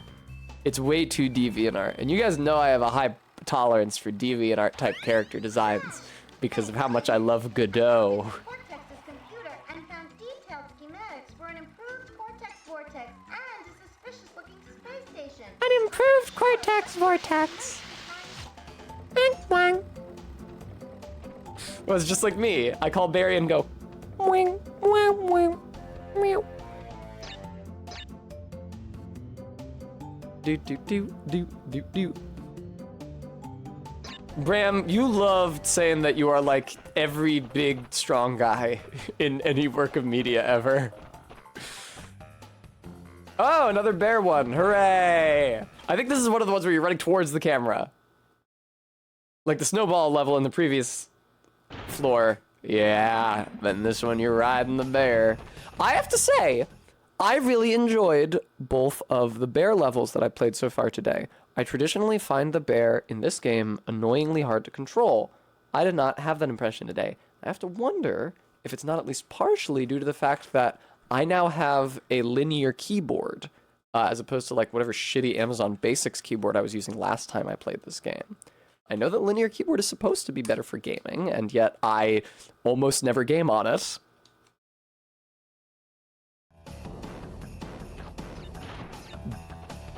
I had news for you, Crispy Bird. The game is not called The Ballad of Andy and Laylee. All right? It doesn't open with like a skald with a lute singing the praises of Andrew and Ashley Graves. All right, Bram. Have a good one. Fuck me. Ah!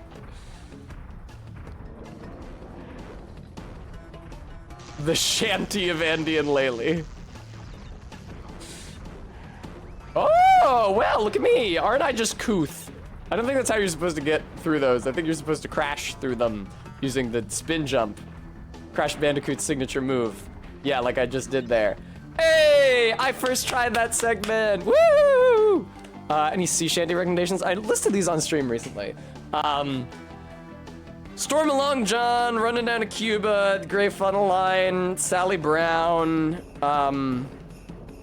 Leave Her Johnny, Leave Her, what is it called? Fish in the Sea?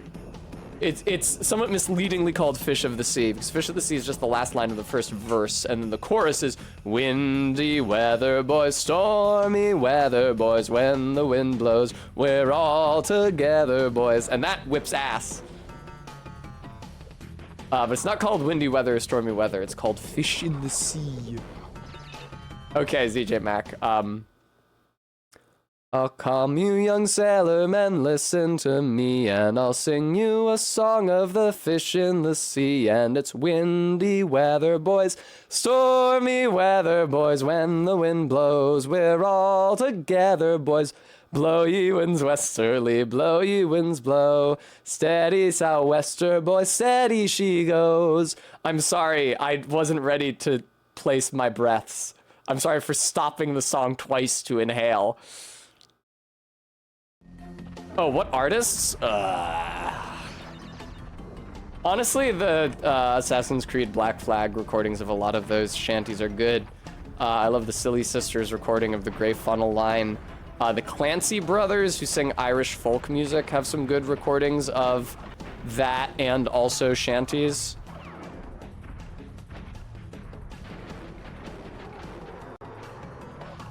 Just sing it yourself. That's how shanties are meant to be experienced. Ah!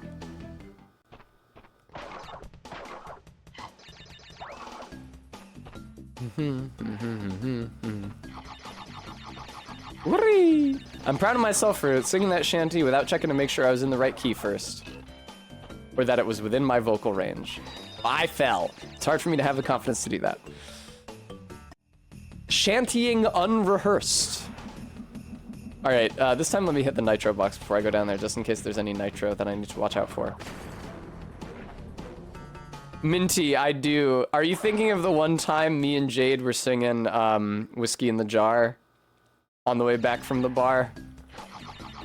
In my defense, Jade enables me in that regard because she knows a lot of Irish drinking songs herself. Because she's Irish, kind of. She has an Irish name and presumably Irish family, but she grew up in Saudi Arabia and then lived in Kansas for the rest of her adolescence, so.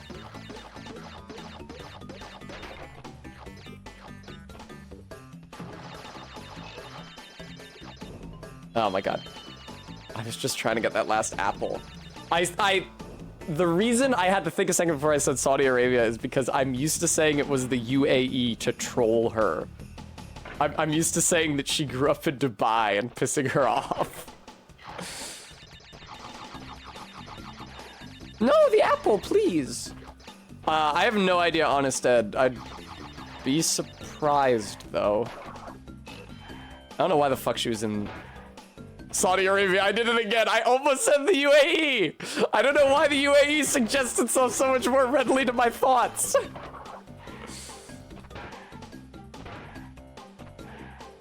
I think that she just, like, has an interest in Irish drinking songs due to being genetically Irish. Which I can't fault her for. I don't know, guys. I can't dox Jade for you guys. I don't know that much about her cool fucking backstory.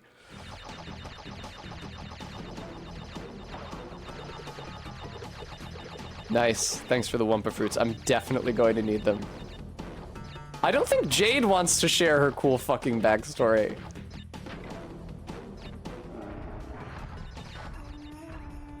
Oh god! Nah! I like when I fall down the pit, the bear goes, whoa!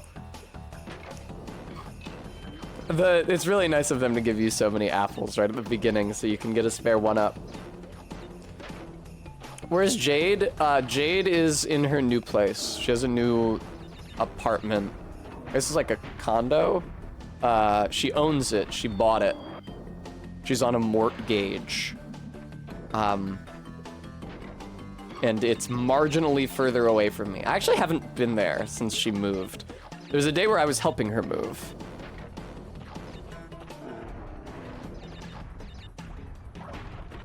Hey! Excuse me, Mr. Bear. It's probably Mrs. Bear, because it's the baby cub's mama. Hey! Fuck you! No! Every box but one. Yeah, KSBPTV, it's pretty cool. Also, LOL. Jade sure do be on co-host. Oh, they've replaced that with an extra life if you die often enough. That's very courteous of them. I really appreciate their doing that. This is a hard level. For once, I will not get mad about the video game where it's wearing its kid gloves with me. I'll take it. I'm having too much fun to have any personal pride today.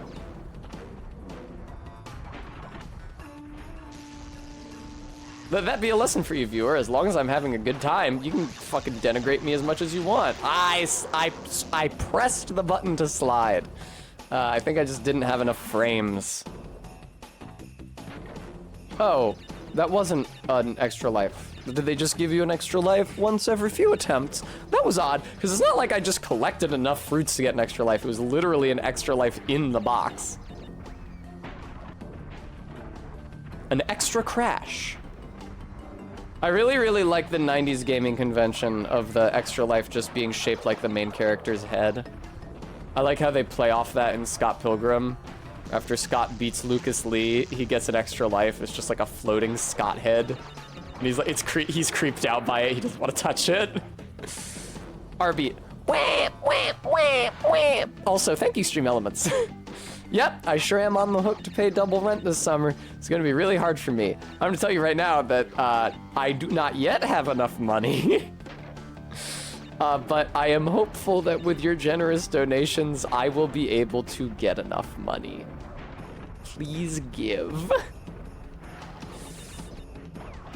Please. Mary, Mother of God.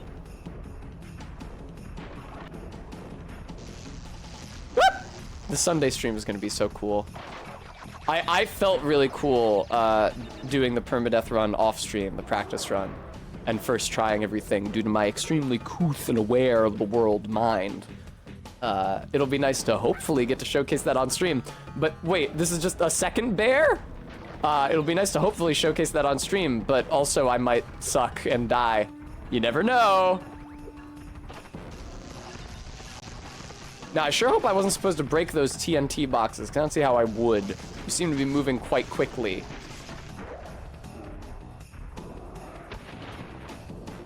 This is the evil level. Behold. 38 out of 58.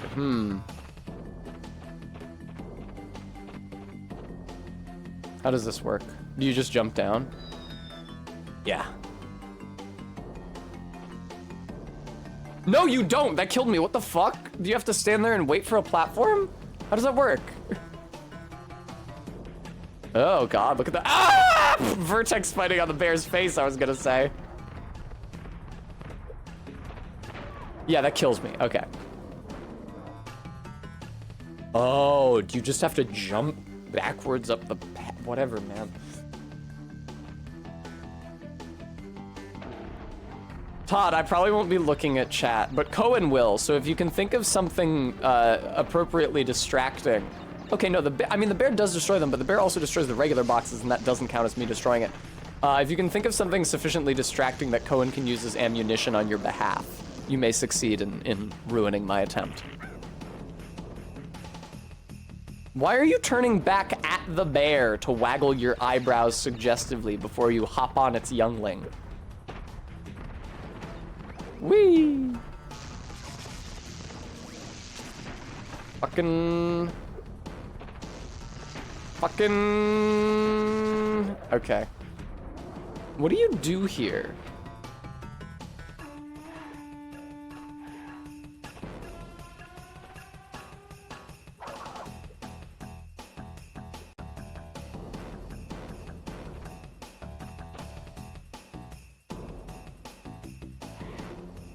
You cannot clear that gap. What the fuck is this? I am correct in remembering that there is a thing here. Yes? I mean, obviously there's more level.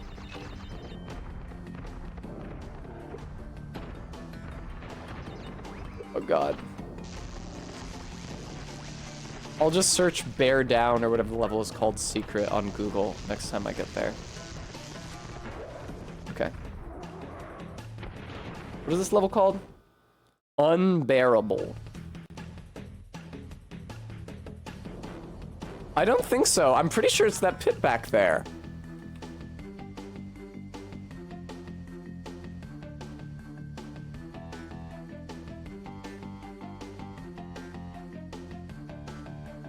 No, it's the wrong pit.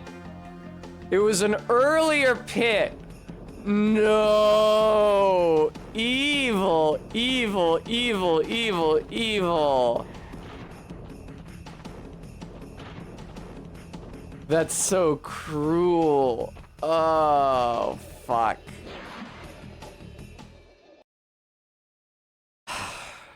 Well, my instinct to jump into a pit was correct. I simply elected the wrong pit.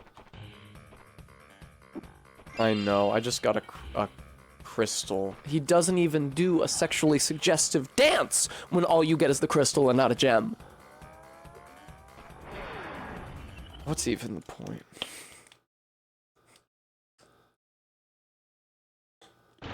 I can't see the cartoon marsupial thrust his hips suggestively. Damn, I'm like tearing up from the intensity of that Mio. Jesus Christ. You should always drink it diluted.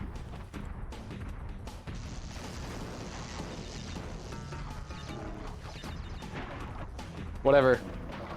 Whatever. Whatever! Fuck off, lizard. That's a fucking Crash 1 lizard if ever I saw one. It's so low poly. Need to get a fursuit made of Crash that has the same number of polygons. That would be cool. Didn't they bring back, because it's my understanding that in the 90s, there were those Crash Bandicoot commercials with a guy in a big Crash fursuit. Didn't they bring him back for the remastered version or something? Or for Crash 4, which had blue-haired Tawna in tight jeans? Who I nevertheless think is a worse character design than the original. Thank you. Please, oh fuck.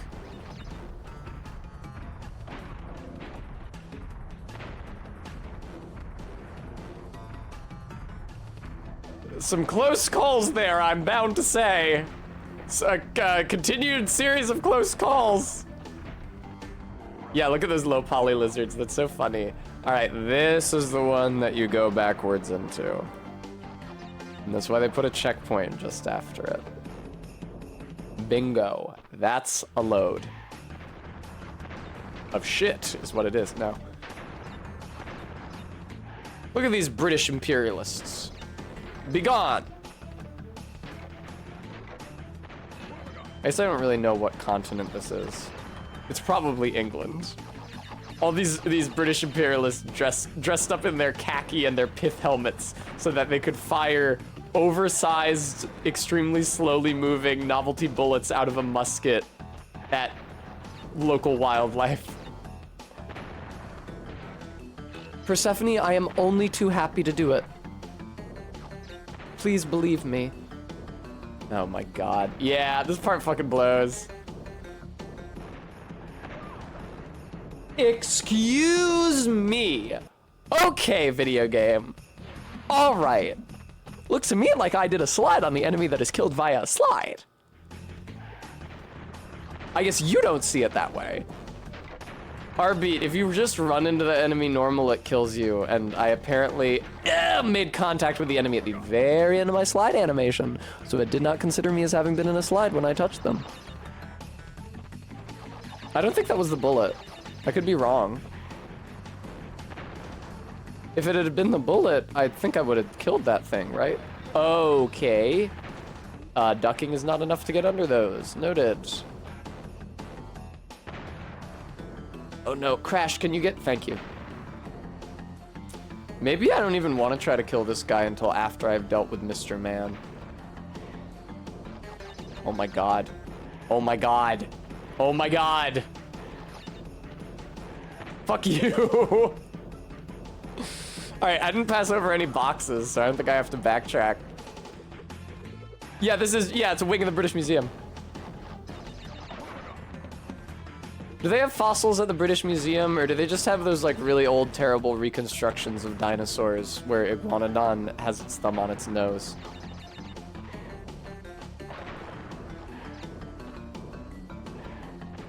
I forgot about this part.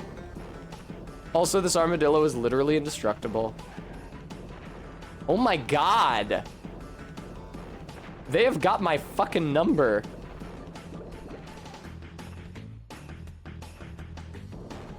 Oh my god.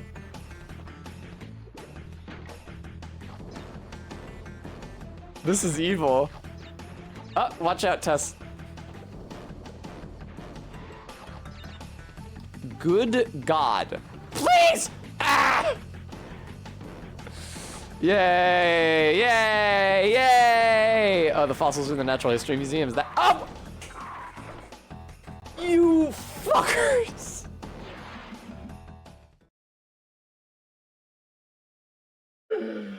Oh, I played so well to get past that dude. Oh my god. Mary, Mother of God.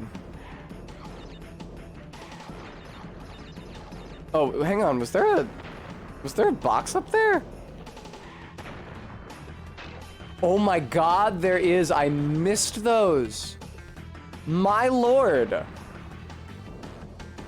Whee! Hi, Jamie. Please. Ah, blah, blah, blah. Yeah, the armadillo and the bullet form a virtually impassable defensive wall. My god. I like how they put crash heads in the boxes up here to apologize. Oh, and they're instantly refilling crash heads. Wonderful. I should just... This is what I did the last time I played this level, isn't it? I just kept grinding those crash heads over and over, didn't I? I was wondering why this specific part of the level with the spring box and everything felt super, super familiar. And it is 100% because I just died here over and over and over and over again, grinding out these crash heads. How many lives do you guys think is good to get going on? 50? They're a dramaturgical dyad. A new waifu. Are you absolutely certain that's wise, Ano-san? I don't mean to sound pretentious here, but Asuka and Rei comprise a dramaturgical dyad.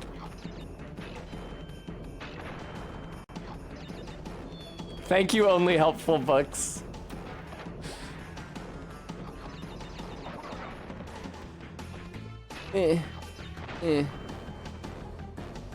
Isn't there a Marie apologist in the chat? Doesn't Bremy like Marie?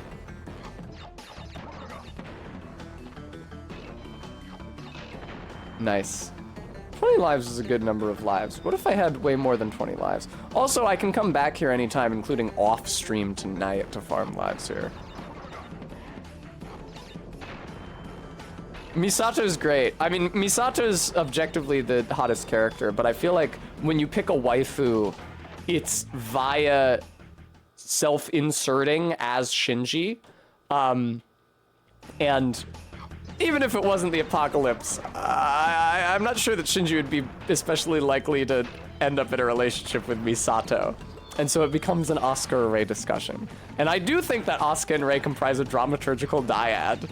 Like two enduring archetypes of anime girl that both, that don't feel like stereotypes divorced from the larger narrative, that work especially well in their context in the series and give obnoxious anime nerds of every stripe something to like and advocate for against the others. Well, yeah, that's because Misato is a hot adult woman. And people love those, I've found, personally.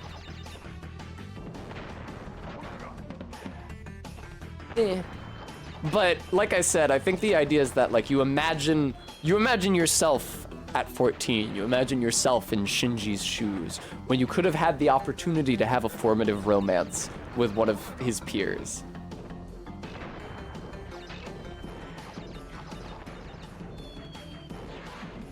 Honestly, I'm surprised Shinji's brain didn't end up worse, considering some of the shit that Asuka does and says to him. Multiple times when we were watching, I was like, yeah, this is the kind of shit that gives you trauma literally for life. I actually just the other night went back and rewatched the episode where Asuka's like, Shinji, let's kiss. He's like, what? Why? I'm afraid to kiss me on the anniversary of your mom's death? Is she watching you from heaven? Jesus Christ, Asuka. She's always plugging his nose so he can't breathe, lying down next to him in his bed and pretending to sleep to try to get him to somno her. Calling him an idiot, calling him the artist slur. Even when it's a fantasy of her and she's supposed to be enticing him because she's actually an angel or instrumentality or something, she's always insulting him. It is crazy how much nastier her tone is in the dub than I think they intended it to be in the original Japanese script. It's because I contend it could be repaired via one simple change. Simply make her say dummy instead of idiot. Because if she calls him a dummy, that's like, okay, that's like a very petulant and childish insult. But it's not really that bad of an insult. And it conveys the same idea while still being cutesy, which I think is an important aspect of her anta baka in Japanese. But instead, they've got this woman going, Shinji, you idiot! What are you, stupid? She calls him a lot of different things. There's a lot of different ways she calls him stupid. None of them are dummy, and all of them are cruel. She's so evil. All right, well, I can't get all the fruits now because I fucked up the box, but I'll have another chance.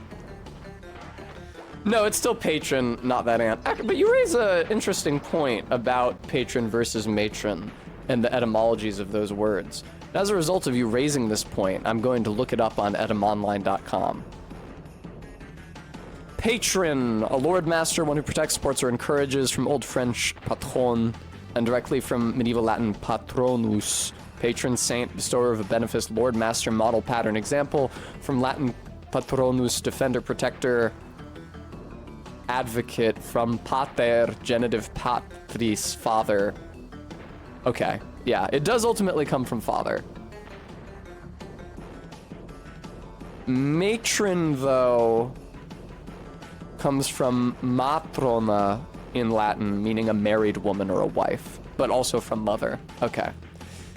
Matron has pretty much always meant like ma'am, like the matron of the house, like the wife running the house, as opposed to patron, which has the sense is a little less direct because it drifts through protector before coming to like the modern sense, like somebody who funds something. Now we have Patreon. God damn it, dude, that's tough. No wonder they put those lives there. That is a tough nut to crack, that bullet. Yay. Yay. Not that ant. I would say that it was pretty rare in my life that I was bullied by girls. Most of the time, I was bullied by boys for seeming gay. That being said, there were at least a couple girls who bullied me in like high school. And yeah. Here's the thing about a girl bullying you is that it's still a girl paying attention to you. That nobody can deny. God, please! Okay, that fucking armadillo, man.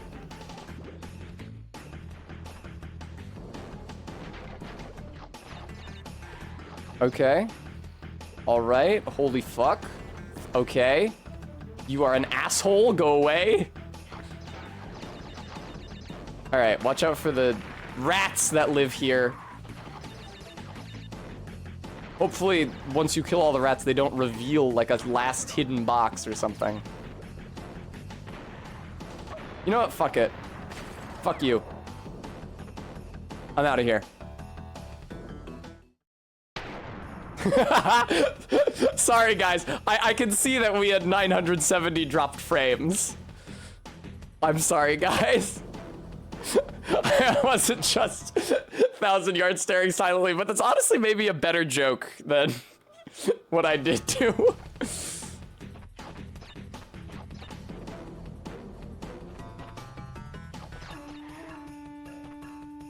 That's the thing, is that girls can, if girls don't like you, they can just ignore you. So if a girl is not ignoring you and is instead consistently bullying you,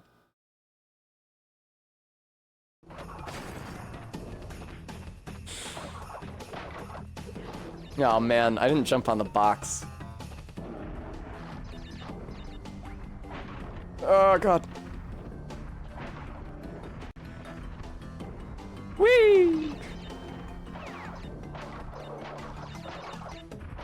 Anyway, to change the subject entirely, I sure do love my beautiful girlfriend Barry, who shows up in my chat and calls me a nerd and a fag and cringe and a gooner and a pervert.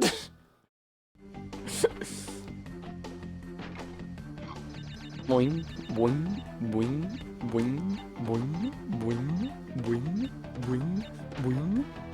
Just kidding. Barry wouldn't call me a fag in chat. Or even on stream. I forget what stream it was of hers, where she had me on it. I said something, she went, "You're so gay." Well, Faith.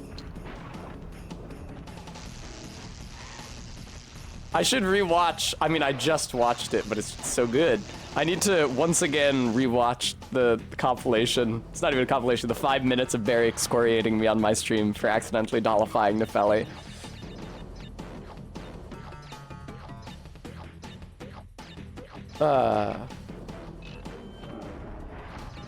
She says I'm a villain, she says I have no conscience, she says I'm gonna go to hell, and when I get there, there's gonna be muscle women with pitchforks torturing me. She says she's gonna crash a plane into my house. She said that the earthquake that we had just recently had in Philadelphia, before I streamed that, was specifically to get rid of me.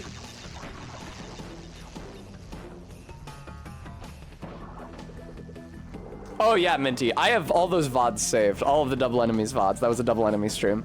I have them all saved to my computer. I know, right, Christopher Bird? I think she fucked up. She made it sound enticing. Really, all she's done is spur me to commit further crimes against Muscle Girl humanity.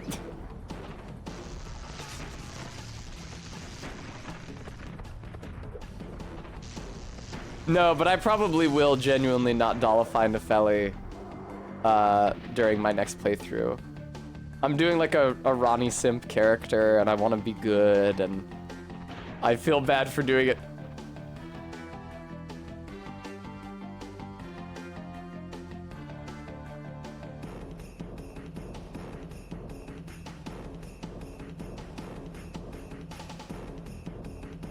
I feel bad for doing it last time.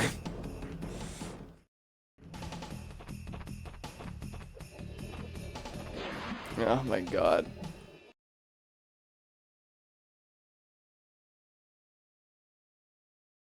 I'm gonna see what happens if you just never talk to Celadus.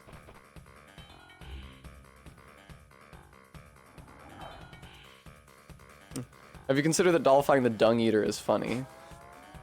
Not that ant. I'm too prissy.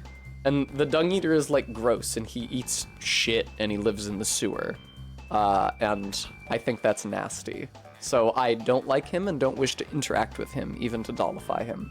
Even though I understand that he's a pretty good spirit hash. He offends my delicate sensibilities. Where the fuck are the last 8 fucking boxes in that level? It has to be somewhere in the lower path. How could I have missed 8? Ugh. Ugh. Ugh. How could I have missed 8? Was there a block, like an exclamation point block? Did I have to backtrack at some point? How could I have missed 8?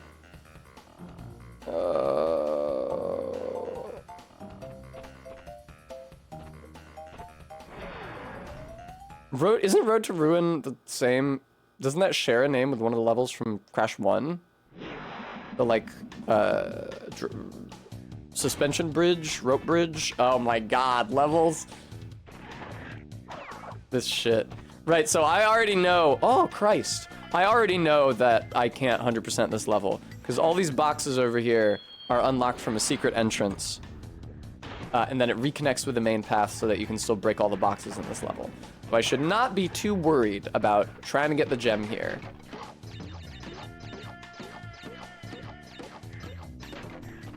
So I think what happens is that after you use the potion on the Dung Eater, you lie and tell Celavis that you used it on Nepheli, and he's like, oh, good.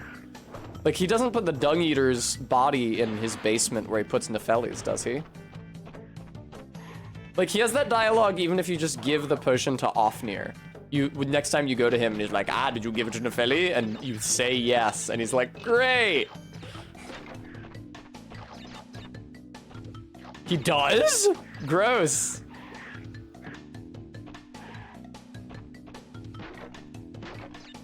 See, I wouldn't know because I've never dollified the Dung Eater. They really needed to have more female NPCs that you could dollify.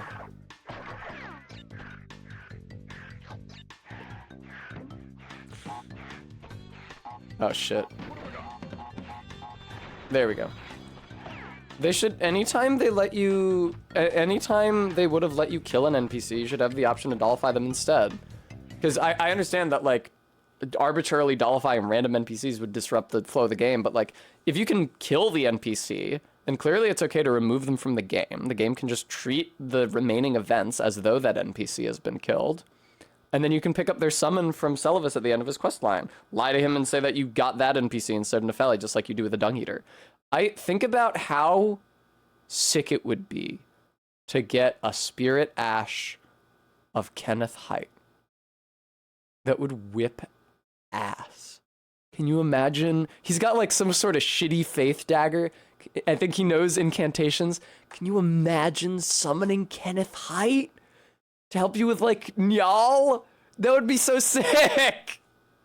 I mean, come on. The great Kenneth Haight. God, that would whip ass. Kenneth Haight or D could be good as well. I'm desperately trying to think of male NPCs. You wouldn't be able to do Roderica or Raya because they've got that field of grace around them that keeps you from killing them. But like you can kill Tanith after the Rykard fight. You could dollify her. I think that you can kill Thea as well. I don't know why you would, but I think that you can. CRISPR Bird, where have you been? I've been like this for months. Todd, I'm always fucking saying this. Todd, I'm always saying this.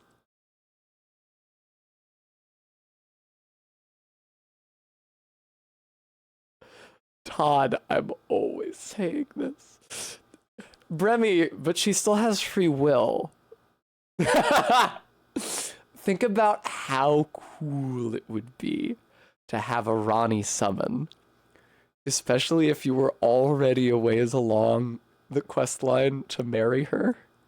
Like if you gave her the potion at Manus Kellis.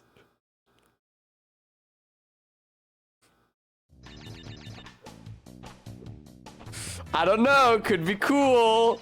I really, the Souls games really reward finding your own character arc, I find.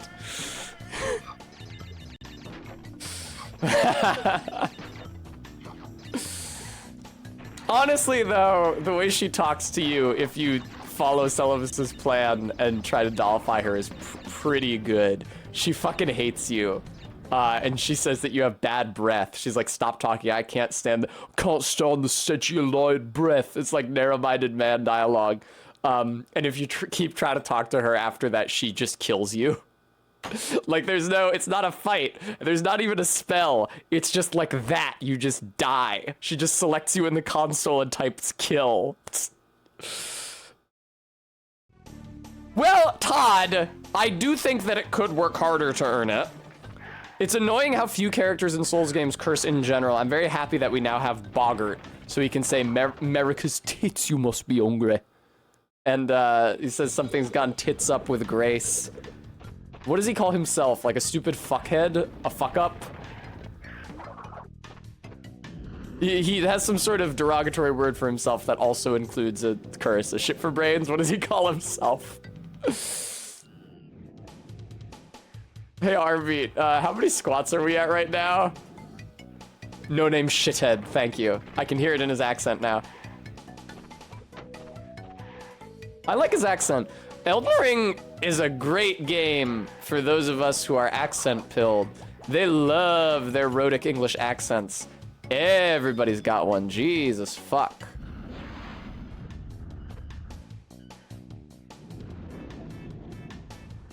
Saris, was it the Masa one? Don't look that up, viewer.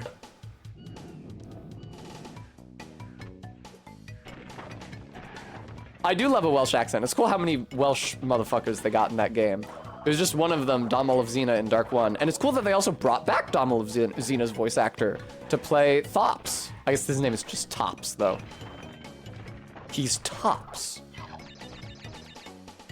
Oh, okay, Saris. The one I was thinking of was definitely porn. I need to disable squats now. People are redeeming too many of them.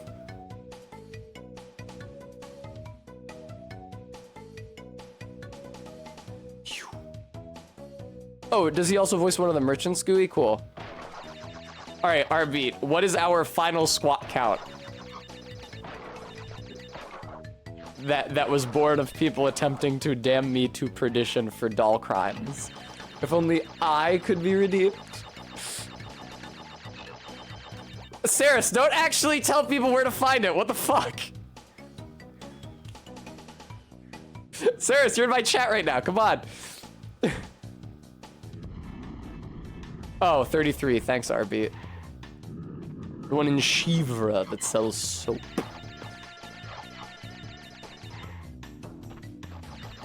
Ah! Damn. Monkey space program. Whoa! I was nowhere near the explosion. I somehow got killed anyway. Whoa!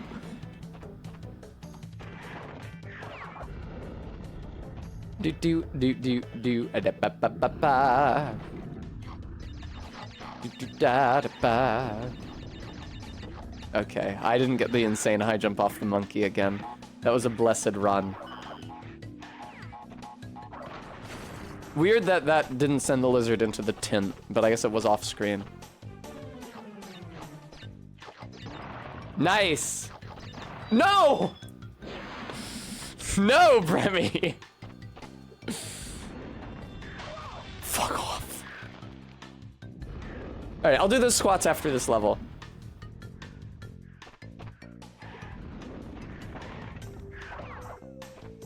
It's really funny how Arbeat was gradually building up squats in lieu of Tess condemnations over the course of the stream, and then everybody jumped in. I really gotta add more emotes to the channel if for no other reason so that people who are at the higher sub tiers can get a little, something, extra.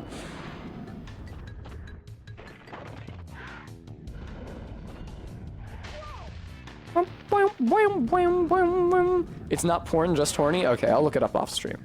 You guys know I hate seeing porn and would never look at it. But if it's merely holistically horny.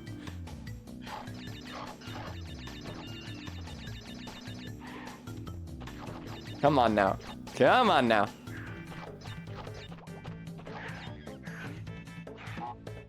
No! Saris, I don't think I can, for my own protection, I don't think I can ask you to do that.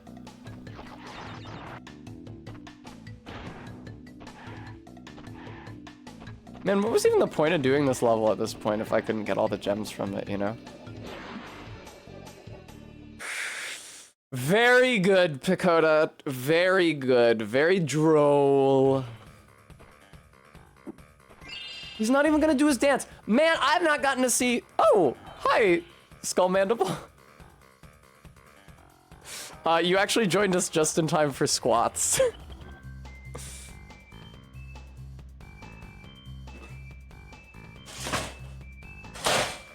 I know. Yes, I'm sorry I couldn't get all the boxes. It's because I haven't yet found the secret entrance to that. Also, I'm gonna disable the squats during your guest stream, so I'm not getting up and changing the camera angle. Hang on, my other weight is holding the door open.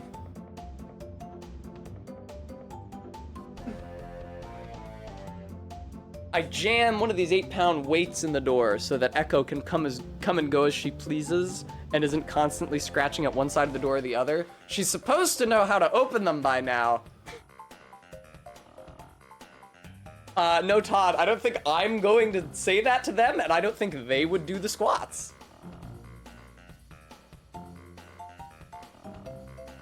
One, two. What the fuck is going on with this necklace? All right. 3, 4, 5. Jesus, I'm already feeling it. 6, 7, 8, 9, 10. Oh, this is bad.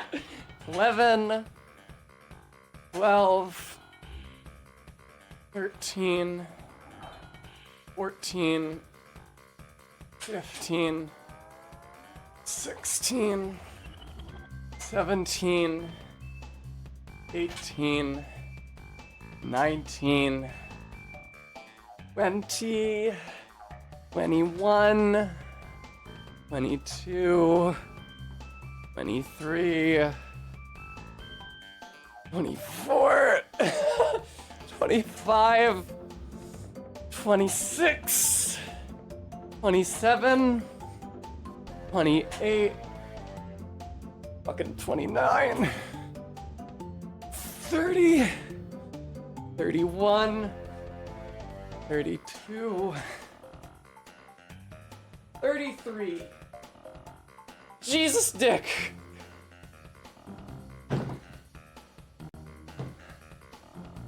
Thank you, RB.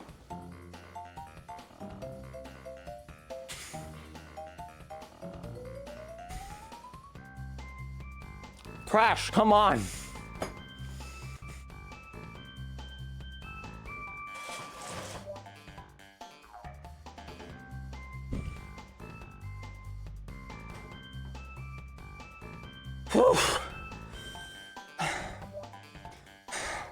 No, praise me, thank you. Thank you, Cohen. See, Cohen agrees. Jesus. Oh.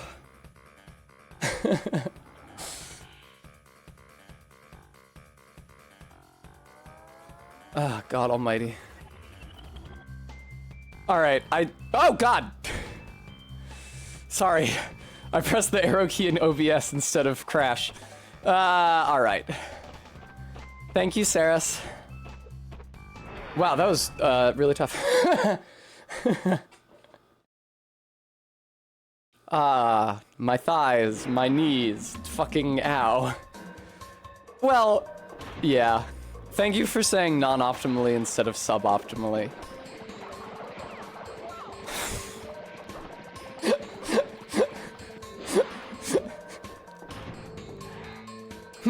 Todd.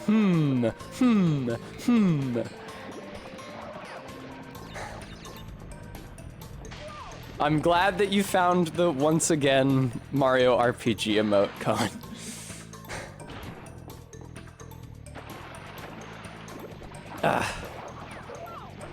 People use it in exactly the situation you are presently. Cohen, did you know that I had to custom make that at all 3 sizes that it's used in chat? None of the emote resolutions, because there's 3 sizes for every emote on Twitch, small, medium, and large. None of them were close to the original resolution of the once again sprite from the game. So I had to recreate it. And resizing it to the resolution just looked bad because it's pixel art. So I had to recreate it at scale for each of the sizes.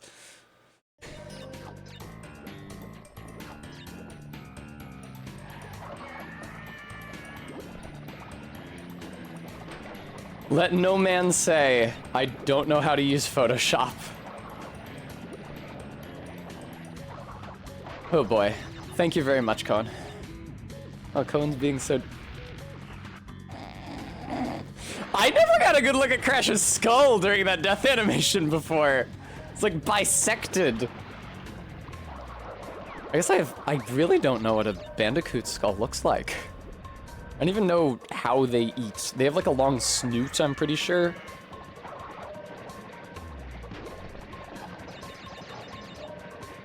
Wow. Fucking... Okay. Bisexual skull.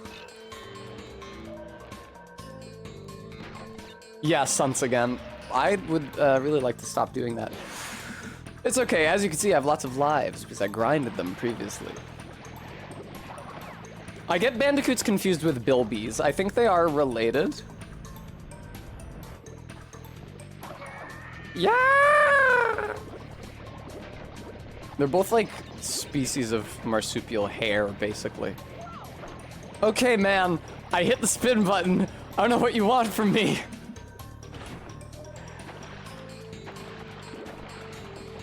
Oh, what, Minty, the scientist death noise is great, isn't it? The...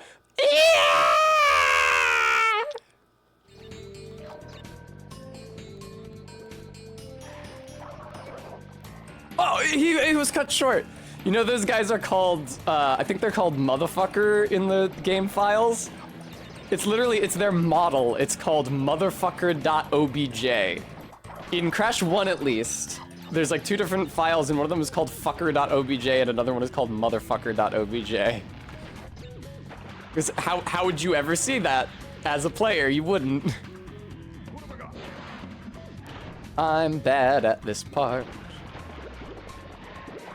Where's the Crash Bandicoot hot coffee scale scandal? It contains the F word in the game files in a form inaccessible to players.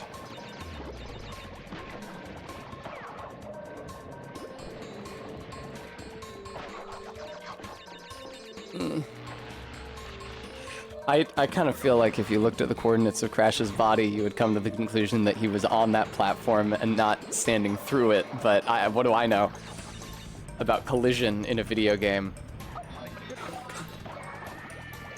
Yeah!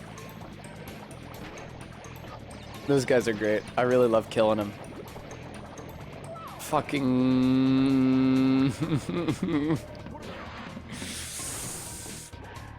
Wow, what a huge difficulty spike in this level, huh?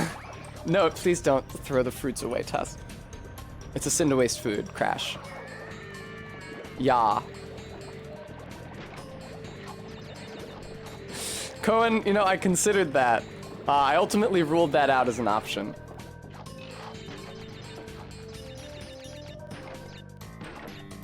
Fucking god damn it! Oh, okay, good. I had the Aku Aku. We're good, we're good. Nice. Yay, I actually didn't even land in the water once. I don't have the yellow gem. It looks like I can't get all the boxes in this level. This is probably the level where you have to like double around and backtrack. And then get hit by the fan blade. Now, you wouldn't be able to flamethrow me from all the way over there. It's more of a welding tool, I would say. It's like a welding, it's like an acetylene torch.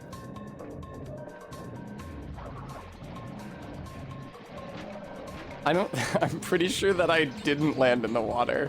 I thought I was going to, and it would have been safe if I had, but I'm pretty sure, I don't know that it matters.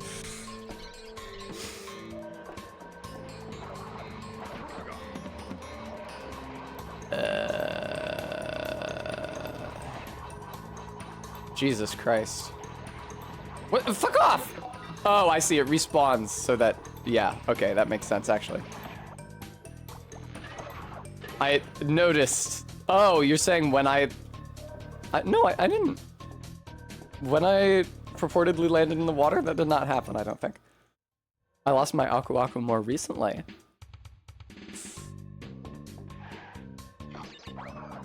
Get under the... Okay, thank you, Crash.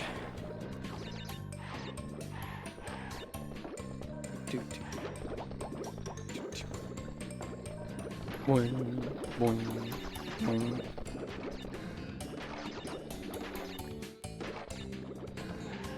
Cohen, I saw the promotional post you made for Sunday's stream. I approve. He does move really fluidly, yeah. He's fun.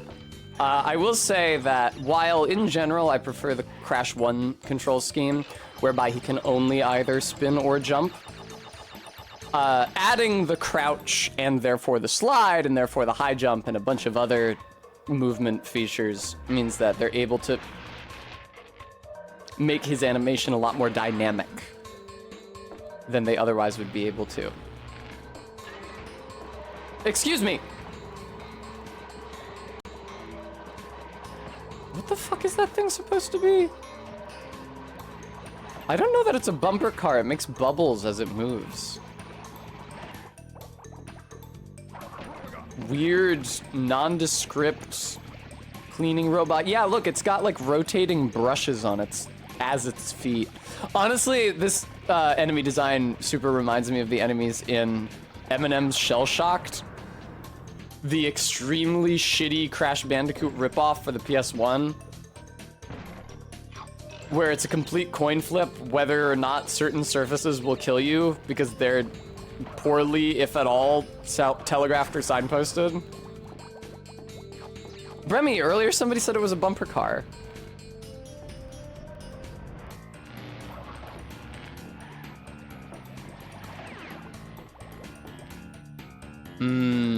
Crystal, of course. Please! Excellent, thank you very much. You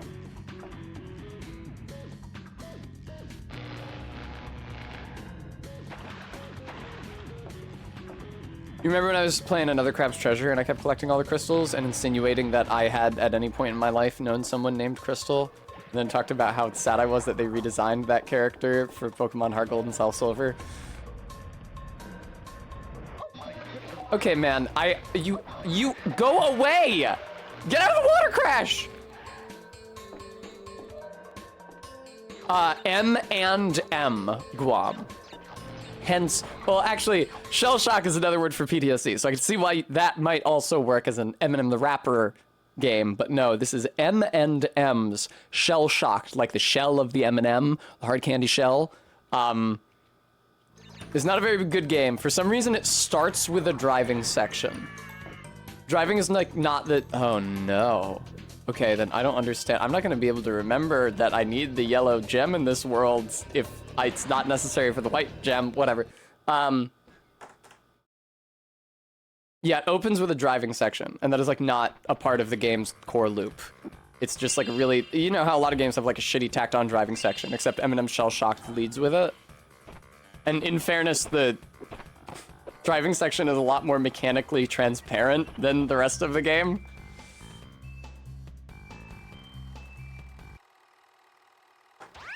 Crash, my boy. My boy! But I'm sure Night, Locktar. things are getting harder. The last 10 crystals will be the hardest to gather. And my our enemies will be sending their strongest forces to thwart you. Oh, it's triangle that skips the dialogue. Okay, this entire time I've been trying to figure out how to do it. Because if you skip his dialogue at the right frame, he pulls like a really funny face. Like when you can skip the dialogue when his mouth is open at the widest and he goes like, oh! And he stays still as the camera rotates and he fades away. It's really funny. I've been trying to work out how to do that this entire time. My boy, this piece is what all true bandicoots strive for. I've got like none of the gems from this world. Holy shit, that's so sad. What was Road to Ruin? That was the one I needed a secret entrance for. Clearly there must have been a secret exit that I missed in one of these levels. I don't know where it is. Unbearable is gonna continue to drive me fucking insane. I'm just gonna leave. I'm just gonna go to the next floor. Hopefully I can, I remember where there's a secret exit under a piranha plant, and I remember where there's a secret exit at the top of a stair made of nitro.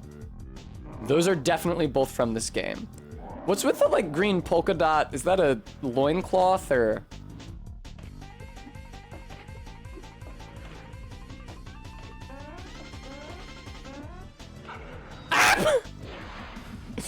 I was hoping I had enough time to bounce on it and then to flee before he came after me. Nice, dude. Uh-oh. Fuck. Yay! Yay, yay, yay! I understand that if you're good enough, you can bounce on his head as he sinks out of view at the end of the fight, but if you fuck it up, you just fall into the pit with him and also die. So I don't necessarily super think... This is like the DK64 boss. Now, Cohen, you 100% at Donkey Kong 64, didn't you? Why don't you tell us what that experience was like?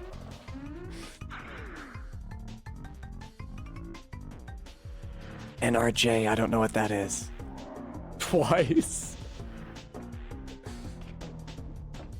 Oh, he doesn't necessarily follow your path. He just kind of takes the shortest path to you. Huh.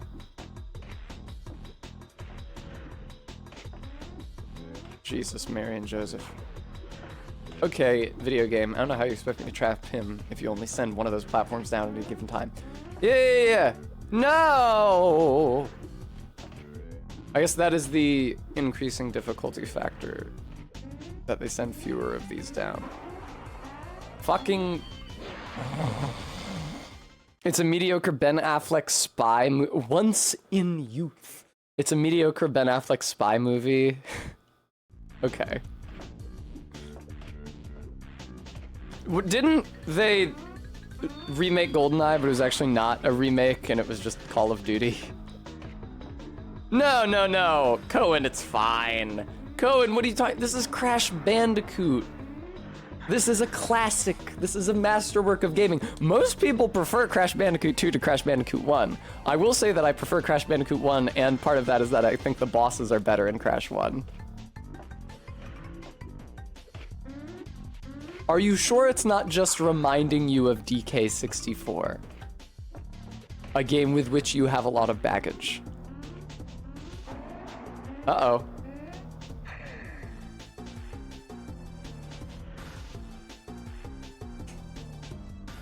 What's up, bruh?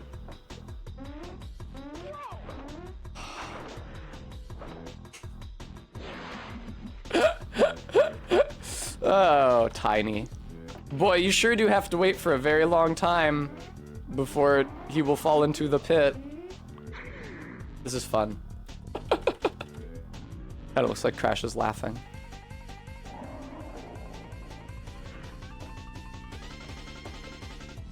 The engine for the first two Tony Hawk Pro Skater games was based on the engine for Bruce Willis's Apocalypse. Interesting. Bruce Willis is the guy they used to make jokes about in the aughts, right? Am I thinking of the right guy?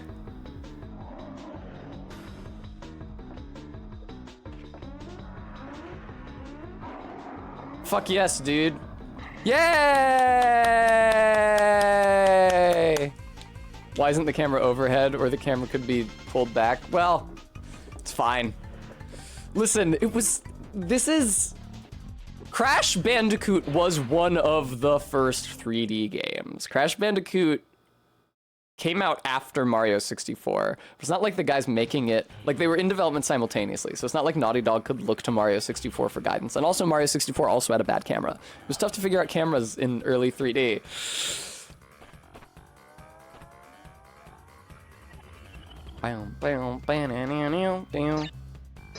I have streamed for long enough at this juncture to just end stream, but I would like to find another secret exit first if I can, because it would make me feel really smart and cool.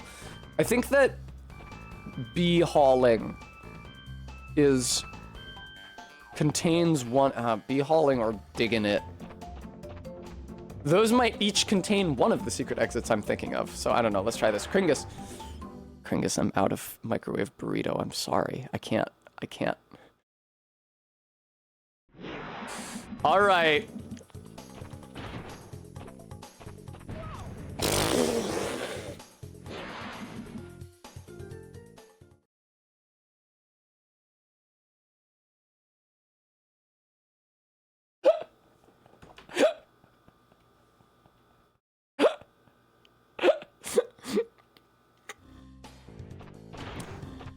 Gooey, I'll revert it after stream, don't worry. Don't condemn me! Why would you do that to me? Fuck! Oh, Skull Mandible, thank you for the gift sub. Enjoy, Newt. Ugh. Yeah, I do have to stop streaming eventually because I have to feed my friend's kitty cat tonight before we all hang out in the Discord at 7. I actually have an alarm set on my phone so I do not forget to feed cat. Nice. Okay, cool. Yeah, my friend's cat is really... I forgot about this effect. That is so fun. NFJ, thank you for the gift sub. Or no, that wasn't a gift sub. It was a 3-month resub. Excuse me. I misread that. Thank you very much regardless. I mean, if you... never mind. It's not worth having this conversation. Oh man, the B levels fucking suck shit. I remember now. See, there's too many level formats in this game. Yeah, and you can't injure the bees from beneath. There's too many level formats in this game where like, ah, man, I remember this. This sucks. I don't have that problem with Crash 1. I guess because this game has more gimmicks and Crash 1 is more about like straight platforming.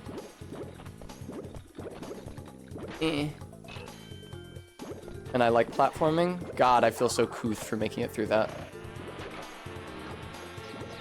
that. Star Trek, Cohen.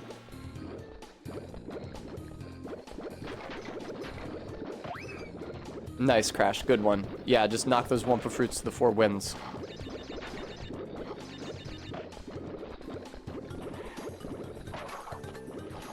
Oh, God.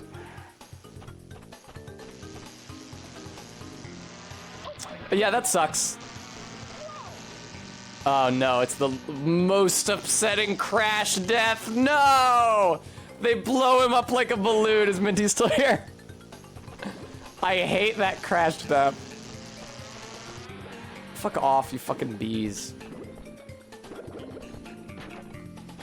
I do think, I don't know, it might be a different B level, but it's definitely a level with this theme that has the Piranha Plant secret exit I'm thinking of. Cohen, our Discord is lots of fun. And you too can join, viewer, by typing !Discord into the chat and getting a join link therefrom.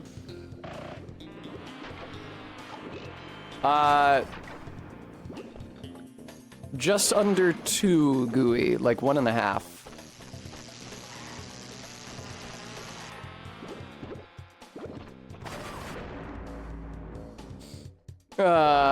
Yes, Skull Mandible, this shit whips. That is, it is part of their design philosophy from the first Crash game, that Crash should be elastic like a cartoon character, specifically like a Looney Tunes cartoon character, Tom and Jerry, you know, the WB family of cartoons. They wanted him to, like, die ridiculously and cartoonishly, and to move around with a lot of stretch. And they had to do a lot of insane bullshit on the back end to make that happen, but I think it paid off. Fuck off, bees.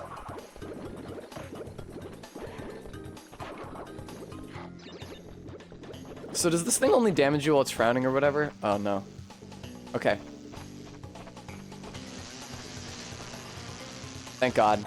I have fucked up on that electric fence so many times. I honestly feel like I'm doing better at this game, this playthrough, than I did on my last Crash 2 playthrough on this channel. I end up playing the PS1 Crash games extremely frequently, but I don't know, I feel like I may have gained a little proficiency, although that may again just be due to the fact that, here it is, may just be due to the fact that I'm using a linear keyboard now. Boom. Wait, what? I thought this was a secret exit. What is this? Is this just some fucking bullshit I have to do to beat this level? No! You have to fight the... You know what? Maybe there were boxes...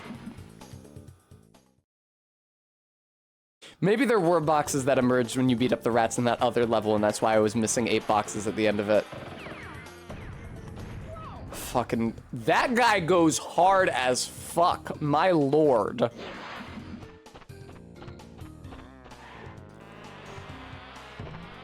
Wrong button. Yeah, thank you. If you could just... Yeah, push Crash off the screen super now! He's inflating! Please. I definitely think I saw my cousins playing Crash 2 more than Crash 1. I saw them playing both when I was a small child. But now, as an adult, that I can experience them in all their glory, I will say that I think that Crash 1 is the better game. He is a Bloodborne enemy, textually, yes. There's that guy in Bloodborne with a big hammer. He hits you, he says, "You are not wanted here! It's all your fault!" Eh. Oh no, the hype train is over. It's showing that... I did it again. I fucking do it every time. Hype train is over. It's showing that emote of John Darnielle with his head in his hands.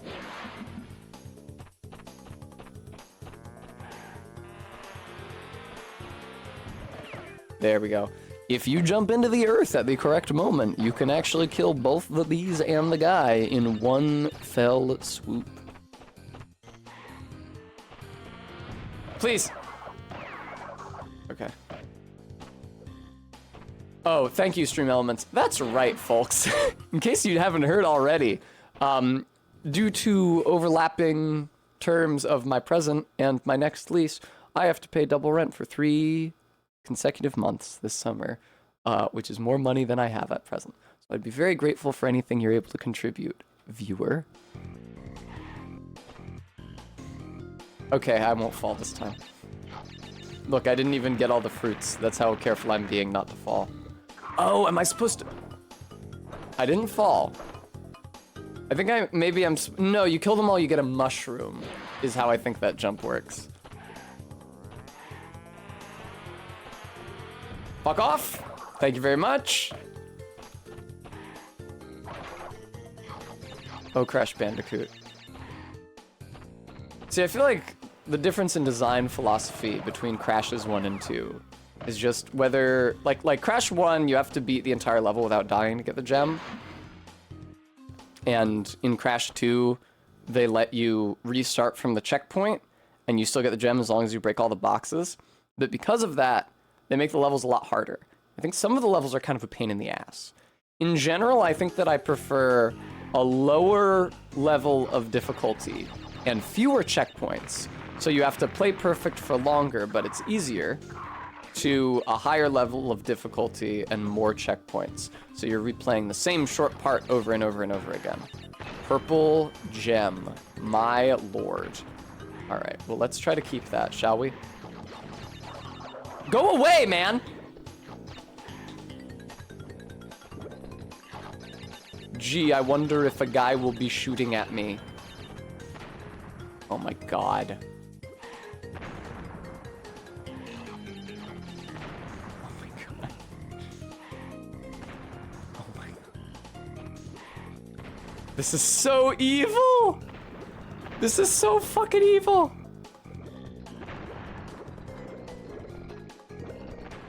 Fuck you. I fucked it up. Didn't have enough forward momentum. Now I wonder, where am I going to go now that I've died there? All the way back here.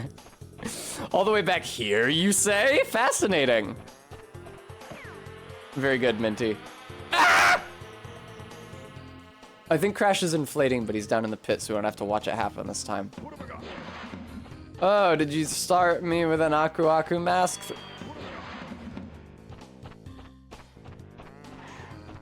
What the fuck is... why am I not getting the jump input? I think there's an overhang there. Skull Mandible, you won't last 5 seconds playing this game. Okay, motherfucker. Well, you just said that you wouldn't last in this game. Maybe I'm not lasting, okay? Gooey, what happened was I did a slide and jump, but it didn't put like slide button and then jump button, but he didn't jump, so.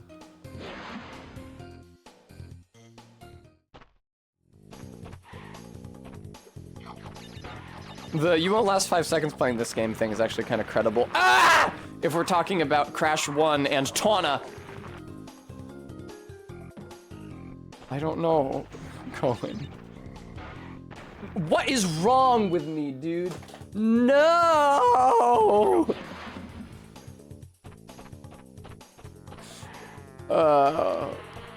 So what happened there was I pressed to the left, directed Crash's body to the left, but then directed his body to the right and also did the input for the slide, but the input for the slide was registered before the input for turning, so he just slid off.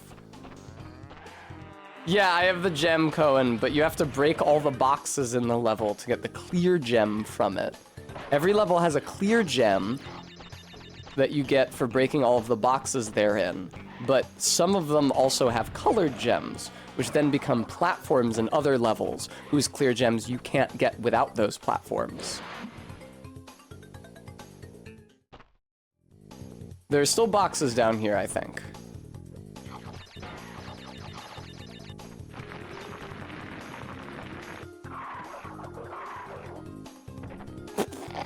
Flattened. Gooey, I don't know. I hear people call them white gems and clear gems.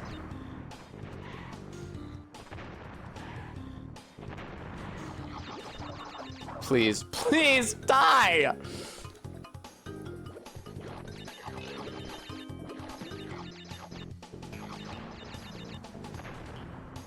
I'm paying such close attention to the video game right now, you guys have no idea. God forbid you should give me another fucking one up here.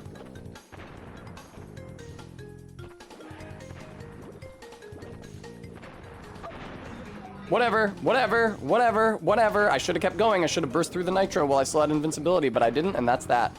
Nothing we can do about that now.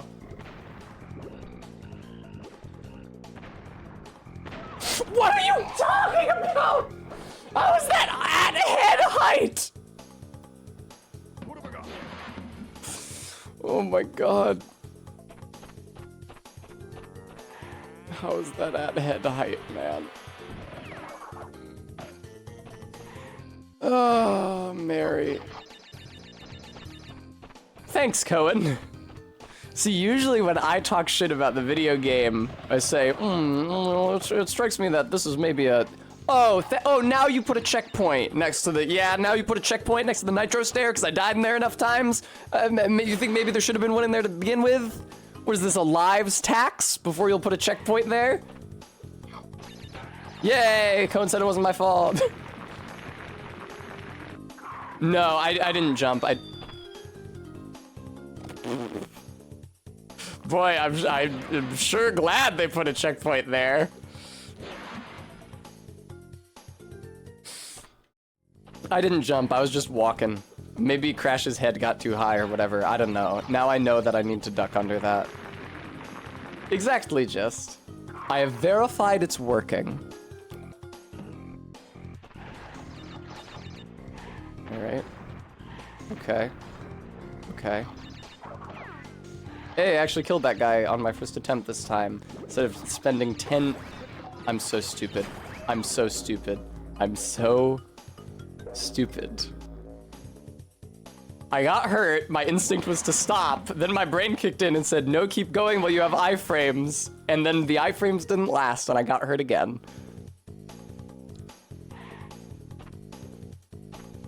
Aw, Gooey.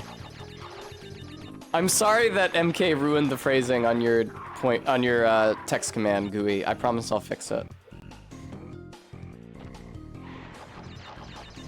Ugh. Ugh. Ugh. Ugh. Booga booga. Booga booga good. Oh, Crash Bandicoot. Darn you, Crash Bandicoot. I like at the end of the first game when he says, darn you, Crash Bandicoot, because the game was made for 4-year-old babies who can't hear the word damn, or they'll go to hell. Oh my god.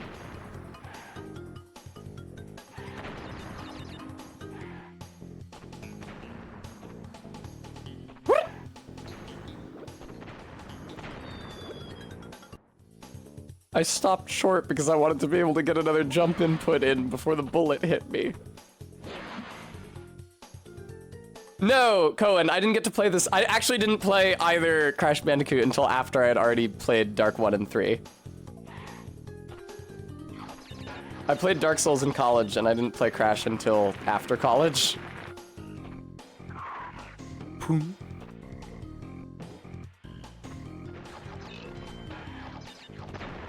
I did watch my cousins play it, though, but they wouldn't let me join in. People love to exclude me from stuff.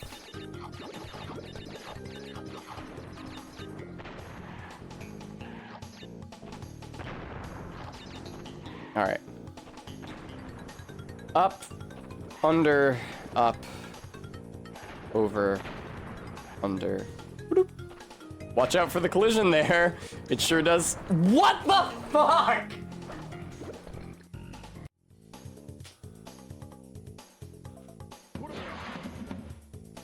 Oh my god. Jesus Christ. Look how dejected Crash is. He's mirroring how I'm feeling. Uh-oh. Yeah, if you just go straight off of that platform and don't adjust to the back row, Crash will jump off into the abyss and die. A boing. A boing.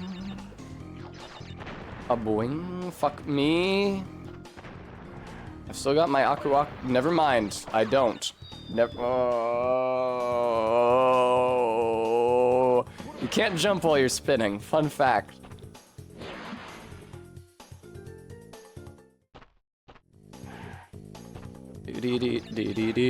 I can't wait to get past that one bullet so I can encounter the 30 other extremely deadly things that are not only in the rest of this path, but also the rest of the level. Fuck. It's hard to tell how far back you are. In these levels, you can die both by running too far forward and too far forward and too far back in this side-scrolling portion. Like if I, there. Press the down arrow key too far towards me, he'll just walk off and die. That's a little quirk of the PS1 crashes that they removed from the remakes in the Insane trilogy, which I can't necessarily endorse because I thought it was really funny how you could walk too far forwards off the level and die.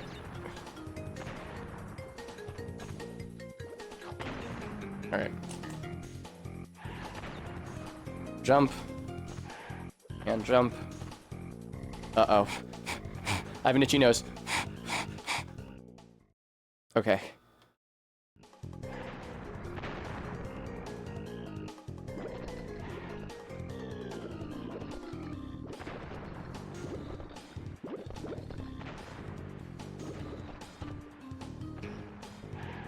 Oh no, please!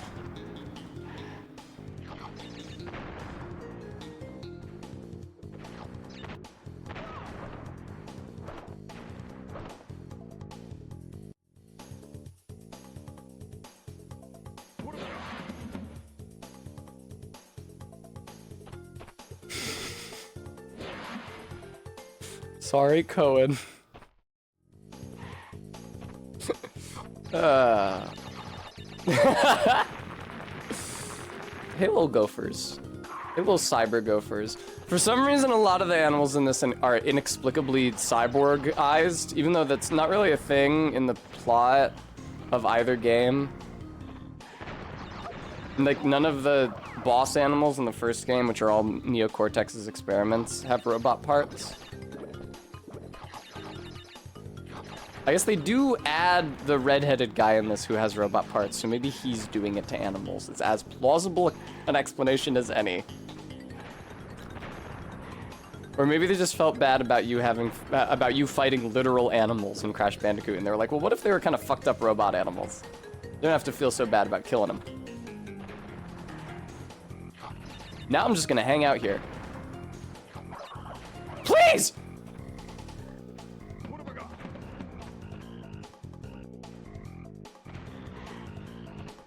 Fuck off. See, this is why they give you the Aku Aku mask. Woo! I did not keep it, but who cares? Get me the fuck out of here.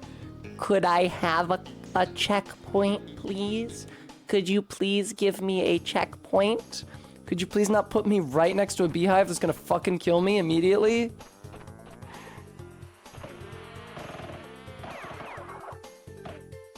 No, don't get excited yet, guys. If I die before I reach the next checkpoint, then that does not count as having happened. Also, though, I'm not sure that there were any boxes down that path. Like, they put that Aku Aku out in the open. They could have put it in a box. I think probably the reason they put it out in the open is so that it would not be in a box, so that you would not have to take that path. Yeah, I'll just keep going. Well, Skull Mandible, I couldn't have made that determination unless I went down the path. Could I have?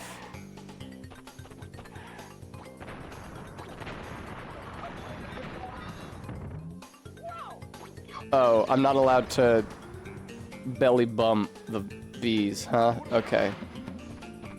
Let's chill. That seems fair. Excuse me, Easter Island Head.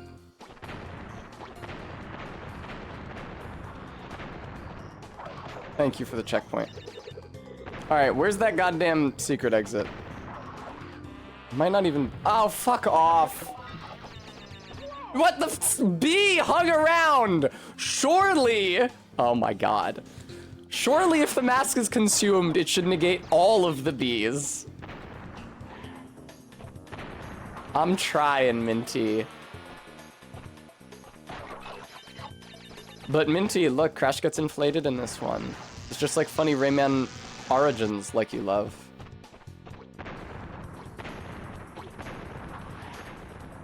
Alright. Send me down a hole. I think that this is probably just all... Never mind, it's not all nitro.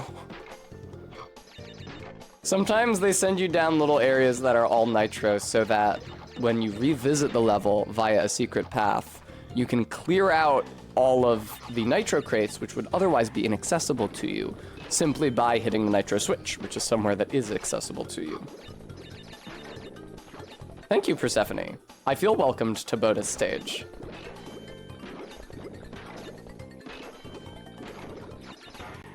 Alright. Alright. Let's go. Excellent. Watch out for this douchebag. Thank you very much. I'm not sure that... Do bandicoots burrow IRL? Good shit. Visit scenic bonus stage. Don't send bees after me. Ah. How couth.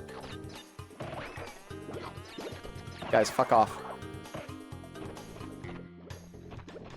Nitro box. No, that was not necessary, Crash. Never mind, it was necessary. Holy shit. Holy shit. Holy shit. It's okay. I have 6 lives. It's probably okay. Okay, Persephone. Thanks.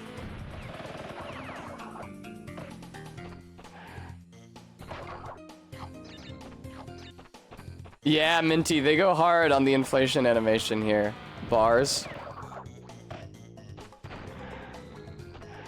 I really like that cute little explosion gif that they use for the Prada Plant's projectiles. It's fun anytime a game just uses a 2D gif for an asset.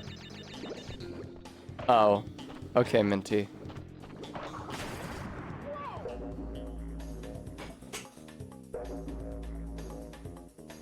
What are you talking about? I hit the box that destroys the nitro. How could a nitro then kill me?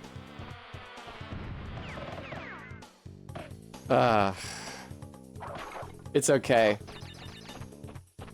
Yeah, I walked into the explosion skull mandible. We're all thinking it. You didn't have to say it. Yeah, I know.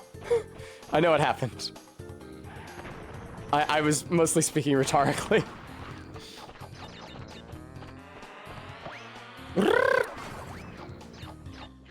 No, I was not trying to die. I think Cohen has this idea about me that because abject failure is a part of my, thank you God, is a part of my brand. When I fuck up at the same part over and over again in a video game, it must be deliberate. I think that they are maybe overestimating the amount of intent I am able to show in one of these. Oh, we finally get a crash dance, thank God. Okay, good. and the purple gem. I don't know where the purple gem platform is. Yay! Yay! Is that what that dance is? Updating the memory card plugged into the real PlayStation 1 I'm playing on. Let's double save just to be sure. Doop, doop, doop, doop, doop, doop, doop. You can do the time warp, huh? The rump warp. Give me the rump warp. All right. I think it's... Why am I so far over to the side, man? I think it's high time I found somebody to raid out into. So let's investigate that possibility now. Bum, bum, bum, bum, bum. Bum, bum, bum. Thank you, Skull Mandible. You're all very welcome. Let's see here. All right, into HC, Justin.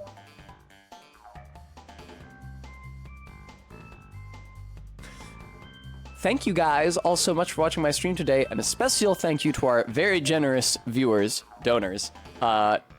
You guys were especially generous today, and your money was especially dearly needed. So, Anej Saris with $120.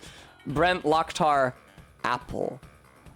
2 times rent-paying ass LMAO. Kringus Arbeat Faith ZJ. Kringus again, and Maddox Kent. Thank you guys all so much. I can't do this job without you. I'm super, super grateful for your help. I'll be back tomorrow with more Crash 2, and then I'll be back on Sunday with Cohen for Dark Souls 3 Permadeath. So watch out for those. Until then, though, I hope you guys have a pleasant evening. I hope to see some of you in the Discord once I get done feeding the cat. Bye-bye. Have a good night.